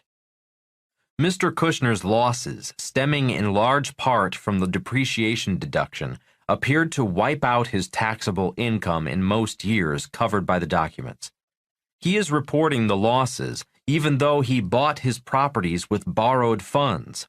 In many cases, Mr. Kushner kicked in less than 1% of the purchase price, according to the documents. Even that small amount generally was paid for with loans. Question. Jared Kushner borrowed the 1% he applied to the purchase price of billions of dollars in real estate? Does that mean he purchased billions with nothing? Answer. Yes. It is known as an infinite return, aka money for nothing. The same lesson I was taught in 1973 in my first real estate seminar.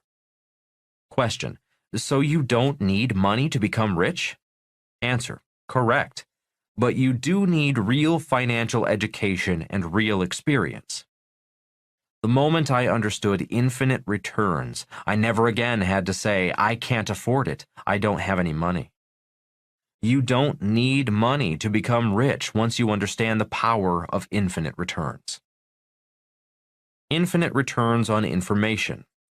Tom Wheelwright and I did a 45-minute presentation at the 2018 New Orleans Investment Conference. The title of our presentation was Infinite ROI, Return on Information. You can watch it by following the link that appears in the accompanying PDF. Watching this video, you will better understand how and why Jared Kushner can buy millions of dollars of real estate without money and pay no taxes. Kim and I use the same formula. The New York Times article continues, emphasis added. The result? Mr. Kushner is getting tax-reducing losses for spending someone else's money, which is permitted under the tax code. Depreciation deductions are available in other industries, but they generally don't get to take losses related to spending with borrowed money. As far as the Internal Revenue Service is concerned, the Kushners have been losing money for years. Unlike typical wage earners, the owners of such companies can report losses for tax purposes. When a firm like Kushner Companies reports expenses in excess of its income, the result is a net operating loss. That loss can wipe out any taxes that the company's owner otherwise would owe. Depending on the size of the loss, it can even be used to get refunds for taxes paid in prior years or eliminate tax bills in future years. Question. So debt and taxes make the rich richer? Answer. Yes, but doing so requires a sound financial education, lots of practice, and a team of very, very smart investors like Tom Wheelwright. Always remember, there are many doors to financial heaven, and even more doors to financial hell.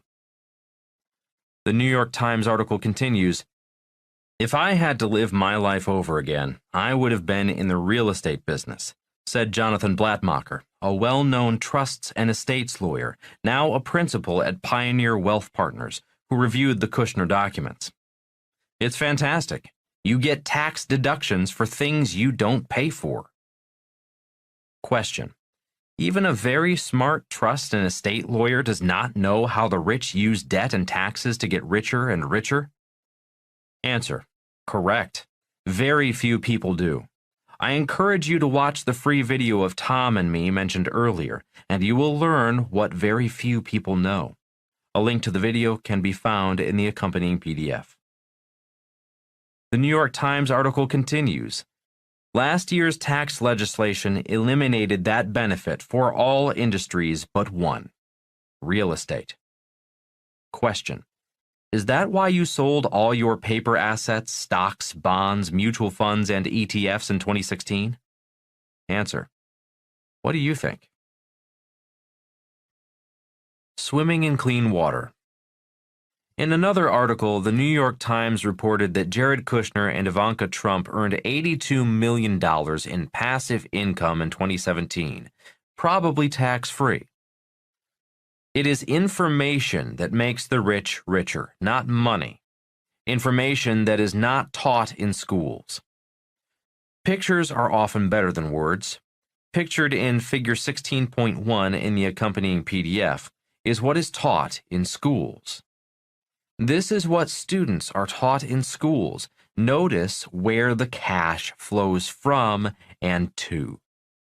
This is what dirty water looks like. This is what happens when you say to a child, go to school, get a job, buy a house, get out of debt, invest for the long term. This mantra muddies the water to dirty water. Is the water getting clearer? In Rich Dad, Poor Dad, I wrote about Ray Kroc, founder of McDonald's, asking an MBA class at the University of Texas this question: what business is McDonald's in? A student replied, hamburgers. Kroc's response, no, McDonald's is in the business of real estate. In the movie The Founder, the idea that McDonald's is in the real estate business is made very clear. Rich Dad is in the real estate business. The Rich Dad Company is also in the business of real estate. As figure 16.2 in the accompanying PDF shows, if the Rich Dad Company earns $1 million, we borrow $4 million. We step up our passive income, and we are now able to depreciate $5 million in passive losses. Like Jared Kushner, our passive losses from real estate offsets our income from our businesses, and we pay little to nothing in taxes legally.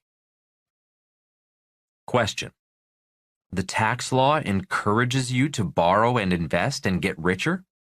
Answer: yes. If Kim and I do not borrow and invest in real estate, we pay taxes. Remember, after 1971, the U.S. dollar became debt. If people stop borrowing money, money disappears and the economy crashes. This is why credit card companies offer incentives for cardholders to acquire and use credit cards and essentially borrow money. That is why student loan debt is the biggest asset of the U.S. government. Debt is money. People who recommend living debt-free are actually hurting the economy. Rather than living debt-free, take real estate courses and learn how to use debt and taxes to get richer. Swimming in clean water. This is what clean water looks like. The diagram of cash flowing is how the rich fish in clean water. With real financial education, the rich know: 1. How to use taxes to acquire assets. 2. How to use debt to acquire assets. 3. How to reinvest gains without paying taxes. 4. Why it makes sense to save gold and silver, not fake money. You can't do that here. No matter where Tom Wheelwright and I go, every time we show figure 16.3 in the accompanying PDF, someone will raise his or her hand and say, you can't do that here. We have presented this concept and figure 16.3 in the United Kingdom, Japan, Russia, Australia, New Zealand, Canada, China, and across the United States. At the end of every presentation and explanation of the diagram, someone will say, you can't do that here. Question: what do you say to the person saying you can't do that here? Answer: Tom and I reply, do you have McDonald's here? Without financial education, most people cannot see million-dollar opportunities swimming right in front of their eyes. The New York Times article continues, emphasis added, Jared Kushner's low tax bills are the result of a common tax-minimizing maneuver that, year after year, generated millions of dollars in losses for Mr. Kushner, according to the documents. But the losses were only on paper. Mr. Kushner and his company did not appear to actually lose any money. The losses were driven by depreciation, a tax benefit that lets real estate investors deduct a portion of the cost of their buildings from their taxable income every year. More than depreciation. The New York Times journalists focused only on the tax advantages of depreciation. Real financial education must include the tax advantages of depreciation, amortization, and appreciation. For visualization of these, see figure 16.4 in the accompanying PDF. 1. Depreciation. Depreciation is a passive loss awarded to professional real estate investors. Depreciation is for wear and tear on your property and components such as carpets, lighting, and other essentials required to run a real estate investment business. 2. Amortization. Amortization is the reduction of the loan over time. Amortization, the reduction of the debt on the property, is paid for by the tenant. Amortization gains can be tax-free. One way to get money out of a property is via refinancing, increasing debt, as long as the tenant makes the payments. The money borrowed in the refinance is tax-free because it is debt. When mom and pop refinance their house, that money is also tax-free because it is debt. The problem is mom and pop are the tenants making the monthly payments. Millions went broke just before 2008 using their home as an ATM, refinancing the appreciation in their home to pay off debt. When the market crashed, their appreciation evaporated, and millions owed more on their home than their home was worth. Values on millions of homes have not yet returned to pre-2008 prices.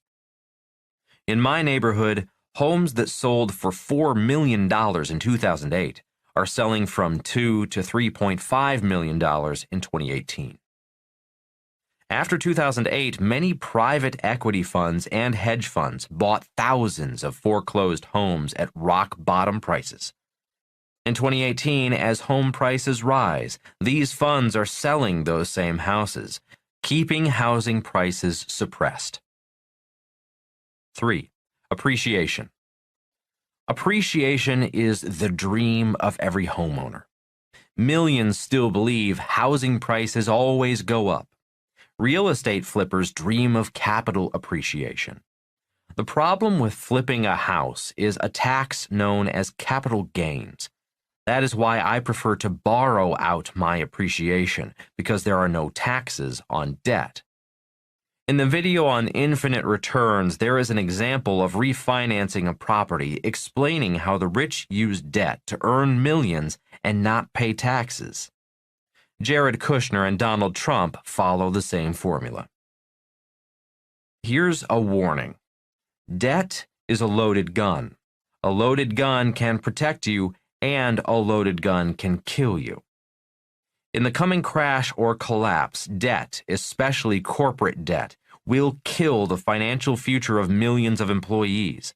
The collapse will damage employees, even if they are debt-free, because the businesses they work for are loaded with debt and will not be able to pay off their corporate debt.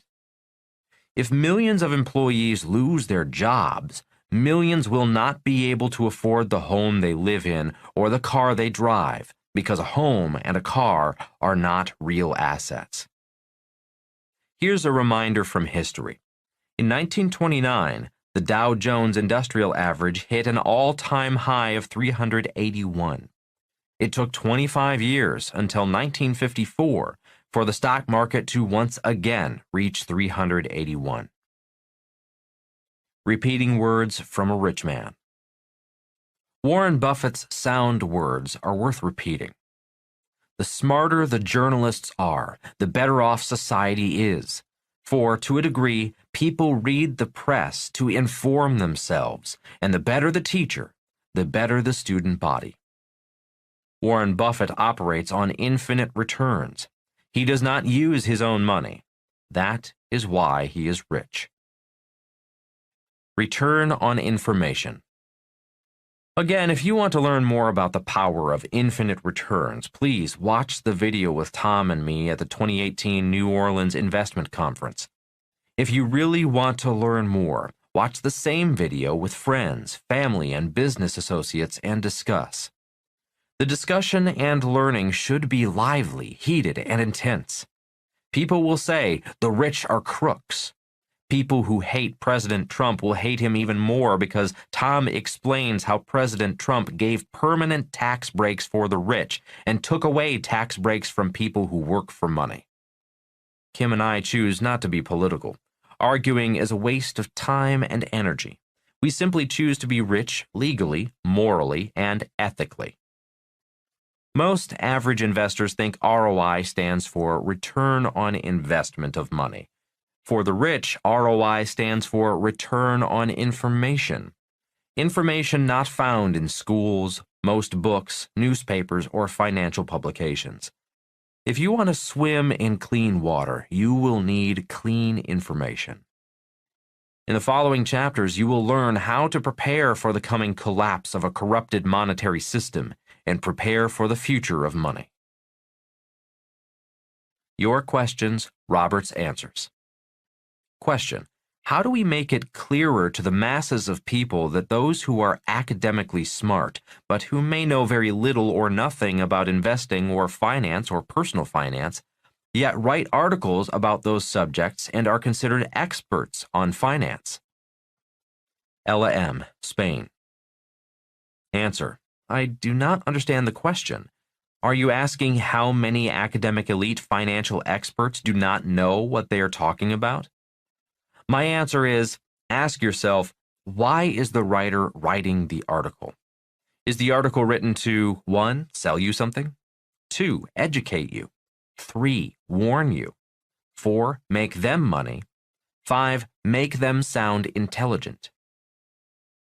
Question: what is the most effective way to reveal to millions of people that tax code is written to provide incentives for investors to do what the government wants investors to do to lower or eliminate taxes?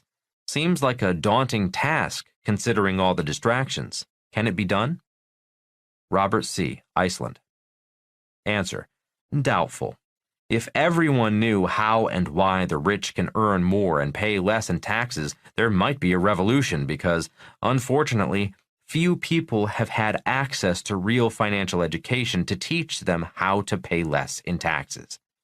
Remember, our educational system is designed to teach people to be E's and S's, not B's and I's. Question: the B quadrant businesses have many ways and incentives to reduce their tax liabilities and pay, in some cases, little to nothing in taxes. High-income earners in the S quadrant do not. This is never talked about in the media when we hear about Congress passing tax law. Why not? Julia H., USA. Answer: I doubt Grunch wants the media or the educational system to know about taxes. I am glad you want to know and learn more about taxes. Wanting to learn is the first step to learning. I do not recommend teaching people who do not want to learn. As the old saying goes, don't teach pigs to sing. It wastes your time and annoys the pig.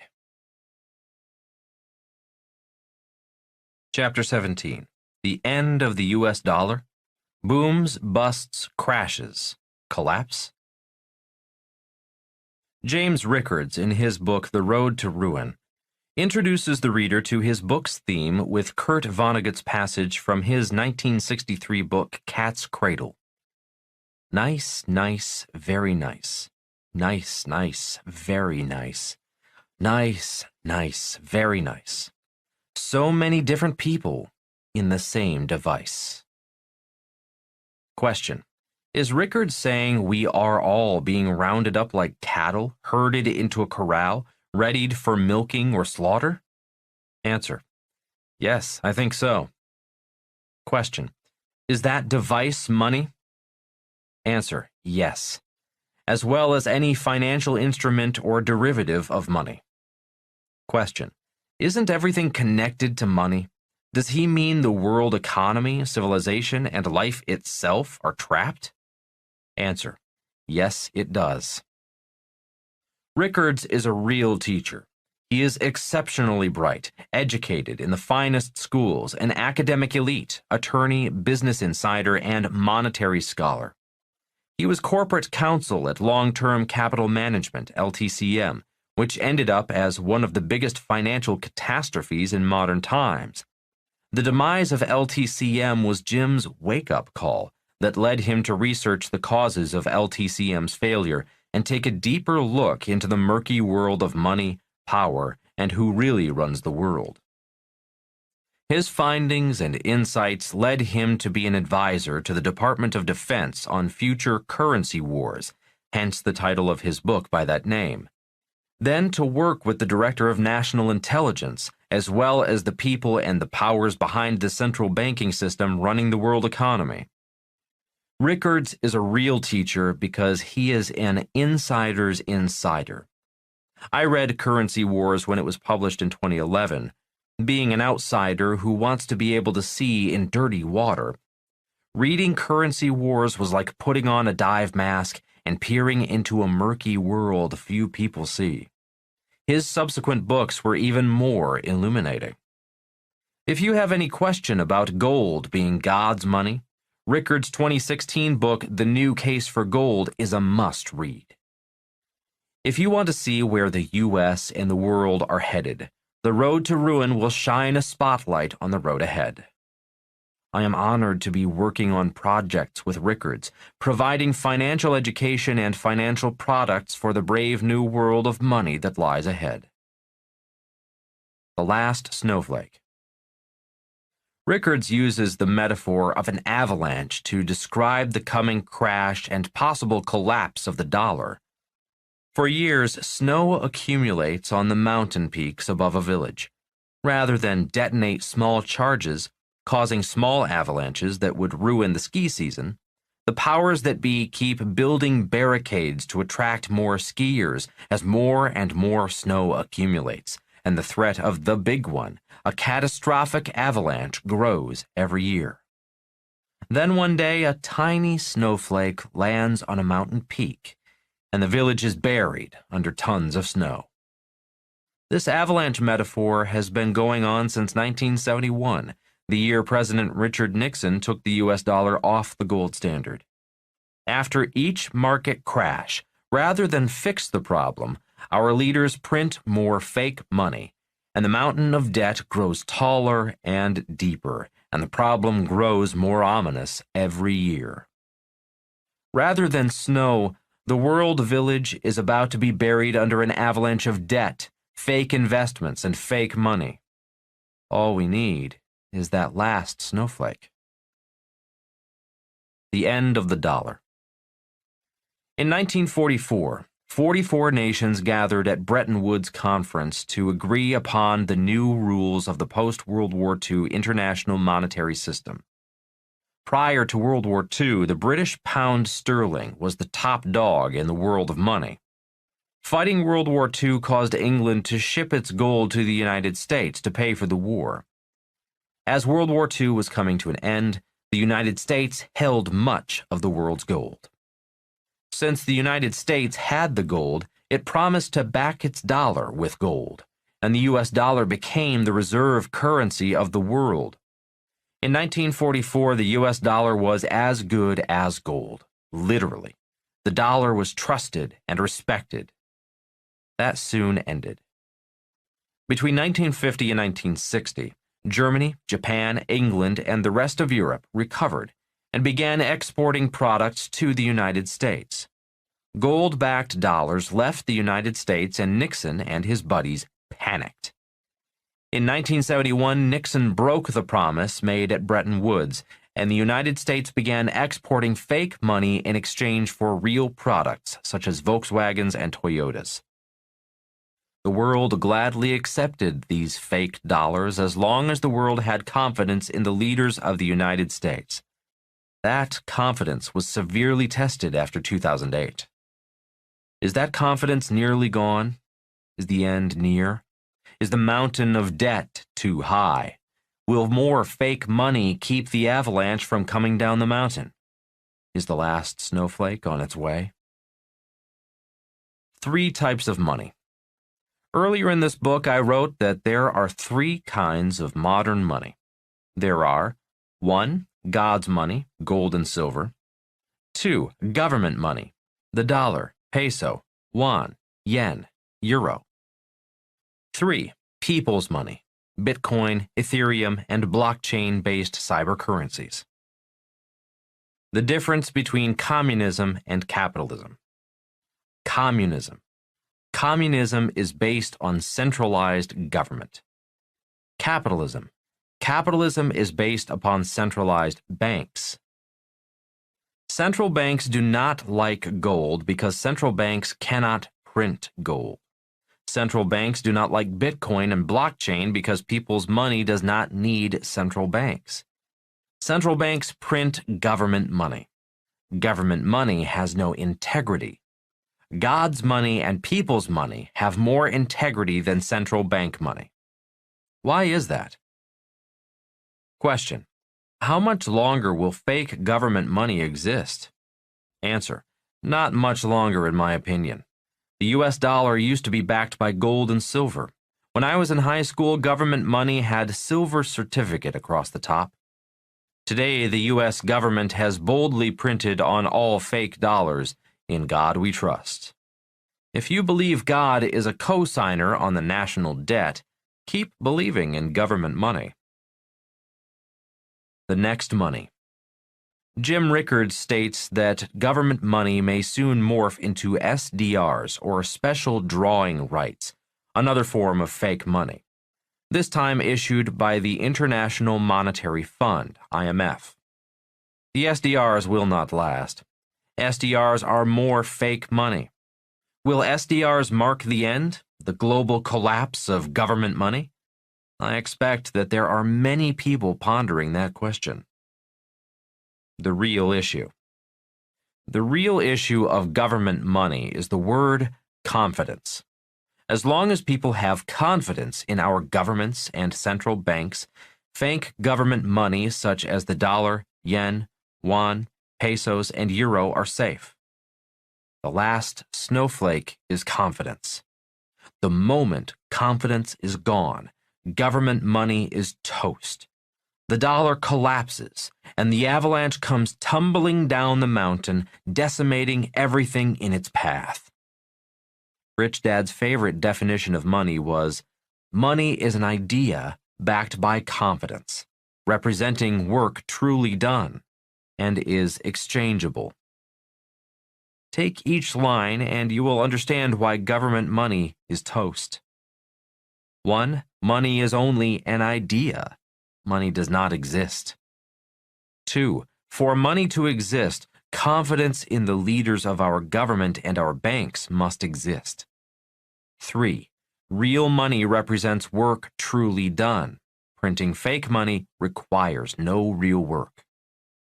4. Real money produces real value. Fake money is the thief of value. That is why fake money is not a store of value. 5. Printing fake money rips off real people and devalues the real work of real people. 6. Printing fake money makes money manipulators richer. 7. When real people wake up and confidence is gone, fake government money will no longer be exchangeable, and the avalanche of debt will come crashing down the mountain. 8. Financial education is self-defense against the greedy poor and the greedy rich.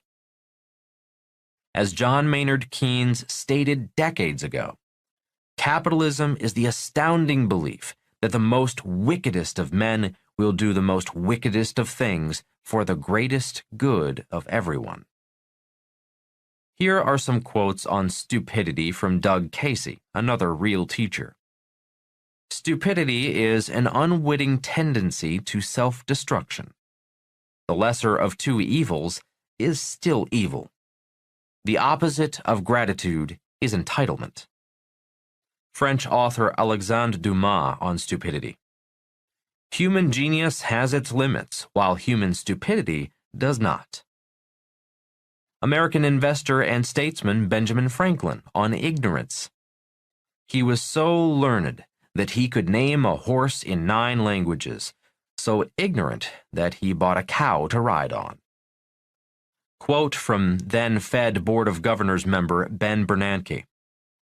The U.S. government has a technology called a printing press that allows it to produce as many U.S. dollars as it wishes at essentially no cost. No cost?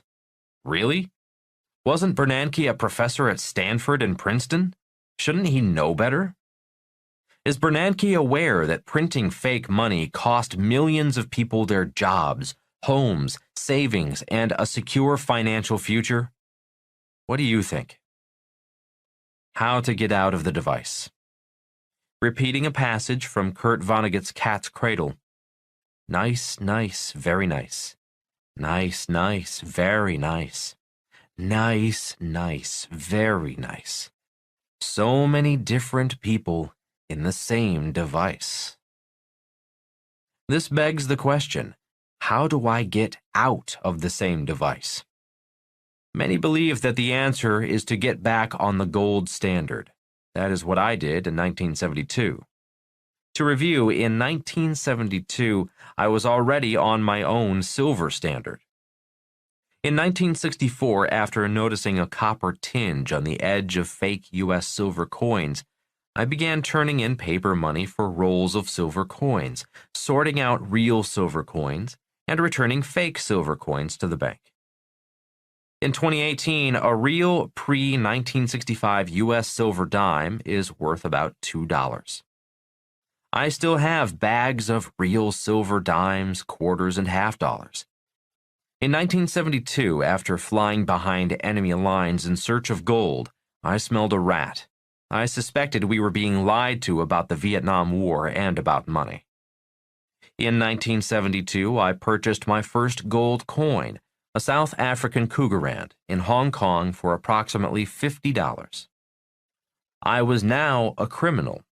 In 1972, Americans were not allowed to own gold. I still have that coin, stored safely and legally, not in a bank, but in a country outside the United States. Today, that $50 cougarand is worth about $1,200. In 1973, I took my first real estate course. I learned about infinite returns. I no longer needed fake money. I had found a real teacher. That year, I dropped out of my MBA program. Since 1973, I have been on my own gold and silver standard. Additionally, 1. I am out of traditional education. 2. I take seminars and read books in search of real teachers. 3. I invest in real assets where the government wants me to be a partner. By investing in real assets the government wants me to invest in, I pay little to zero taxes legally. 4.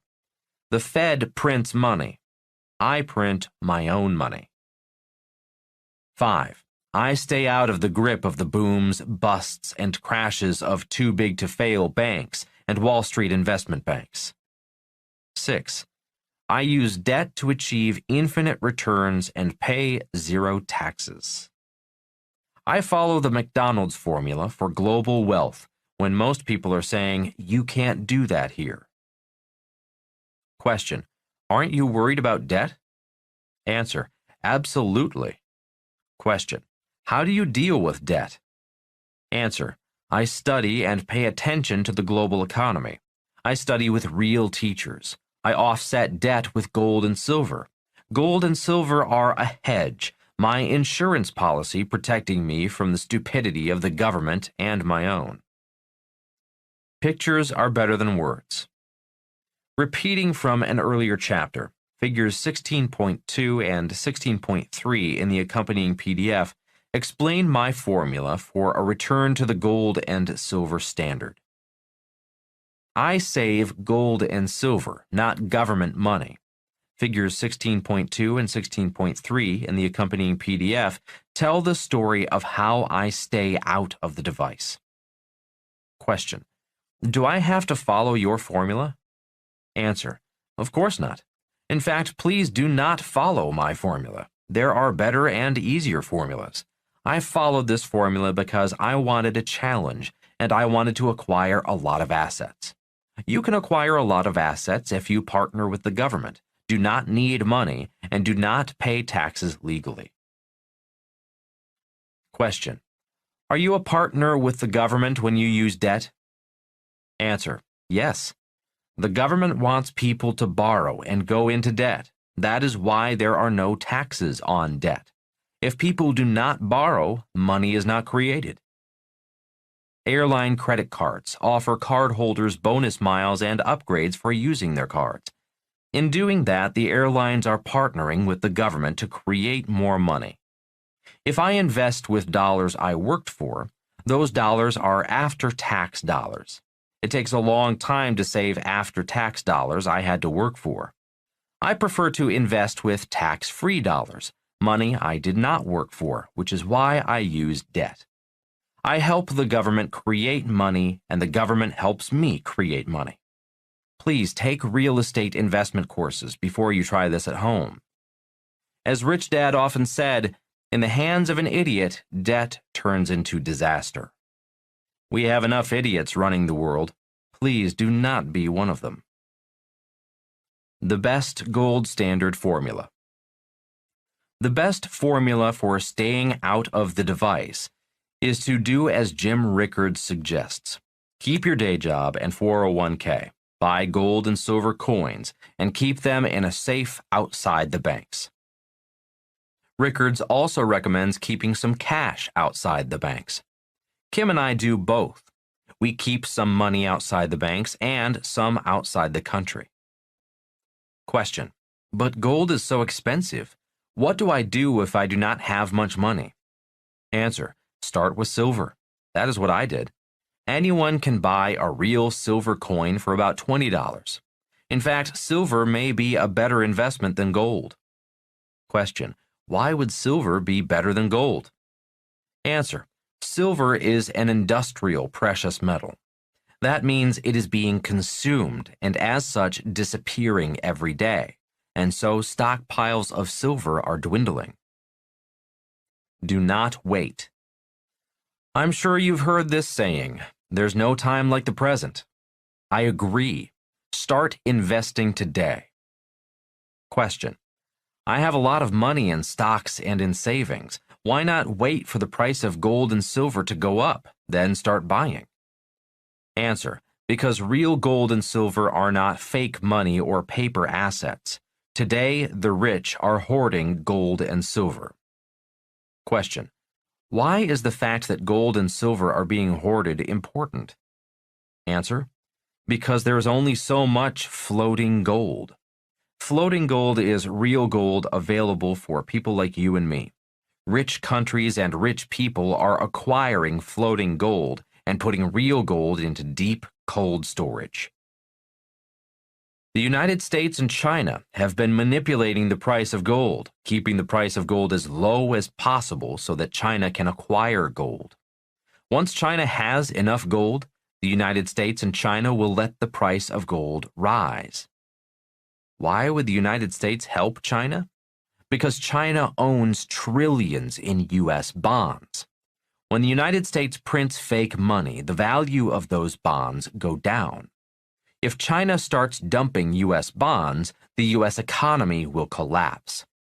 It is in the best interest for the United States to work with China, keeping the price of gold low, so China can buy cheap gold to offset China's U.S. bond losses.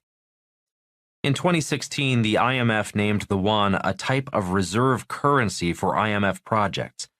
Now that China has enough gold, the United States and China are willing to let inflation and the price of gold to rise. Inflation will destroy the U.S. dollar. China will make up its losses in U.S. bonds with the rise in the price of gold. Question: once the avalanche starts and the world realizes floating gold is gone, will the price of gold rise rapidly? Answer: as Jim Rickards says, you and I won't be able to buy real gold at any price. Question: how high will the price of gold reach?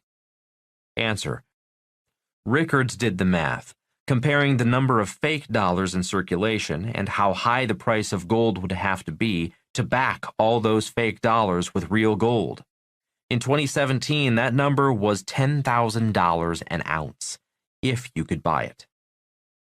Question: wouldn't the rich sell their gold if the price went that high? Answer: no. The really rich do not need to sell because the really rich do not need the money.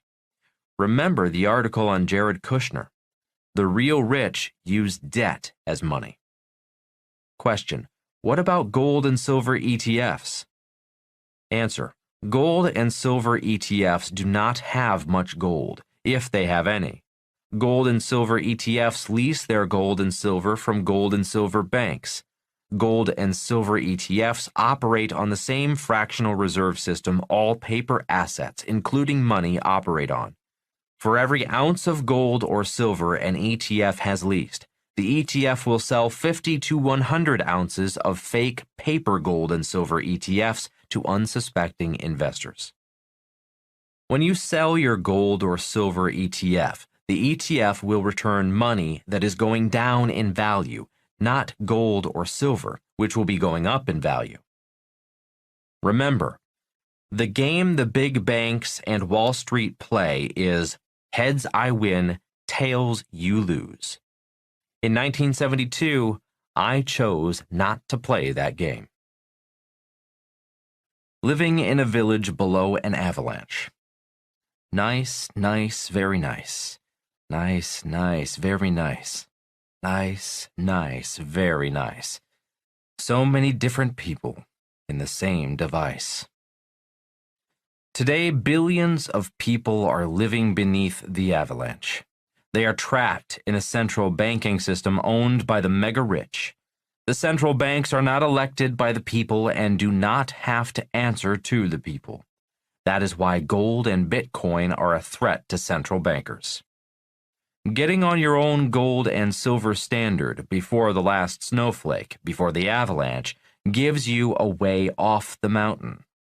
If the avalanche knocks out the electrical system, government money and people's money are toast. ATMs will shut down, Wall Street will close, and people's money will disappear when the World Wide Web disappears. Always remember, gold and silver were here when the earth was formed, and gold and silver will be here when we are all gone. That is why I agree with Rickards when he recommends we all keep 10% of our wealth in real money, real gold and real silver, outside the electronic global banking system. Question: what if you're wrong? What if nothing happens? What if there is no global catastrophe? What if the world economy keeps growing? Answer: for the sake of the world, Jim and I want to be wrong. And even if we are wrong, gold and silver will continue to increase in value. The value of the US dollar will continue to decline. Question: how can you be so sure? Answer: I will let wiser men answer that question. As Rickards writes in Currency Wars, from its creation in 1913, the most important Fed mandate has been to maintain the purchasing power of the dollar. However, since 1913, the dollar has lost over 95% of its value.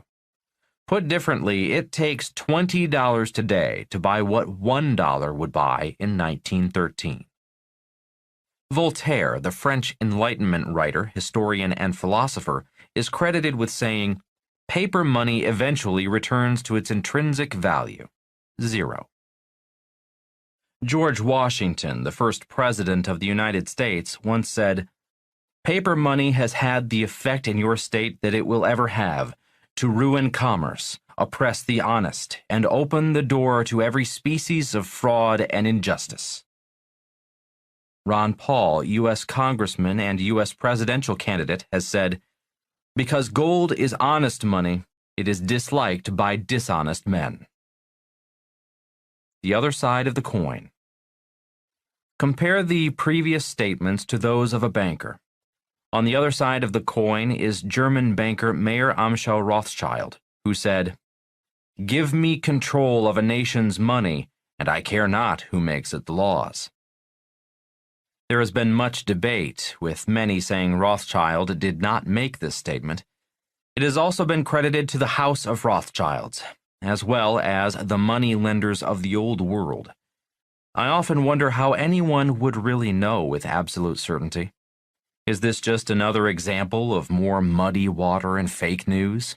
We will never know. What is real?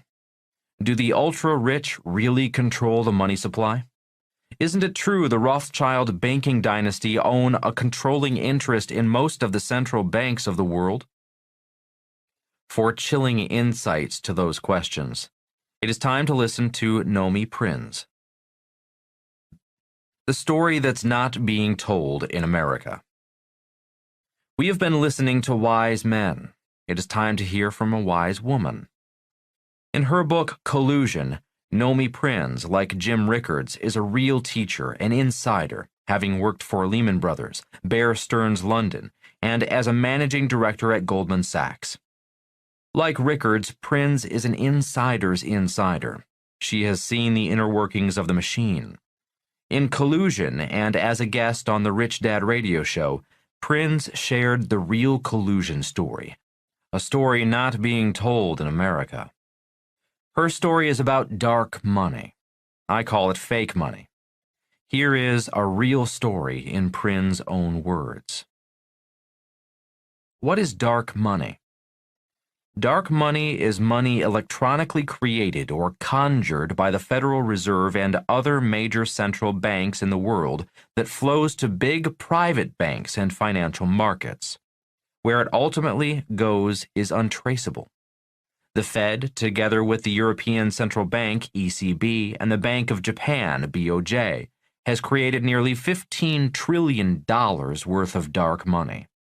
Adding in the People's Bank of China, PBOC, that figure is a staggering $23 trillion.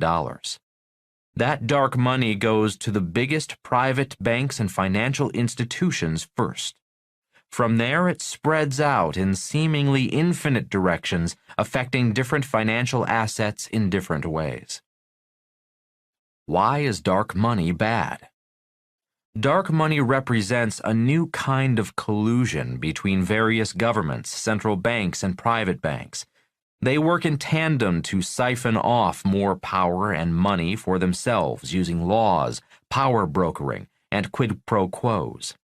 Dark money is a version of fake money because it doesn't come from the real economy. It is an artificial stimulant to markets that comes from an external source. It can manipulate and distort markets, removing their ability to behave either as free or regulated markets. Why are we in a new normal? Central banks have become more powerful than governments by virtue of their ability to create massive amounts of money without any legal restrictions or limitations on the amount. The markets, banks, and speculators have become reliant on central banks to create money, not just in emergency situations, but as an ongoing subsidy for their activities. Question: what does all of this mean? Answer: it means that someone was telling the truth when he or she said, "Give me control of a nation's money, and I care not who makes its laws." A fake request for money. In 2008, Hank Paulson, then Secretary of the Treasury, former CEO of Goldman Sachs, went before the U.S. government and American people to ask for $700 billion to bail out the too-big-to-fail banks. Question: why was it a fake request? Answer: that is the story Prinz, like Paulson, an insider from Goldman Sachs, is telling in her book Collusion. Simply put, central banks do not need to ask permission to print money. The Fed did not need Paulson, George W. Bush, Congress, or the people of the United States for permission to print money. Question: is that the new normal? The Fed and the central banks of the world do what they want without requiring permission? Answer: I believe it is. Today, the ultra-rich do not care who makes the rules, what party is in power, Republican or Democrat, conservative or liberal, or if the country is capitalist, socialist, or communist. Question: how did that happen? Answer: the Emergency Economic Stabilization Act of 2008 created the TARP program. The Dodd-Frank Wall Street Reform and Consumer Protection Act signed into law in 2010, reducing the amount authorized to $475 billion. Question: so the government said no to the $700 billion request? Answer: correct. The lawmakers reduced $700 billion to $475 billion. Question: then what happened? Answer: on October 11, 2012, The Congressional Budget Office, CBO, reduced it further to $431 billion. Question: then what happened? Answer: then Mayor Amschel Rothschild's words came true. When our leaders said no, the central banks took over, and, as Prinz states, the new normal began. Repeating Prinz's words, central banks have become more powerful than governments by virtue of their ability to create massive amounts of money without any legal restrictions or limitations on the amount. On October 11, 2012, when the CBO cut TARP to $431 billion, Rothschild's words came true. As Prinz states, the Fed, together with the European Central Bank, ECB, and the Bank of Japan, BOJ, has created nearly $15 trillion worth of dark money. Adding in the People's Bank of China, PBOC, that figure is a staggering $23 trillion. That dark money goes to the biggest private banks and financial institutions first. From there, it spreads out in seemingly infinite directions, affecting different financial assets in different ways. Question: does this mean my vote, who I vote for, the party I belong to, or who wins the election really does not matter? Answer: I will let you answer that question for yourself. Many people want to believe their vote counts. In her book, Collusion, Prinz gives you a glimpse inside the machine. At least you have seen the other side of the coin. Now you can decide for yourself if your vote really counts. Question: does that mean financial markets are manipulated? Answer: yes, yes, yes. Once upon a time, professional investors could count on price discovery. That meant the free market would determine the real price of an asset. Today, the central banks of the world control asset prices. Question: does that mean without real price discovery, assets prices are fake? Answer: yes. Manipulated dark money traded in dark pools out of sight from you and me. Even the price of gold and silver are manipulated. Question: if the price of silver and gold are manipulated, why save real gold and real silver? Answer: same answer. Because gold and silver are God's money. Real gold and silver have no counterparty risk. All fake assets have counterparty risk.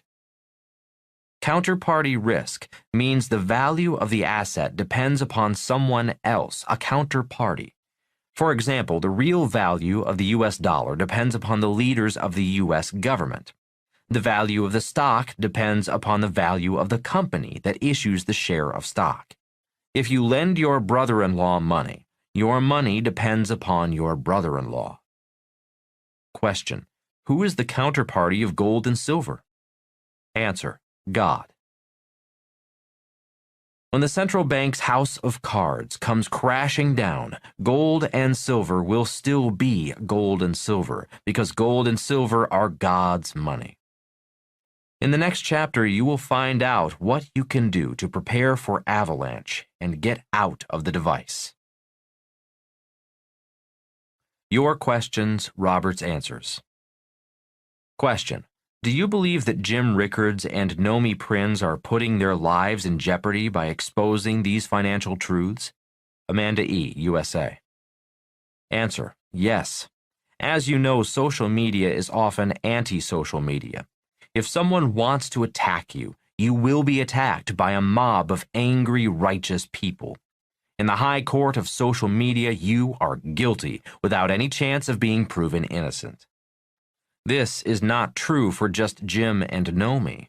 This is true for all of us. Question: do you think the U.S. government will ban the private ownership of gold again like they did in 1933? Jose F., Nicaragua. Answer: I doubt it, but you never know. In 2018, a few central banks began buying gold, the first time in 10 years. If the buying turns into a panic and the U.S. dollar crashes, who knows what the U.S. government will do? Question: how much longer in years do you think there will continue to be confidence in the U.S. dollar? If, when that's gone, What does the global economy look like? Dennis T, Hungary. Answer: I do not know. What I do know is 1. The U.S. government economy and people are floating on debt. 2. Entitlement programs are automatically funded.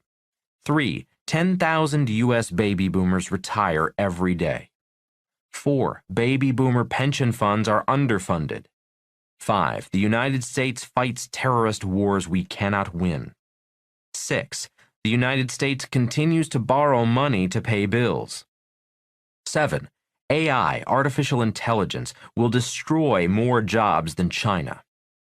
8. After 2008, the world stopped trusting the U.S. dollar. If you trust our leaders to solve this problem, keep saving fake money. Question: I don't see people ever catching on 100% to this deception, never mind overthrowing the system. Convince us otherwise. Akira Y, Japan. Answer: anger and frustration are growing, often spread by anti-social media. Watch for growing civil unrest, much like the unrest going on in Venezuela today. Mob rules will replace law and order.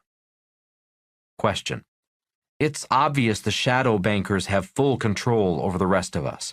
What type of final event would have to occur for them to lose control over it at last? Ronaldo J, Philippines. Answer: the banking system has been ripping off savers for thousands of years. 1,000 years ago, a saver gave a banker gold or silver to hold for safekeeping. The banker gave the saver a note, an IOU, for his gold or silver. The saver took that note and used it as money. The banker would lend the saver's gold or silver to a borrower. The banker did this over and over again. Inflation is caused by too much money in the economy. Inflation decreases the purchasing power of money. The value of the saver's gold or silver declined in value as his own gold and silver expanded across the inflating economy. Today, this banking system is known as fractional reserve banking. It is a system in which only a fraction of savers' money remains in the bank as reserves. Most of the savers' money is loaned out over and over again to more and more borrowers. This is done to make more money for the bank in the name of expanding the economy. The shadow banking system is an extension of fractional reserve banking. Individuals borrow money to loan money to people and organizations outside the rules of the regulated banking system. The economy keeps expanding as more and more money is borrowed and loaned out. Everything is fine as long as the economy keeps expanding. If one small company cannot repay its loan, the house of cards collapses because fractional reserve and shadow banking have created far more real debt than there is real money. China has a massive problem with shadow banking. If China's economy continues to slow and loans cannot be repaid, a Chinese crash would make the 2008 subprime disaster look like a raindrop on a puddle. In 2008, banks dropped interest rates, some below zero, and at the same time the banking system printed trillions in fake money. Not only did savers lose the interest income on their savings, but their savings lost purchasing power to the trillions in fake money printed by the banking system. The bankers who caused the disaster were bailed out and paid billions in bonuses, while savers became the biggest losers in world history. The coming disaster will be much bigger than the 2008 crash, and yet schools continue to teach students to get out of debt and save money. In 1971, the world changed, but the education system didn't. Chapter 18. Preparing for a Brighter Future. Achieving Spiritual Health, Wealth, and Happiness. Almost every morning, I followed the wisdom found in The Miracle Morning, written by Hal Elrod. Almost every morning, I practice a yoga routine for about 10 minutes, meditate for 30 minutes, read a spiritual book for 10 minutes, and journal, sharing my innermost thoughts on paper to myself. This early morning hour is the most important part of my day. This hour determines how I will handle the day and the quality of my future. The glass ceiling.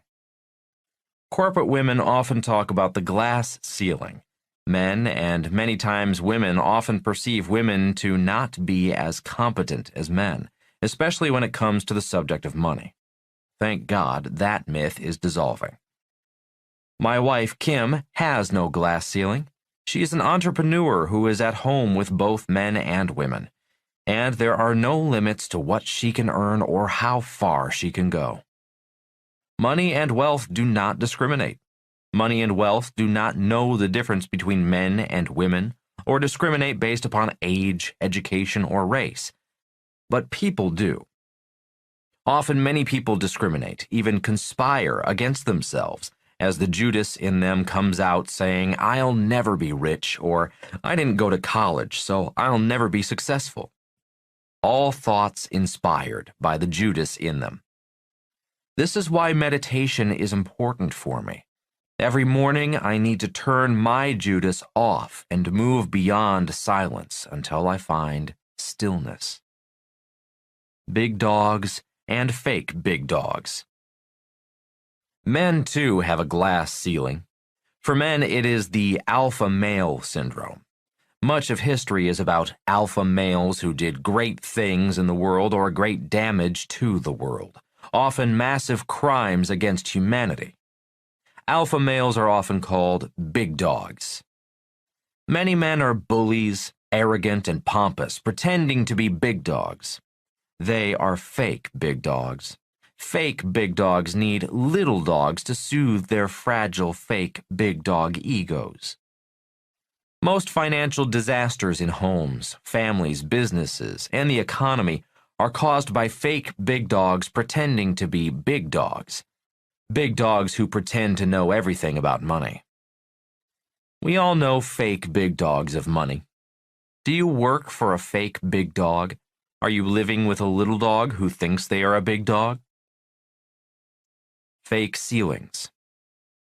Anyone with any ambition, man or woman, has had a glass ceiling or a fake big dog standing in his or her way.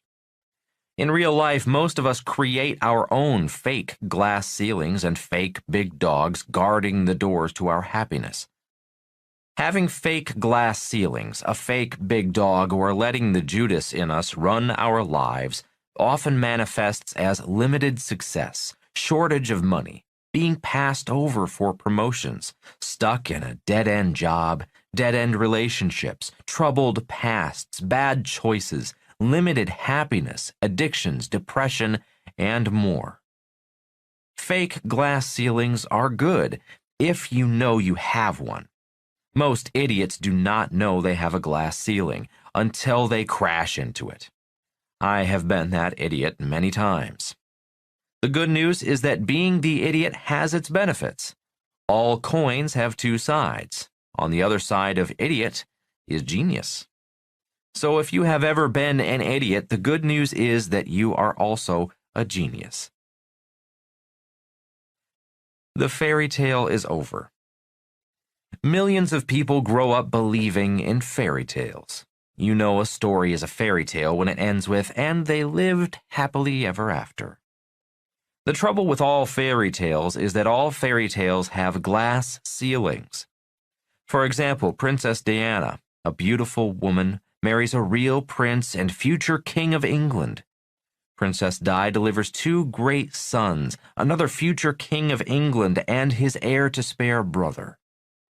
Diana Frances Spencer, born July 1st, 1961, lived the dream of many young girls, the dream of being a fairy princess who marries a prince, a real prince. Tragically, Princess Di's real-life fairy tale turned into a real-life royal nightmare.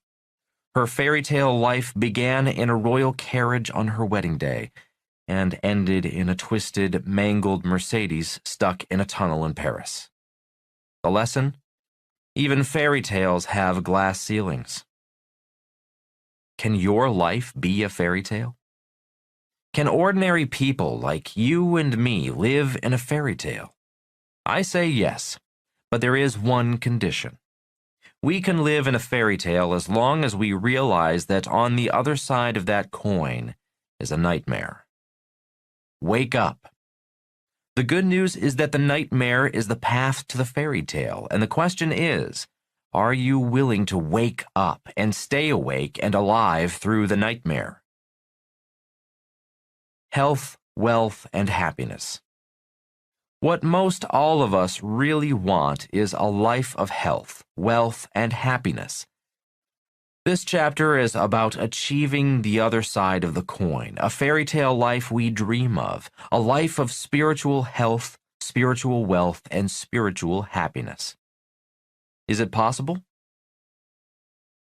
Spiritual health. My cardiologist, Dr. Radha Gopalan, has been nudging me for years to meditate, reminding me that doctors and medicine are fake health and that inner spirituality is real health. Radha is a real teacher, mentor, personal friend, and author of A Second Opinion, a book about the power of combining both Eastern and Western medicine. It is a book with a message that is essential for anyone who values their health.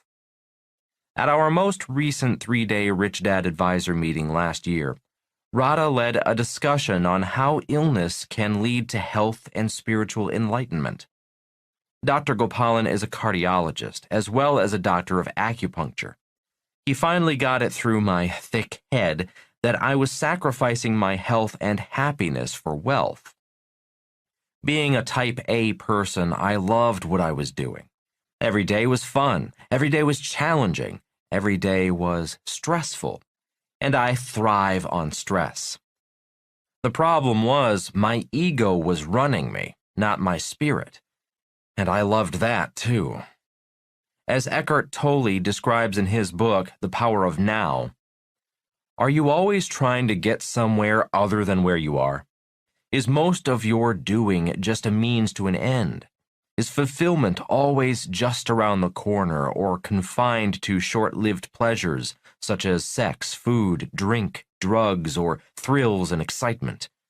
Are you always focused on becoming, achieving, and attaining, or alternatively chasing some new thrill of pleasure? Do you believe that if you acquire more things, you will become more fulfilled, good enough, or psychologically complete? Are you waiting for some man or woman to give meaning to your life? Tolle might describe a person like me as running from my past because the future holds the promise of salvation, even though that is an illusion. Tolle adds, usually the future is a replica of the past. Superficial changes are possible, but real transformation is rare and depends upon whether you can become present enough to dissolve the past by accessing the power of the now. Until Radha nudged me to wake up, meditate, read spiritual books, not just financial books, and practice yoga, as well as go to the gym, I was nothing but a little dog trying to become a bigger dog. What a waste.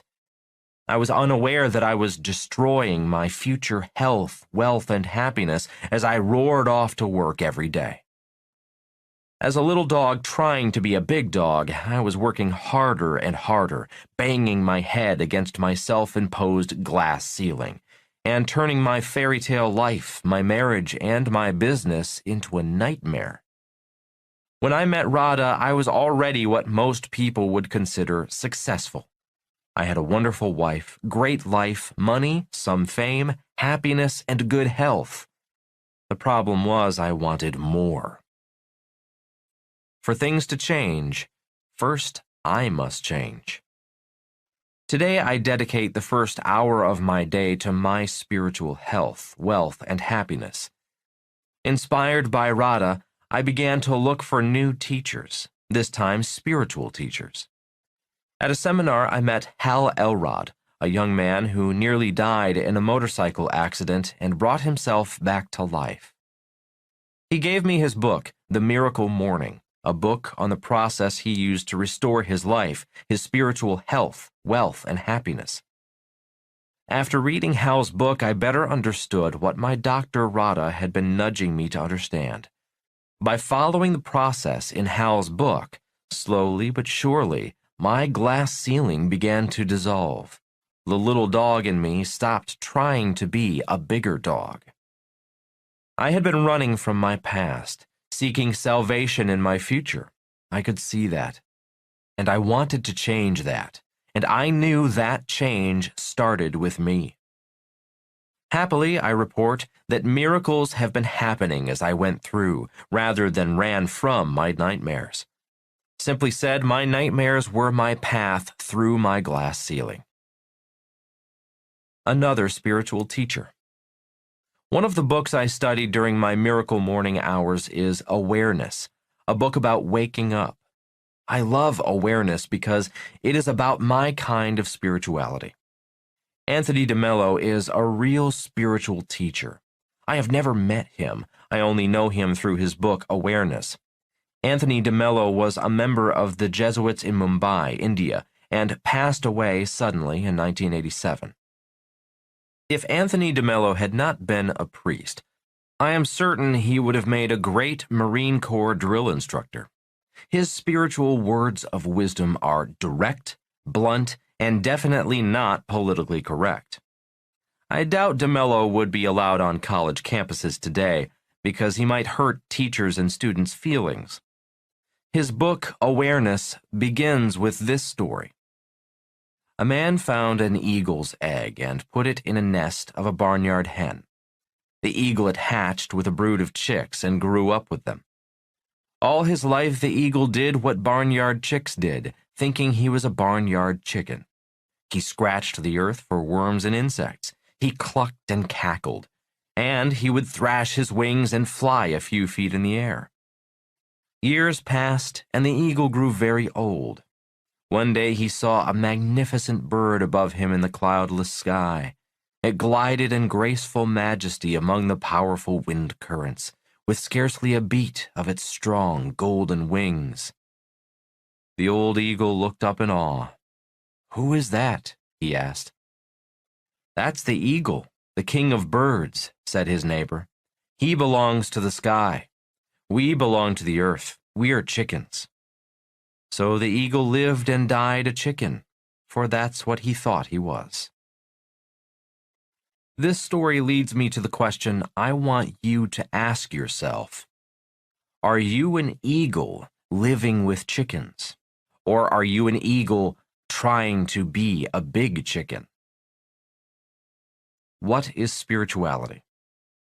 DeMello writes, "Spirituality means waking up. Most people, even though they don't know it, are asleep. They're born asleep. They live asleep. They marry in their sleep. They breed children in their sleep. They die in their sleep without ever waking up." I want you to understand something right at the beginning, that religion is not, I repeat, not necessarily connected with spirituality. Please keep religion out of this for the time being. Time to wake up. Another story by DeMello. A gentleman knocks on his son's door. "Jamie," he says, "wake up." Jamie answers, "I don't want to get up, Papa." The father shouts, "Get up, you have to go to school." Jamie says, "I don't want to go to school." "Why not?" asks the father. "3 reasons," says Jamie. "First, because it's so dull. Second, the kids tease me. And third, I hate school." And the father says, "Well, I am going to give you 3 reasons why you must go to school. First, because it is your duty. Second, because you are 45 years old. And third, because you are the headmaster." Wake up. Wake up. You've grown up. You're too big to be asleep. Wake up. Stop playing with your toys. Most people tell you they want to get out of kindergarten, but don't believe them. Don't believe them. All they want is to mend their broken toys.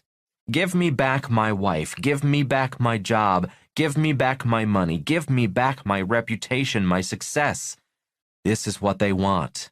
They want their toys replaced. That's all.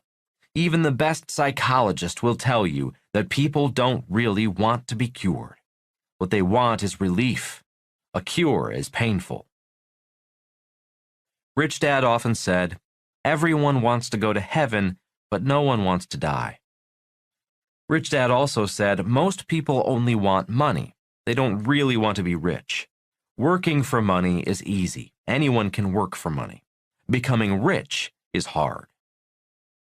Rich Dad often used the model of be, do, have. He would say, there is a difference between being rich and having money. Most people focus on having money rather than being rich. Rich Dad explained further, Mother Teresa is rich because she does not need money to get her work done. Eckhart Tolle, in his book The New Earth, says, "The ego tends to equate having with being. I have, therefore I am. And the more I have, the more I am. The ego lives through comparison. How you are seen by others turns into how you see yourself. The ego's sense of self-worth is in most cases bound up with the worth you have in the eyes of others. You need others to give you a sense of self, and if you live in a culture that, to a large extent, equates self-worth with how much and what you have, if you cannot look through this collective delusion, you will be condemned to chasing after things for the rest of your life in the vain hope of finding your worth and completion of your sense of self there. How do you let go of attachment to things? Don't even try. It's impossible. Attachment of things drops away by itself when you no longer seek to find yourself in them. In the meantime, just be aware of your attachment to things. The ego identifies with having, but its satisfaction in having is a relatively shallow and short-lived one. Concealed within it is a deep sense of dissatisfaction, of incompleteness, of not enough. I don't have enough yet, by which the ego really means, I am not enough yet. Repeating a Rich Dad lesson, being rich is not the same as having a lot of money and things. Question: what does being rich mean?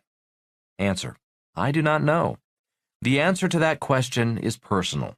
Only you can answer that question for yourself. Here is what I do know. Billions of people want to have more money and want to have more things. My glass ceiling was the little dog in me, running from I am not good enough yet. That is what I need relief from. Unfortunately, more money and more success were not a cure. More money and more success were only temporary relief. Magic pills. Back in the 1960s, there was a television and radio commercial that asked, "How do you spell relief?" The answer was to spell out the name of the antacid the commercial was promoting. The announcer spells out, letter by letter, the product name, ROLAIDS. Millions ran out and bought relief. Today, all over the world, we the people are pounded with magic pill promotions. Magic pills prey on humans' deep wanting, neediness, unhappiness, and feelings of I am not good enough. There are magic pills for losing weight, getting rich quick, finding the love of your life, quitting your job and never working again, and going back to school for an advanced degree. My favorite magic pills are the weight loss ads. Having struggled with being overweight all my life, I am a sucker for the ads showing before and after photos of a stunning man or woman saying, I took this magic pill and lost 55 pounds. I did it without dieting or exercise, and look at me now. A few ads have been so convincing that I have taken out my credit card and ordered the magic pills. So far, none of the magic pills have worked. I continue to struggle with my weight. As DeMello states, what people want is relief. A cure is painful. The pain would be sticking with the diet and exercise program that comes with every bottle of magic pills. That's the path to a cure. $1 billion lottery. Relief from wanting money. In 2018, the news was filled with stories of the lottery approaching $1 billion. As soon as that news got out, the lottery jackpot soared past $1 billion. Why? Because millions of people were seeking financial relief, not a cure. Most people want the easy road to wealth, which is why most people never achieve great wealth or relief from real money worries. The same thing happened when Bitcoin made the news. Suddenly, millions of people were Bitcoin investors. I was one of them. I met a person who agreed to sell me 5 of the Bitcoins he owned, ones he bought early when no one knew about Bitcoin. We shook hands, but nothing happened. The seller and his attorney mysteriously disappeared, sparing me from my own foolishness. It's not that Bitcoin is foolish. I was foolish. I was buying only because the prices were going up and I did not want to miss the boat. I was buying just 5 coins so I could get in the game to learn, a practice I recommend. I learn when I have skin in the game. I did the same thing with gold and silver, stocks and bonds. Eventually, I bought some lesser-known people's money, cybercurrency like Ethereum. I learned by buying a little, having some skin in the game, and then learning the game. I suspect cybercurrency, people's money, will be government money's glass ceiling. I suspect the little dogs will bite the big dogs' butts. Why people don't wake up. As DeMello writes, spirituality means waking up. Waking up is unpleasant, you know. You are nice and comfortable in bed. It's irritating to be woken up. That's the reason the wise guru will not attempt to wake people up. I hope I'm going to be wise here and make no attempt to wake you up if you are asleep. It is really none of my business, even though I say to you at times, wake up. My business is to do my thing, to dance my dance. If you profit from it, fine. If you don't, too bad. As the Arabs say, the nature of rain is the same, but it makes thorns grow in the marshes and flowers in the gardens. Translation: Magic pills do not work. Gurus do not work. A new wife will not work. A new Ferrari will not work. When you look at be, do, have, the deeper problem is the wanting to have more. Question: If relief, like a new Ferrari, a new wife, a bigger house, new shoes, clothes, or more money does not work, how do you cure the wanting? How do I cure I am not good enough yet?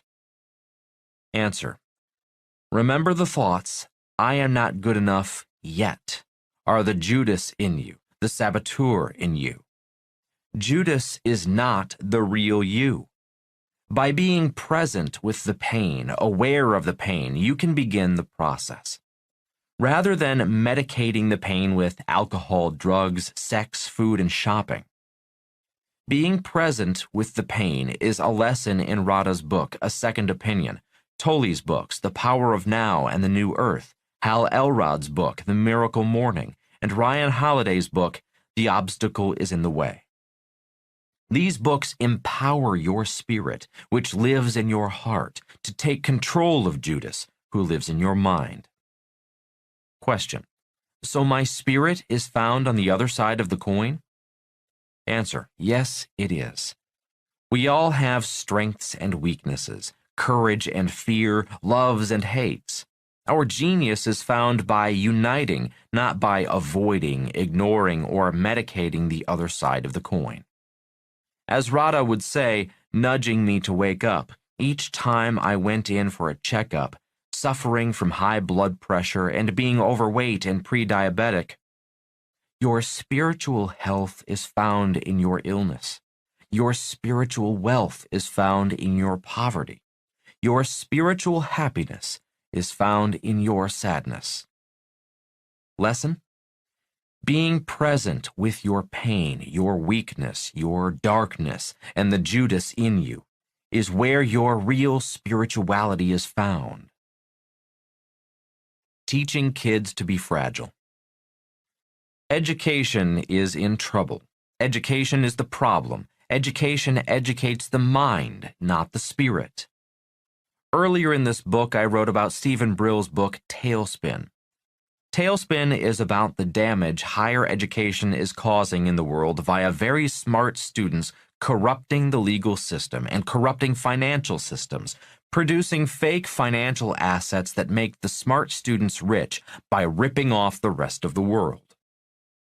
In the book Big Potential, author Sean Achor, a Harvard graduate and lecturer, describes how the practices, methods, and processes of modern education keep students, even brilliant students, trapped in their small potential, not their big potential.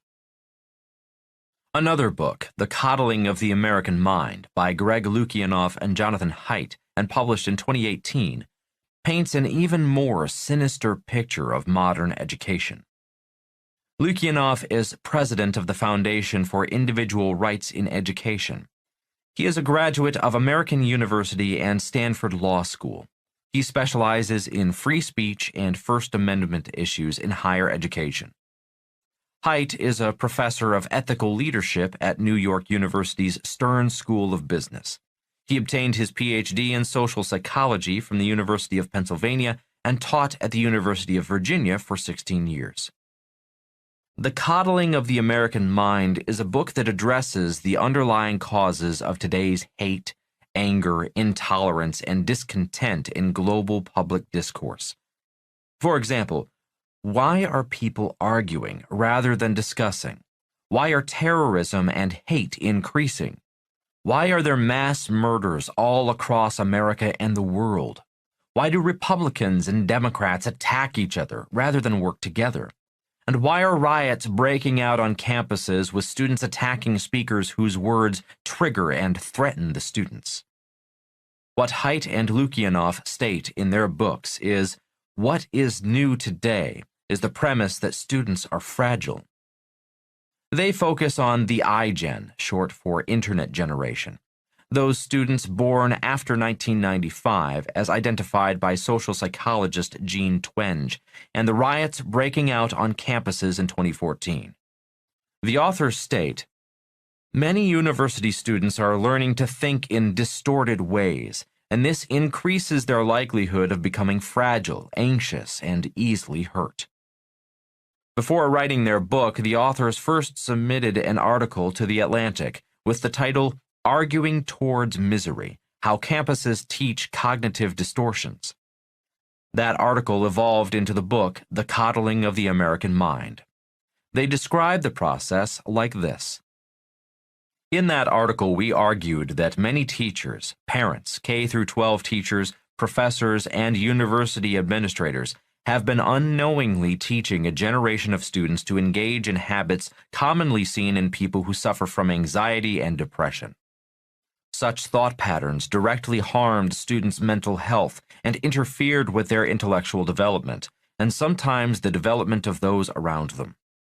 At some schools, a culture of defensive self-censorship seemed to be emerging, partly in response to students who were quick to call out or shame others for small things that they deemed insensitive, either to the student doing the calling out or to members of a group that a student was standing up for. We called this pattern vindictive protectiveness and argued that such behavior made it more difficult for all students to have open discussions in which they could practice the essential skills of critical thinking and civil disagreement. Question: what does all this mean? Answer: violence, hate, and disagreements will probably increase due to technology and mass higher education. Today, teachers and students demand safety.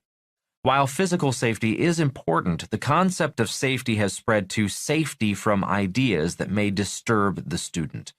In other words, emotional safety. This means free speech is dead. Making matters worse, if a student feels threatened by an idea, this new culture allows a person to retaliate, attack, even harm someone they have judged to have triggered uncomfortable emotions within the student. This is why violence is increasing. Free speech is dead. Real education is dying. The Coddling of the American Mind is an important book, especially if you have children in school or are an employer who works with the iGen born after 1995. My friends who are in the military have noticed distinct differences between working with millennials and those of the iGen. Authors Haidt and Lukianoff state that it is the iGen that gives millennials their flaky, combative reputation. The problem is that the attitudes of the iGen and today's teachers are infecting all generations worldwide. Question: how does one prepare for this brave new world? Answer: the Coddling of the American Mind offers many solutions, one being insights from Nassim Taleb, author of The Black Swan, a 2007 bestseller and a financial Bible for many professional investors. Taleb is a statistician, stock trader, genius polymath, and professor of risk management at NYU. He states that too many investors look at risk in the wrong way. In complex systems and societies, it is impossible to see what will happen in the future. Yet we persist on trying to calculate risk based on past experiences. Hence, that opens the door to unforeseen black swan events one is not prepared for. Black swan, noun. An unpredictable or unforeseen event, typically one with extreme consequences. This is why Jim Rickards believes that academic elites, such as former Fed Chairman Ben Bernanke, got it wrong. Rickards and Nomi Prinz, real insiders, not fake academic elites, believe that we are making the future weaker, not stronger, by quantitative easing, QE, and printing more and more money. Bernanke is a professor of the Great Depression. In 2008, he did what he believed the Fed should have done in 1929, print more money. Bernanke was driving into the future, but looking into the rearview mirror. As the old saying goes, generals prepare to fight the last war. In 2008, Bernanke was fighting the war of 1929. The Coddling of the American Mind and Nassim Taleb's 2012 book Anti-Fragile take the position that our schools are inadvertently damaging students' futures by making them fragile rather than preparing them for an unexpected black swan future. Taleb asks us to distinguish between three types of people. 1. Some people are fragile, like fine china teacups. They break easy and cannot heal themselves, so you must handle with care. 2. Some people are resilient, like plastic cups. They can withstand the great shocks of life. Parents usually give their kids plastic cups. The problem is plastic cups do not benefit from falls and rough handling because plastic cups do not learn, grow, or get stronger. 3. Some people are anti-fragile. Anti-fragile people require stress, challenges, and hardship in order to learn, adapt, and grow. Very important. Anti-fragile systems grow weaker, more rigid, and less efficient when not challenged. For example, our muscles grow weaker and bones grow fragile, as do children's, because children and human beings have anti-fragile systems. If a person spends a month in bed, his or her muscles atrophy because complex systems are weakened when deprived of stress. When neurotically overprotective parents and school teachers protect students from real life, they are hurting the student and the future of our world. On top of that, fragile people become violent people, defending their right to be protected from real life. The candle versus the campfire. The metaphor of a candle and a campfire is another example of this. If you blow too hard on a candle, the candle goes out. If you blow really hard on a campfire, the campfire grows stronger. When our schools, teachers, and neurotic, overprotective parents protect their children from the real world, they raise candles. Children who will be unprepared for the black swans of the future and the world they will face as adults. How to prepare for the future. Many people are resilient and strong. Again, the problem with strong, resilient people is they do not grow or learn and fall behind as the world churns on into the future. I will leave you with this thought. a quote, ancient words of wisdom that the authors of The Coddling of the American Mind use as the start of the book's first chapter, The Untruth of Fragility. When heaven is about to confer a great responsibility on any man, it will exercise his mind with suffering, subject his sinews and bones to hard work, expose his body to hunger, put him to poverty, place obstacles in the path of his deeds, so as to stimulate his mind, harden his nature, and improve wherever he is incompetent. Meng Tzu, 4th century BCE. This is how humans turn into eagles. Just as Radha nudged me to open my mind and learn, your spiritual health is found in your illness. Your spiritual wealth is found in your poverty. Your spiritual happiness is found in your sadness. Chickens are resilient. They survive, but do not learn. They live on the farmer's land and eat the farmer's food, and allow the farmer to sell their eggs, enslave their chicks, and eat them when the farmer is hungry. Eagles are anti-fragile. They love the uncertainty of the winds, the challenge of feeding their chicks, and the freedom of the sky. These are my questions for you. Are you an eagle or a chicken? Are our schools teaching students to be eagles or chickens? What did school teach you to be? Only you can answer those questions. In the next chapter, you will learn how to soar like an eagle while living in a world run by chickens. Your questions, Robert's answers. Question. I've read Dr. Gopalan's book, Second Opinion, on Eastern and Western medicine philosophies, and the power each of us has to positively impact our health and wellness. How do we effectively spread this information to the great masses of ignorant people? Monique B., USA. Answer. We are all ignorant about something. No one knows everything. We all contribute to enlightenment when we share what we have learned in our lives. I commend Dr. Gopalan for sharing what he knows from both the worlds of both Eastern and Western medicine. I commend you for reading his book. That is how we spread enlightenment. Question. Why do you think Dr. Gopalan's information and common sense philosophies aren't part of mainstream teaching on how to stay healthy? Deepak J., India.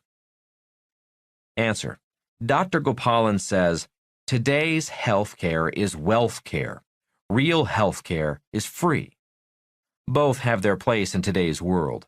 Personal healthcare costs would be less if people really followed Dr. Gopalan's advice and focused on health, not medicine, for healing. Question. Can the Judas, as you call it, in all of us, eventually be consistently controlled with enough practice? Arturo S., Mexico. Answer. No, Judas will never be controlled. The way to reduce Judas's power over you is to be aware and listen when Judas is doing the talking. The moment Judas knows you know he is doing the talking, Judas's power diminishes. Chapter 19. How to soar with eagles in a world run by chickens. Take control of your life. Beware. This section may offend anyone who identifies with chickens.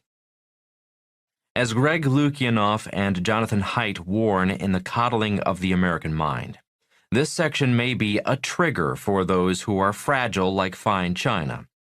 If you are one of those people, this final chapter is best avoided. For those who are eagles, resilient, or anti-fragile, this final chapter may be what you have been waiting for. Conclusion. Lessons for Eagles. In 1972, I met a Vietnamese woman who was selling gold. She was a tiny woman whose teeth were red from chewing betel nuts, and she turned out to be one of my best teachers. I think of her often. I remember that day vividly, flying behind enemy lines, looking down on burned-out wreckage of previous battles, landing on what I thought was firm ground, shutting the aircraft down, walking through the tiny village, smiling and waving to villagers who were selling fruit, vegetables, ducks, and chickens. The peasant farmers stared back, wondering what 2 U.S. Marines were doing strolling unarmed in enemy territory, asking for directions to a gold mine. On that day, I knew looking for gold behind enemy lines was stupid, very stupid. It was just an adventure. Today, I realize that looking for gold was one of the smartest things I have ever done. The Vietnamese woman became my teacher when she refused to discount her gold. She wanted the spot price, the price of gold on that day on the international gold markets of the world. At the time, I did not know what spot price meant. I was a college graduate, yet she knew more about real money, gold, and the real world of money than I did. I thought about my rich dad and my poor dad. I wondered what else we supposedly educated Americans did not know about the real world of money. Why did I not know anything about gold? I wondered if we were being educated to be highly educated poor people. The Vietnamese woman changed my future. Today, my financial situation is built on real gold and real silver, God's money, not man-made fake paper money and fake paper assets. Stable money, stable world? I think of that Vietnamese woman often. I wonder what our world would be like if our schools taught students what that Vietnamese woman knew about the real world of money. And for me, it begs the question, if the world had stable money, would we have a more stable world? Would we have a world where the gap between rich, poor, and middle class was narrowing rather than widening? A world that was a bit more fair. What is spirituality? As Anthony DeMello writes in Awareness, spirituality means waking up. Most people, even though they don't know it, are asleep. They're born asleep, they live asleep, they marry in their sleep, they breed children in their sleep, they die in their sleep, without ever waking up. When the Vietnamese woman refused to sell her gold at a discount, she was saying to me, wake up, wake up, wake up. You will see the lessons she woke me up to by examining figures I.1, I.4, 2.1, and 2.2 in the accompanying PDF. Starting my own gold mine. In the 1990s, inspired by that Vietnamese woman, I began my search for my own gold mine. My partners and I eventually discovered one of the largest gold deposits in China. We took that mine public via the Toronto Stock Exchange. Once we had a viable mining operation, the Chinese government took it from us. As DeMello might say, I was waking up to the real world of money and power. James Rickards, in The Road to Ruin, writes, Paul Ryan, Speaker of the House of Representatives, slipped a provision into a budget bill that increased China's voting rights at the IMF. This further validated China's membership in the exclusive club of countries that run the world money system. These triumphs for Chinese power went hand in glove with China's manic efforts to acquire gold since 2006, best understood as an initiation fee for this exclusive club. Publicly, U.S. officials and those of the other major powers disparage gold, yet these powers hoard it as proof against the day confidence in paper money dies. The United States has more than 8,000 tons of gold. The Eurozone has more than 10,000 tons, and the IMF has almost 3,000 tons. China's stealth acquisition of 4,000 tons, with more on the way, gives China a seat at the table with other gold and special drawing rights powers. Lesson: he who has the gold makes the rules. This is one of the lessons the Vietnamese woman taught me. If not for her, I would not have begun my slow but steady accumulation of real gold and real silver, the real financial foundation for the wealth Kim and I have built. If not for the Vietnamese gold vendor, I might have built my foundation on fake money, fake paper assets, and build an unstable real house of cards. In December 2017, David Stockman, President Reagan's director of the Office of Management and Budget, sent out this warning.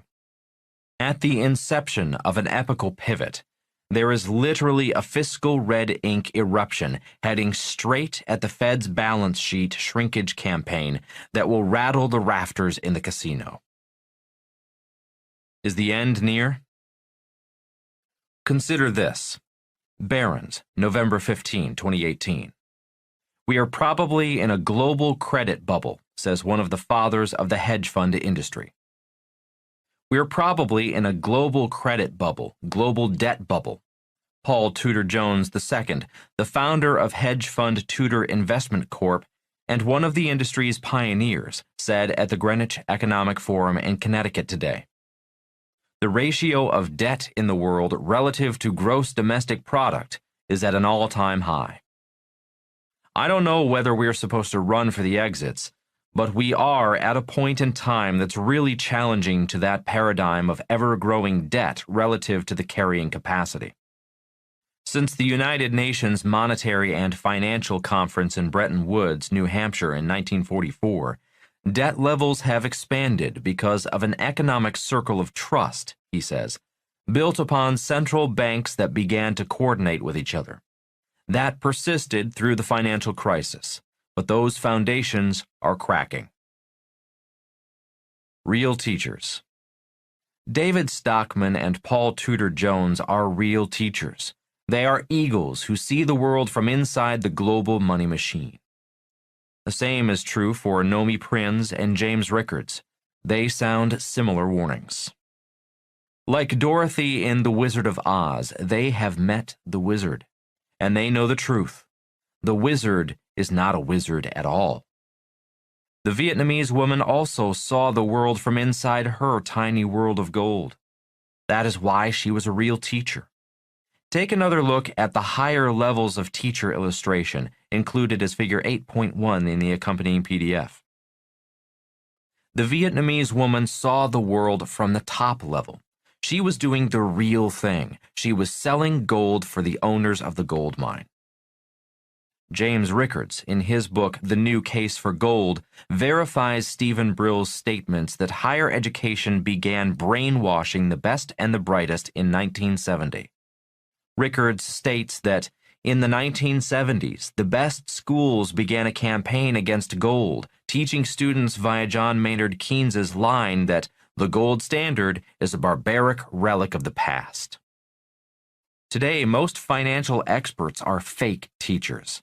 They condemn gold, but know little about real gold and real money. They learned about gold in business school from fake teachers. Most of today's financial experts are not eagles. They are parrots who mindlessly repeat the words their academic elite teachers taught them to say and dare not question. This is true for most financial planners, stockbrokers, and pension fund managers, which is why many pensions are going broke. Most are parrots, not eagles. Have you been brainwashed? Most financial experts say gold is a barbaric relic of the past because they have been brainwashed. They repeat what they have been taught to say. That is why so few people own real gold. Have you been brainwashed into not owning gold? Do you believe in saving money and investing for the long term in a diversified portfolio of stocks, bonds, mutual funds, and ETFs? Anthony DeMello's words on brainwashing bear repeating. There have been some interesting studies on brainwashing. It has been shown that you're brainwashed when you take on or introject an idea that isn't yours, that is someone else's. And the funny thing is that you'll be ready to die for this idea. Isn't that strange? The first test of whether you've been brainwashed and have introjected convictions and beliefs occurs the moment they're attacked. You feel stunned. You react emotionally. That's a pretty good sign. Not infallible, but a pretty good sign that we're dealing with brainwashing. You're ready to die for an idea that was never yours.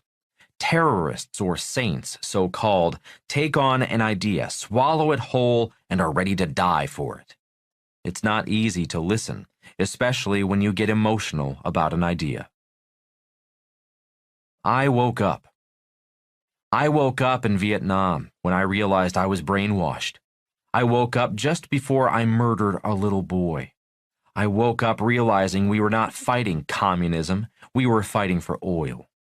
I woke up when I realized I was brainwashed. I had forgotten that my professional education at the academy was in oil and that I was an oil tanker officer. In our global economics class at Kings Point, the U.S. Merchant Marine Academy, we were taught that the United States did not want China to have access to Vietnam's oil. But I had forgotten all of that. I joined the Marine Corps and went to flight school to defend America against communism. We were in Vietnam fighting for oil. We are still fighting for oil. Since 1914, all wars have been about oil. Today we are at war in Iraq, Iran, Syria, Yemen, and Afghanistan. That is why Russia is there. The United States fights for Saudi Arabia against their mortal enemy, Iran. How do you think terrorists afford weapons? They sell oil. Chickens become eagles when they wake up. I woke up in Vietnam. How eagles learn to fly. Step 1. Wake up. When it comes to money, we have all been brainwashed. Brainwashed means taking on ideas that are not your own. Brainwashed people are willing to die or fight for an idea. I was willing to die for America. I woke up when I realized I was killing for oil. We still are. Brainwashed people become upset when I say things like savers or losers, your house is not an asset, the rich don't work for money, the rich use debt as money, the rich do not pay taxes legally. They become upset. A few become angry. They become emotional because they have been brainwashed. They become upset, triggered by ideas that contradict their fragile beliefs. Eagles know this. Chickens do not. Chickens will defend their right to pay taxes, save money, and invest for the long term in a well-diversified portfolio of stocks, bonds, mutual funds, and ETFs, even if they are losing money. Again, as DeMello writes, the first test of whether you've been brainwashed and have introjected convictions and beliefs occurs the moment they are attacked. You feel stunned. You react emotionally. You're ready to die for an idea that was never yours. You wake up when you will realize your savings, your house, and retirement savings are assets of the rich. I am not saying do not buy a house, save money, or invest for the long term in the stock market. In fact, I recommend that people without real financial education hold on to their beliefs that they should buy a house, save money, get out of debt, and invest for the long term in the stock market. This mantra is best for the average person, someone who is not interested in investing time and money in their financial education. All I am saying is wake up. If you get emotional and want to defend those ideas, then you've been brainwashed. The side of the eagles. If you become emotional or defensive, you cannot learn. You cannot see the other side of the coin, the side the eagles are on. Step 2. Eagles teach their kids about money. Chickens do not. How do you think Jared Kushner knew about taxes, debt, and infinite returns, and the reporter did not? Did Jared learn about debt, taxes, real estate, and infinite returns at school or from his father? Did Donald Trump learn about debt, taxes, real estate, and infinite returns at school or from his father? Who taught me about debt, taxes, real estate, and infinite returns? My poor dad? Education is very important, but we must ask ourselves, what kind of education? When I was 9 years old, in a classroom with rich kids, I soon realized they were learning something I was not learning. Many were learning about money at home from their fathers. This is why my rich dad was teaching his son and me about money after school. Rich Dad often said, most family fortunes are gone in 3 generations. The first generation earns it, The second enjoys it, and the third generation loses it. This is why he was teaching his son and me about real business and real estate. He did not want his fortune to be gone by the third generation. Rich Dad called it dynasty wealth, wealth that is passed on from generation to generation. Rich Dad also said most poor and middle-class parents only want their children to get good jobs. James Rickards, in The Road to Ruin, tells a story of meeting a beautiful woman in Italy whose family wealth was handed down for over 900 years. If you are familiar with Italy's history, you know that hanging on to dynasty wealth for 900 years has been nearly impossible. When he asked her how their wealth was passed on for 900 years, she replied, "That is easy. We invest in things that last." When he asked her what are investments that last, she replied, "Real estate, gold, and museum-quality artwork." She did not mention cash, stocks, bonds, mutual funds, or ETFs. This is another reason why Kim and I created the cash flow game, write our books, and teach.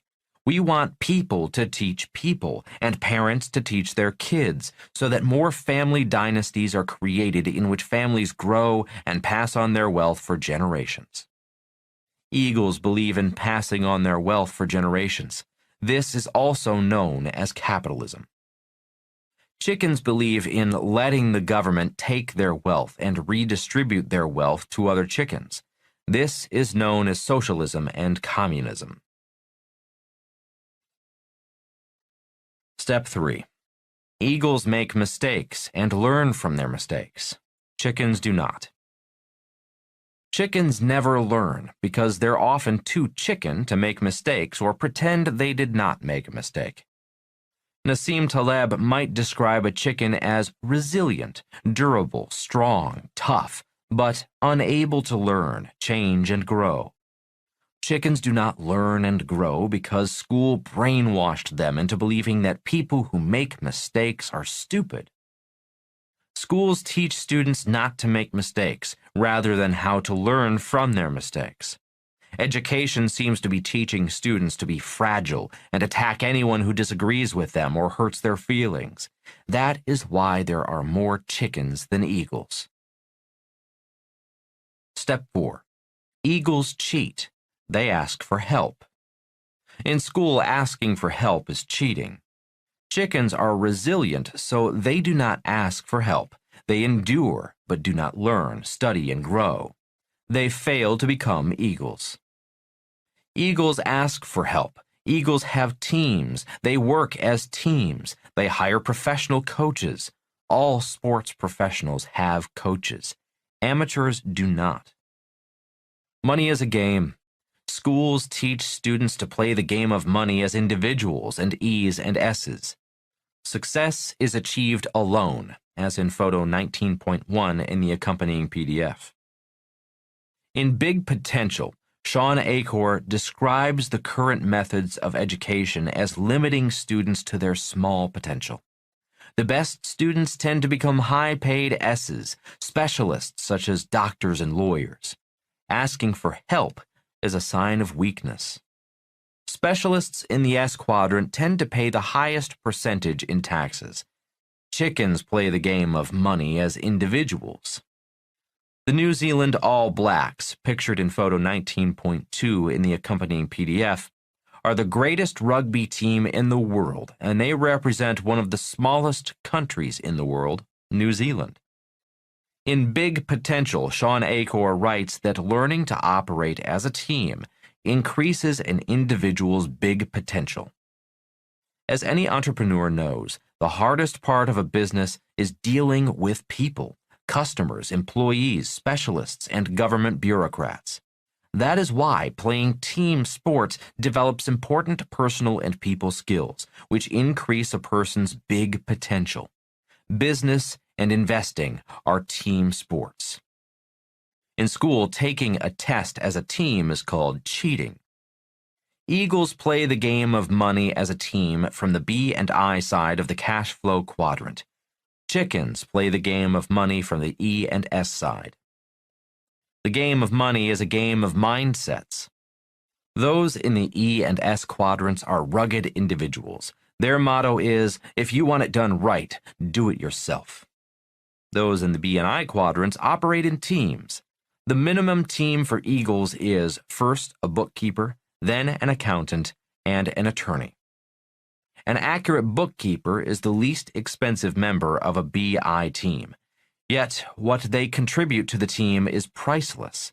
A BI team cannot operate without accurate numbers. Most S-quadrant entrepreneurs do their bookkeeping on their own, or their spouse keeps the books, or they do not keep books. That is why most S-quadrant entrepreneurs hang out with the chickens. When Kim and I were starting out, the first person we hired was Betty the bookkeeper. We hired Betty when we had no money. Betty was another real teacher. If not for Betty, Kim and I would not be financially free today. Chickens say, I'll hire a bookkeeper when I have money, which is why most chickens remain chickens. Marriage and money. Marriage is also a team sport. Some marriages reflect a Tarzan and Jane relationship, where Tarzan manages the money on his own. Some marriages are business partnerships. Kim is the CEO of our marriage. Who is on your money team? Step 5. Eagles invest in what they love. Chickens do as they are told. And what they're told is to go to school, work hard, pay taxes, save money, and invest for the long term in the stock market. As DeMello would say, they are asleep and brainwashed. Most chickens believe in do what you love and the money will follow. The problem is, studies show 70% of all chickens hate their jobs. Eagles acquire assets they love. The financial statement in Figure 19.1 in the accompanying PDF explains the difference. Business and real estate are the riskiest of all assets because they are the least liquid. If the investor makes a mistake, the asset drags him or her down. That is why businesses and real estate require the most financial education and the best teams. Paper assets and commodities such as gold and silver are liquid. If the investor makes a mistake, the investor can cut his or her losses quickly. The secret to my success. If there's a secret to my success, it's love. I love being an entrepreneur. I love building businesses. I love real estate, using debt and paying as little as possible in taxes. And I love gold, silver, and oil. Eagles love their assets. Chickens do not. Step 6. Eagles invest for infinite returns. Eagles invest with OPM, other people's money. Chickens are the other people. Infinite returns can be achieved with any of the 4 asset classes. Paper assets are the easiest asset to achieve infinite returns, but not if you mindlessly turn your money over to a financial expert. Here's a simple KISS example. I buy 100 shares of stock for $1 each, costing me $100. The stock goes up in price to $10. I then sell 10 shares at $10. I now have my $100 back. The remaining 90 shares are my infinite return, money for nothing. My ROI, return on information, not money. The power of leverage. Even higher ROIs can be achieved using stock options, puts, and calls. Again, do not try this without investing in stock option seminars. Options in paper assets and debt in business and real estate are leverage. Remember and be cautious. The higher the leverage, the higher risks, the rewards, the gains, and losses. If you are not willing to invest time and money in education and practice, it is smarter to be a little chicken. 5 suggestions. The following are 5 suggestions on flying with the Eagles. As you hear the 5 suggestions, please be aware of what your little voice, that voice in your head, is saying as you read them. I can't afford to do that. That's silly. I don't care about money. I'll never be rich. I'm not smart enough to do that. Remember that Judas lives in our minds. Judas stabs us and others in the back. In my experience, too many people listen to Judas. Your spirit lives in your heart. Your spirit lives in silence, in stillness. If you hear Judas talking to you, take a deep breath, take a look at life, a tree, a stream, a flower, and be silent. Be still, and allow your spirit a chance to speak to you in silence. More secrets. The keys to realizing your full potential are love, education, and experience. If you love your asset class and you study, make mistakes, practice, and learn, you will soon see ways of investing for infinite returns. Kim and I love being entrepreneurs. We love real estate. We love gold and silver. I love oil more than Kim because oil was my major at the academy. Stocks versus the real thing. If I invest $100,000 in paper assets, let's say stock in Standard Oil, a company I once worked for, I receive $0 in tax savings. If I invest $100,000 in a U.S. oil development project, I immediately receive a tax break of approximately 40% from state and federal taxes. That means on $100,000 invested, I pay approximately $40,000 less in taxes. Another way to look at this is that my tax savings offset my tax liability from income from my books of, say, $40,000. The tax break on my oil investment offsets the tax liability on other income that could result in paying nothing in taxes. $40,000 in taxes owed from book income, less $40,000 in tax breaks from oil investment. $0. That is called $40,000 in phantom income, which is invisible income as a result of taxes not paid. Lesson. Tax breaks for the B and I's are similar, yet slightly different in different parts of the world. The lesson is that having a smart tax accountant and tax attorney can be the smartest thing an eagle can do. Chickens do not have bookkeepers, tax accountants, and tax attorneys. It's important that I point out that everyone should check with both a tax accountant and tax attorney before making any investment for tax breaks. Lesson. Most of the tax code is not about paying taxes, but about incentives for how to pay less in taxes. The U.S. government offers tax incentives to investors who partner with the government. Civilization requires energy. Without energy, fossil fuels, and renewables, civilization would collapse. The United States needs oil, lots of oil.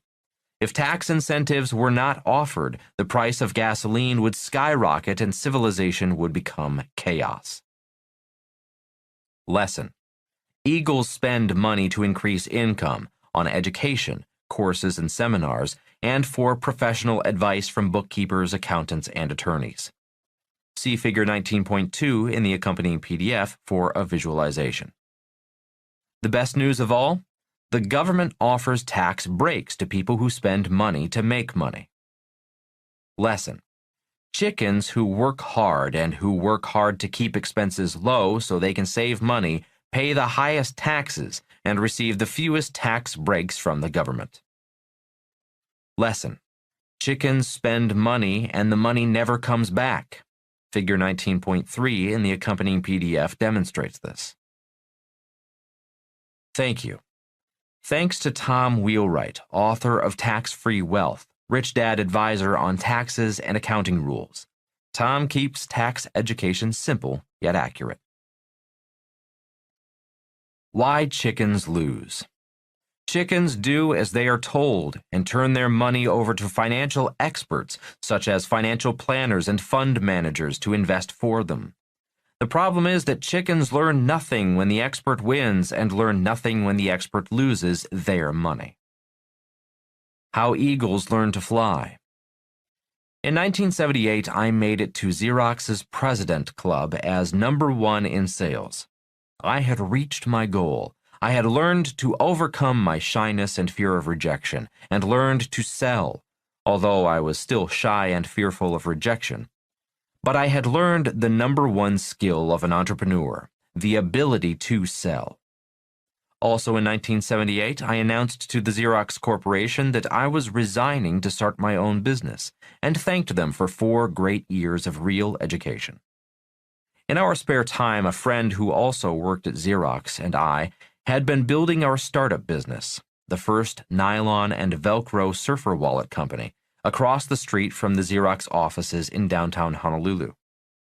Our first shipment of 100,000 nylon wallets had just landed in New York from Korea. It was time to start selling wallets. My friend and I were both excited and terrified. It was all or nothing. As I was leaving, Elaine, the receptionist, smiled and said, "You're going to fail, and you will be back." Over the years, Elaine had seen many young hotshot salesmen like me leave to start a business, only to fail and return to Xerox. One of my sales managers was one of those hotshots who failed and returned. My friend, who is still one of my best friends today, and I succeeded. We were successful beyond our wildest dreams. Nylon wallets were an international hit. We were featured in sporting goods magazines, running magazines, surfing magazines, and even Playboy. Money poured in. We had achieved the American dream. We were millionaires. Then we crashed. We lost everything. It took me nearly 8 years to pay my investors back, one of them my own father. Poor Dad. It was a great, real education. My reply to Elaine on the day I left Xerox was, "I will fail, but I will never be back." And I never did return. I kept succeeding and failing. I will always keep succeeding and failing, no matter how successful or rich I become. That is what Nassim Taleb calls anti-fragile. Just as our body needs challenges, stress, and adversity to stay strong, so does the human spirit. And our spirit lives in our hearts. And that is how eagles learn to fly. We are all eagles. We all have wings. We all have the God-given spirit to learn to fly. The question is, do we have the courage? More words of wisdom. I've heard it said that, in the first place, God made idiots. That was for practice. Then he made school boards. When it comes to money, are school boards made of wise men and women, or financially blind mice? Rich Dad often said, "Any idiot can spend money. Spending money takes no special talent or education. It takes wise men and women to make money, hold on to their money, and most importantly, keep their money away from idiots." I think of Mark Twain's words and ask myself again, is this why there is no financial education in schools? I have my answer. What is your answer? And from Albert Einstein, education is what remains after one has forgotten what one has learned in school. Since most people learn little to nothing about money, how much can anyone forget? Einstein also said, imagination is more important than knowledge. Rich Dad agreed, and he added, imagination is more important than knowledge, but Einstein did not say knowledge is not important. Knowledge is very important, for knowledge empowers a person's imagination. Rich Dad also said, everyone has million-dollar ideas. Without financial knowledge, ideas remain ideas, hopes remain hopes, and dreams remain dreams. Worst of all, without financial knowledge, many world-changing ideas, life-enhancing inventions, and products rather than weapons, products that could bring peace, remain trapped in that person's imagination. Without knowledge, information is worthless. Without knowledge, most people walk past millions of dollars every day. Knowledge has the power to turn imagination into reality and ideas into money. ROI, return on information, is only possible with knowledge. Without knowledge, information is meaningless, and information without financial education cannot be processed into wealth. As R. Buckminster Fuller wrote, I want you to think about this as individuals. An individual will say to me, "What can I do? What can I do? I'm just a little tiny guy." And I say, what you can do. I'm repeating something I said to you earlier, that we are really in the final examination. I did get last night to you that we are a function in the universe.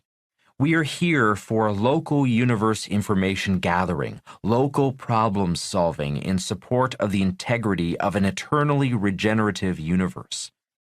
But integrity is the essence. In an invisible world, there's no visible aesthetics. In an invisible world, there's no visible aesthetics. In an invisible world, the only aesthetic is integrity. In our great computer world we are going into. I thank my friend from Hawaii, Randolph Kraft, first of all for getting me to that event in 1981 in Kirkwood, California, near Lake Tahoe. Randolph was the first person who nudged me to attend the Future of Business event with Dr. Fuller. At the time, listening to Dr. Fuller was painfully boring for me. The conference sessions ran from early morning to late, very late at night. I kept falling asleep. Again, it was Randolph who nudged me to stay focused on the 5-day event rather than sleep through it as I did through most of my years in school. Randolph helped me stay awake by being a crew member on the event's video recording team. That is how I stayed awake and paid attention through one of the most important events I ever attended, a seminar that changed the direction of my life. When Bucky Fuller talked about the information age being the invisible age, and that the invisible age was the age of integrity, I woke up. At that time in my life, I was very unsuccessful. My business and my life were a mess. Fuller's words were my wake-up call, and his words made me take a look at my life and find out where I was out of integrity. And the list was a long one. After 1981, I was aware that I was out of integrity in many areas of my life and began cleaning up my act. At that first seminar, and during the 2 other summers I studied with Dr. Fuller, he would always say, integrity is the essence of everything successful. What stayed with me were Fuller's words from his talk on integrity. I want you to think about this as individuals. An individual will say to me, "What can I do? What can I do? I'm just a little tiny guy." And I say, what you can do, I'm repeating something I said to you earlier, that we are really in the final examination. I did get last night to you that we are a function in the universe. We are here for local universe information gathering, local problem solving in support of the integrity of an eternally regenerative universe. Fuller passed away on July 1st, 1983, about a month after my last time with him. I was driving along the H1 in Honolulu when I heard the news, and I pulled over and cried. I had assumed he would always be here to lead humanity out of this mess we were in, and now he was gone. His words kept ringing in my head. What can I do? What can I do? I'm just a little tiny guy.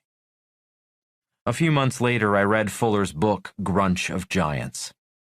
As I read Grunch of Giants, the lessons from my childhood, from my rich dad and my poor dad, crashing in Vietnam, the tiny Vietnamese woman refusing to discount her gold, then returning to Hawaii to find my poor dad unemployed because he stood up to one of the most corrupt state governments in the United States. I thought about different perspectives and points of view. My poor dad wanting me to get my master's degree, and my rich dad recommending I learn about debt and taxes. In 1983, I was still a little guy, but I knew what I was supposed to do. In 1983, I was in the rock and roll business. It was fun, but not my life's purpose. So I gave my share of the business to my partners. I asked for nothing. I was done. Fuller often said, "Free the scholar so he can return to his studies." In 1983, I became a student for the first time in my life. For the first time in my life, I was whole. I was complete. I was in integrity with my studies. I was no longer a fake student. I was now a real student. I became a student of grunch. In 1984, as I was preparing to leave Hawaii, I met the most beautiful woman in my life. We talked about our life's purpose, and we fell in love. Although I had no job, no money, and no future, Kim and I held hands, took a leap of faith, and left Hawaii for California. We were homeless for a while, met horrible people and wonderful people, and had extreme highs and extreme lows. But we never looked back. Kim and I were in integrity with each other, with our life's mission and our life's purpose. The harder life became, the more we became anti-fragile. Nothing was going to stop us. Fuller's words, integrity is the essence of everything successful, stayed with us then and now. Today we realize that they carry additional meaning for the invisible age, today's world of invisible technology, invisible change, and invisible money. Integrity, noun. 1. The quality of being honest and having strong moral principles, moral uprightness. 2. The state of being whole and undivided. I will leave you with words of wisdom from Bucky Fuller, words that kept Kim and me going when we were without jobs and often without money. If success or failure of this planet and of human beings depended on how I am and what I do, how would I be? What would I do? Your questions, Robert's answers. Question. How worried should I be about physical counterfeit metals, especially gold and silver? Sean T., Canada. Answer. You need to be aware that there are fakes and counterfeits and deal only with reputable gold and silver dealers. Question. Is there ever a bad time to invest in gold? Alexandra B., USA. Answer. Yes, when you are greedy. Question. I've been skeptical to invest in gold and silver because of fear that the government will confiscate it. Do you see a scenario where this could happen in 2019? Liu X, China. Answer. Anything is possible. I doubt the U.S. government will confiscate our gold. On the other hand, you never know. That is why I always have a plan B. Question. What do you think Dr. Fuller would say to you today if he were still with us regarding your success and the creation of the cash flow board game to teach others about money investing? Iru L., Argentina. Answer. I suspect he would be happier that I read his book Grunch of Giants and took action. A final thought. Today, education is more important than ever before. It has incredible power. The question I pose is this. In choosing your teachers, are you following 3 wise men or 3 blind mice? We are all eagles. We all have wings. We all have the God-given spirit to learn to fly. We all have the power to choose. The question is, do we have the courage? Thank you for listening to this book. Robert Kiyosaki.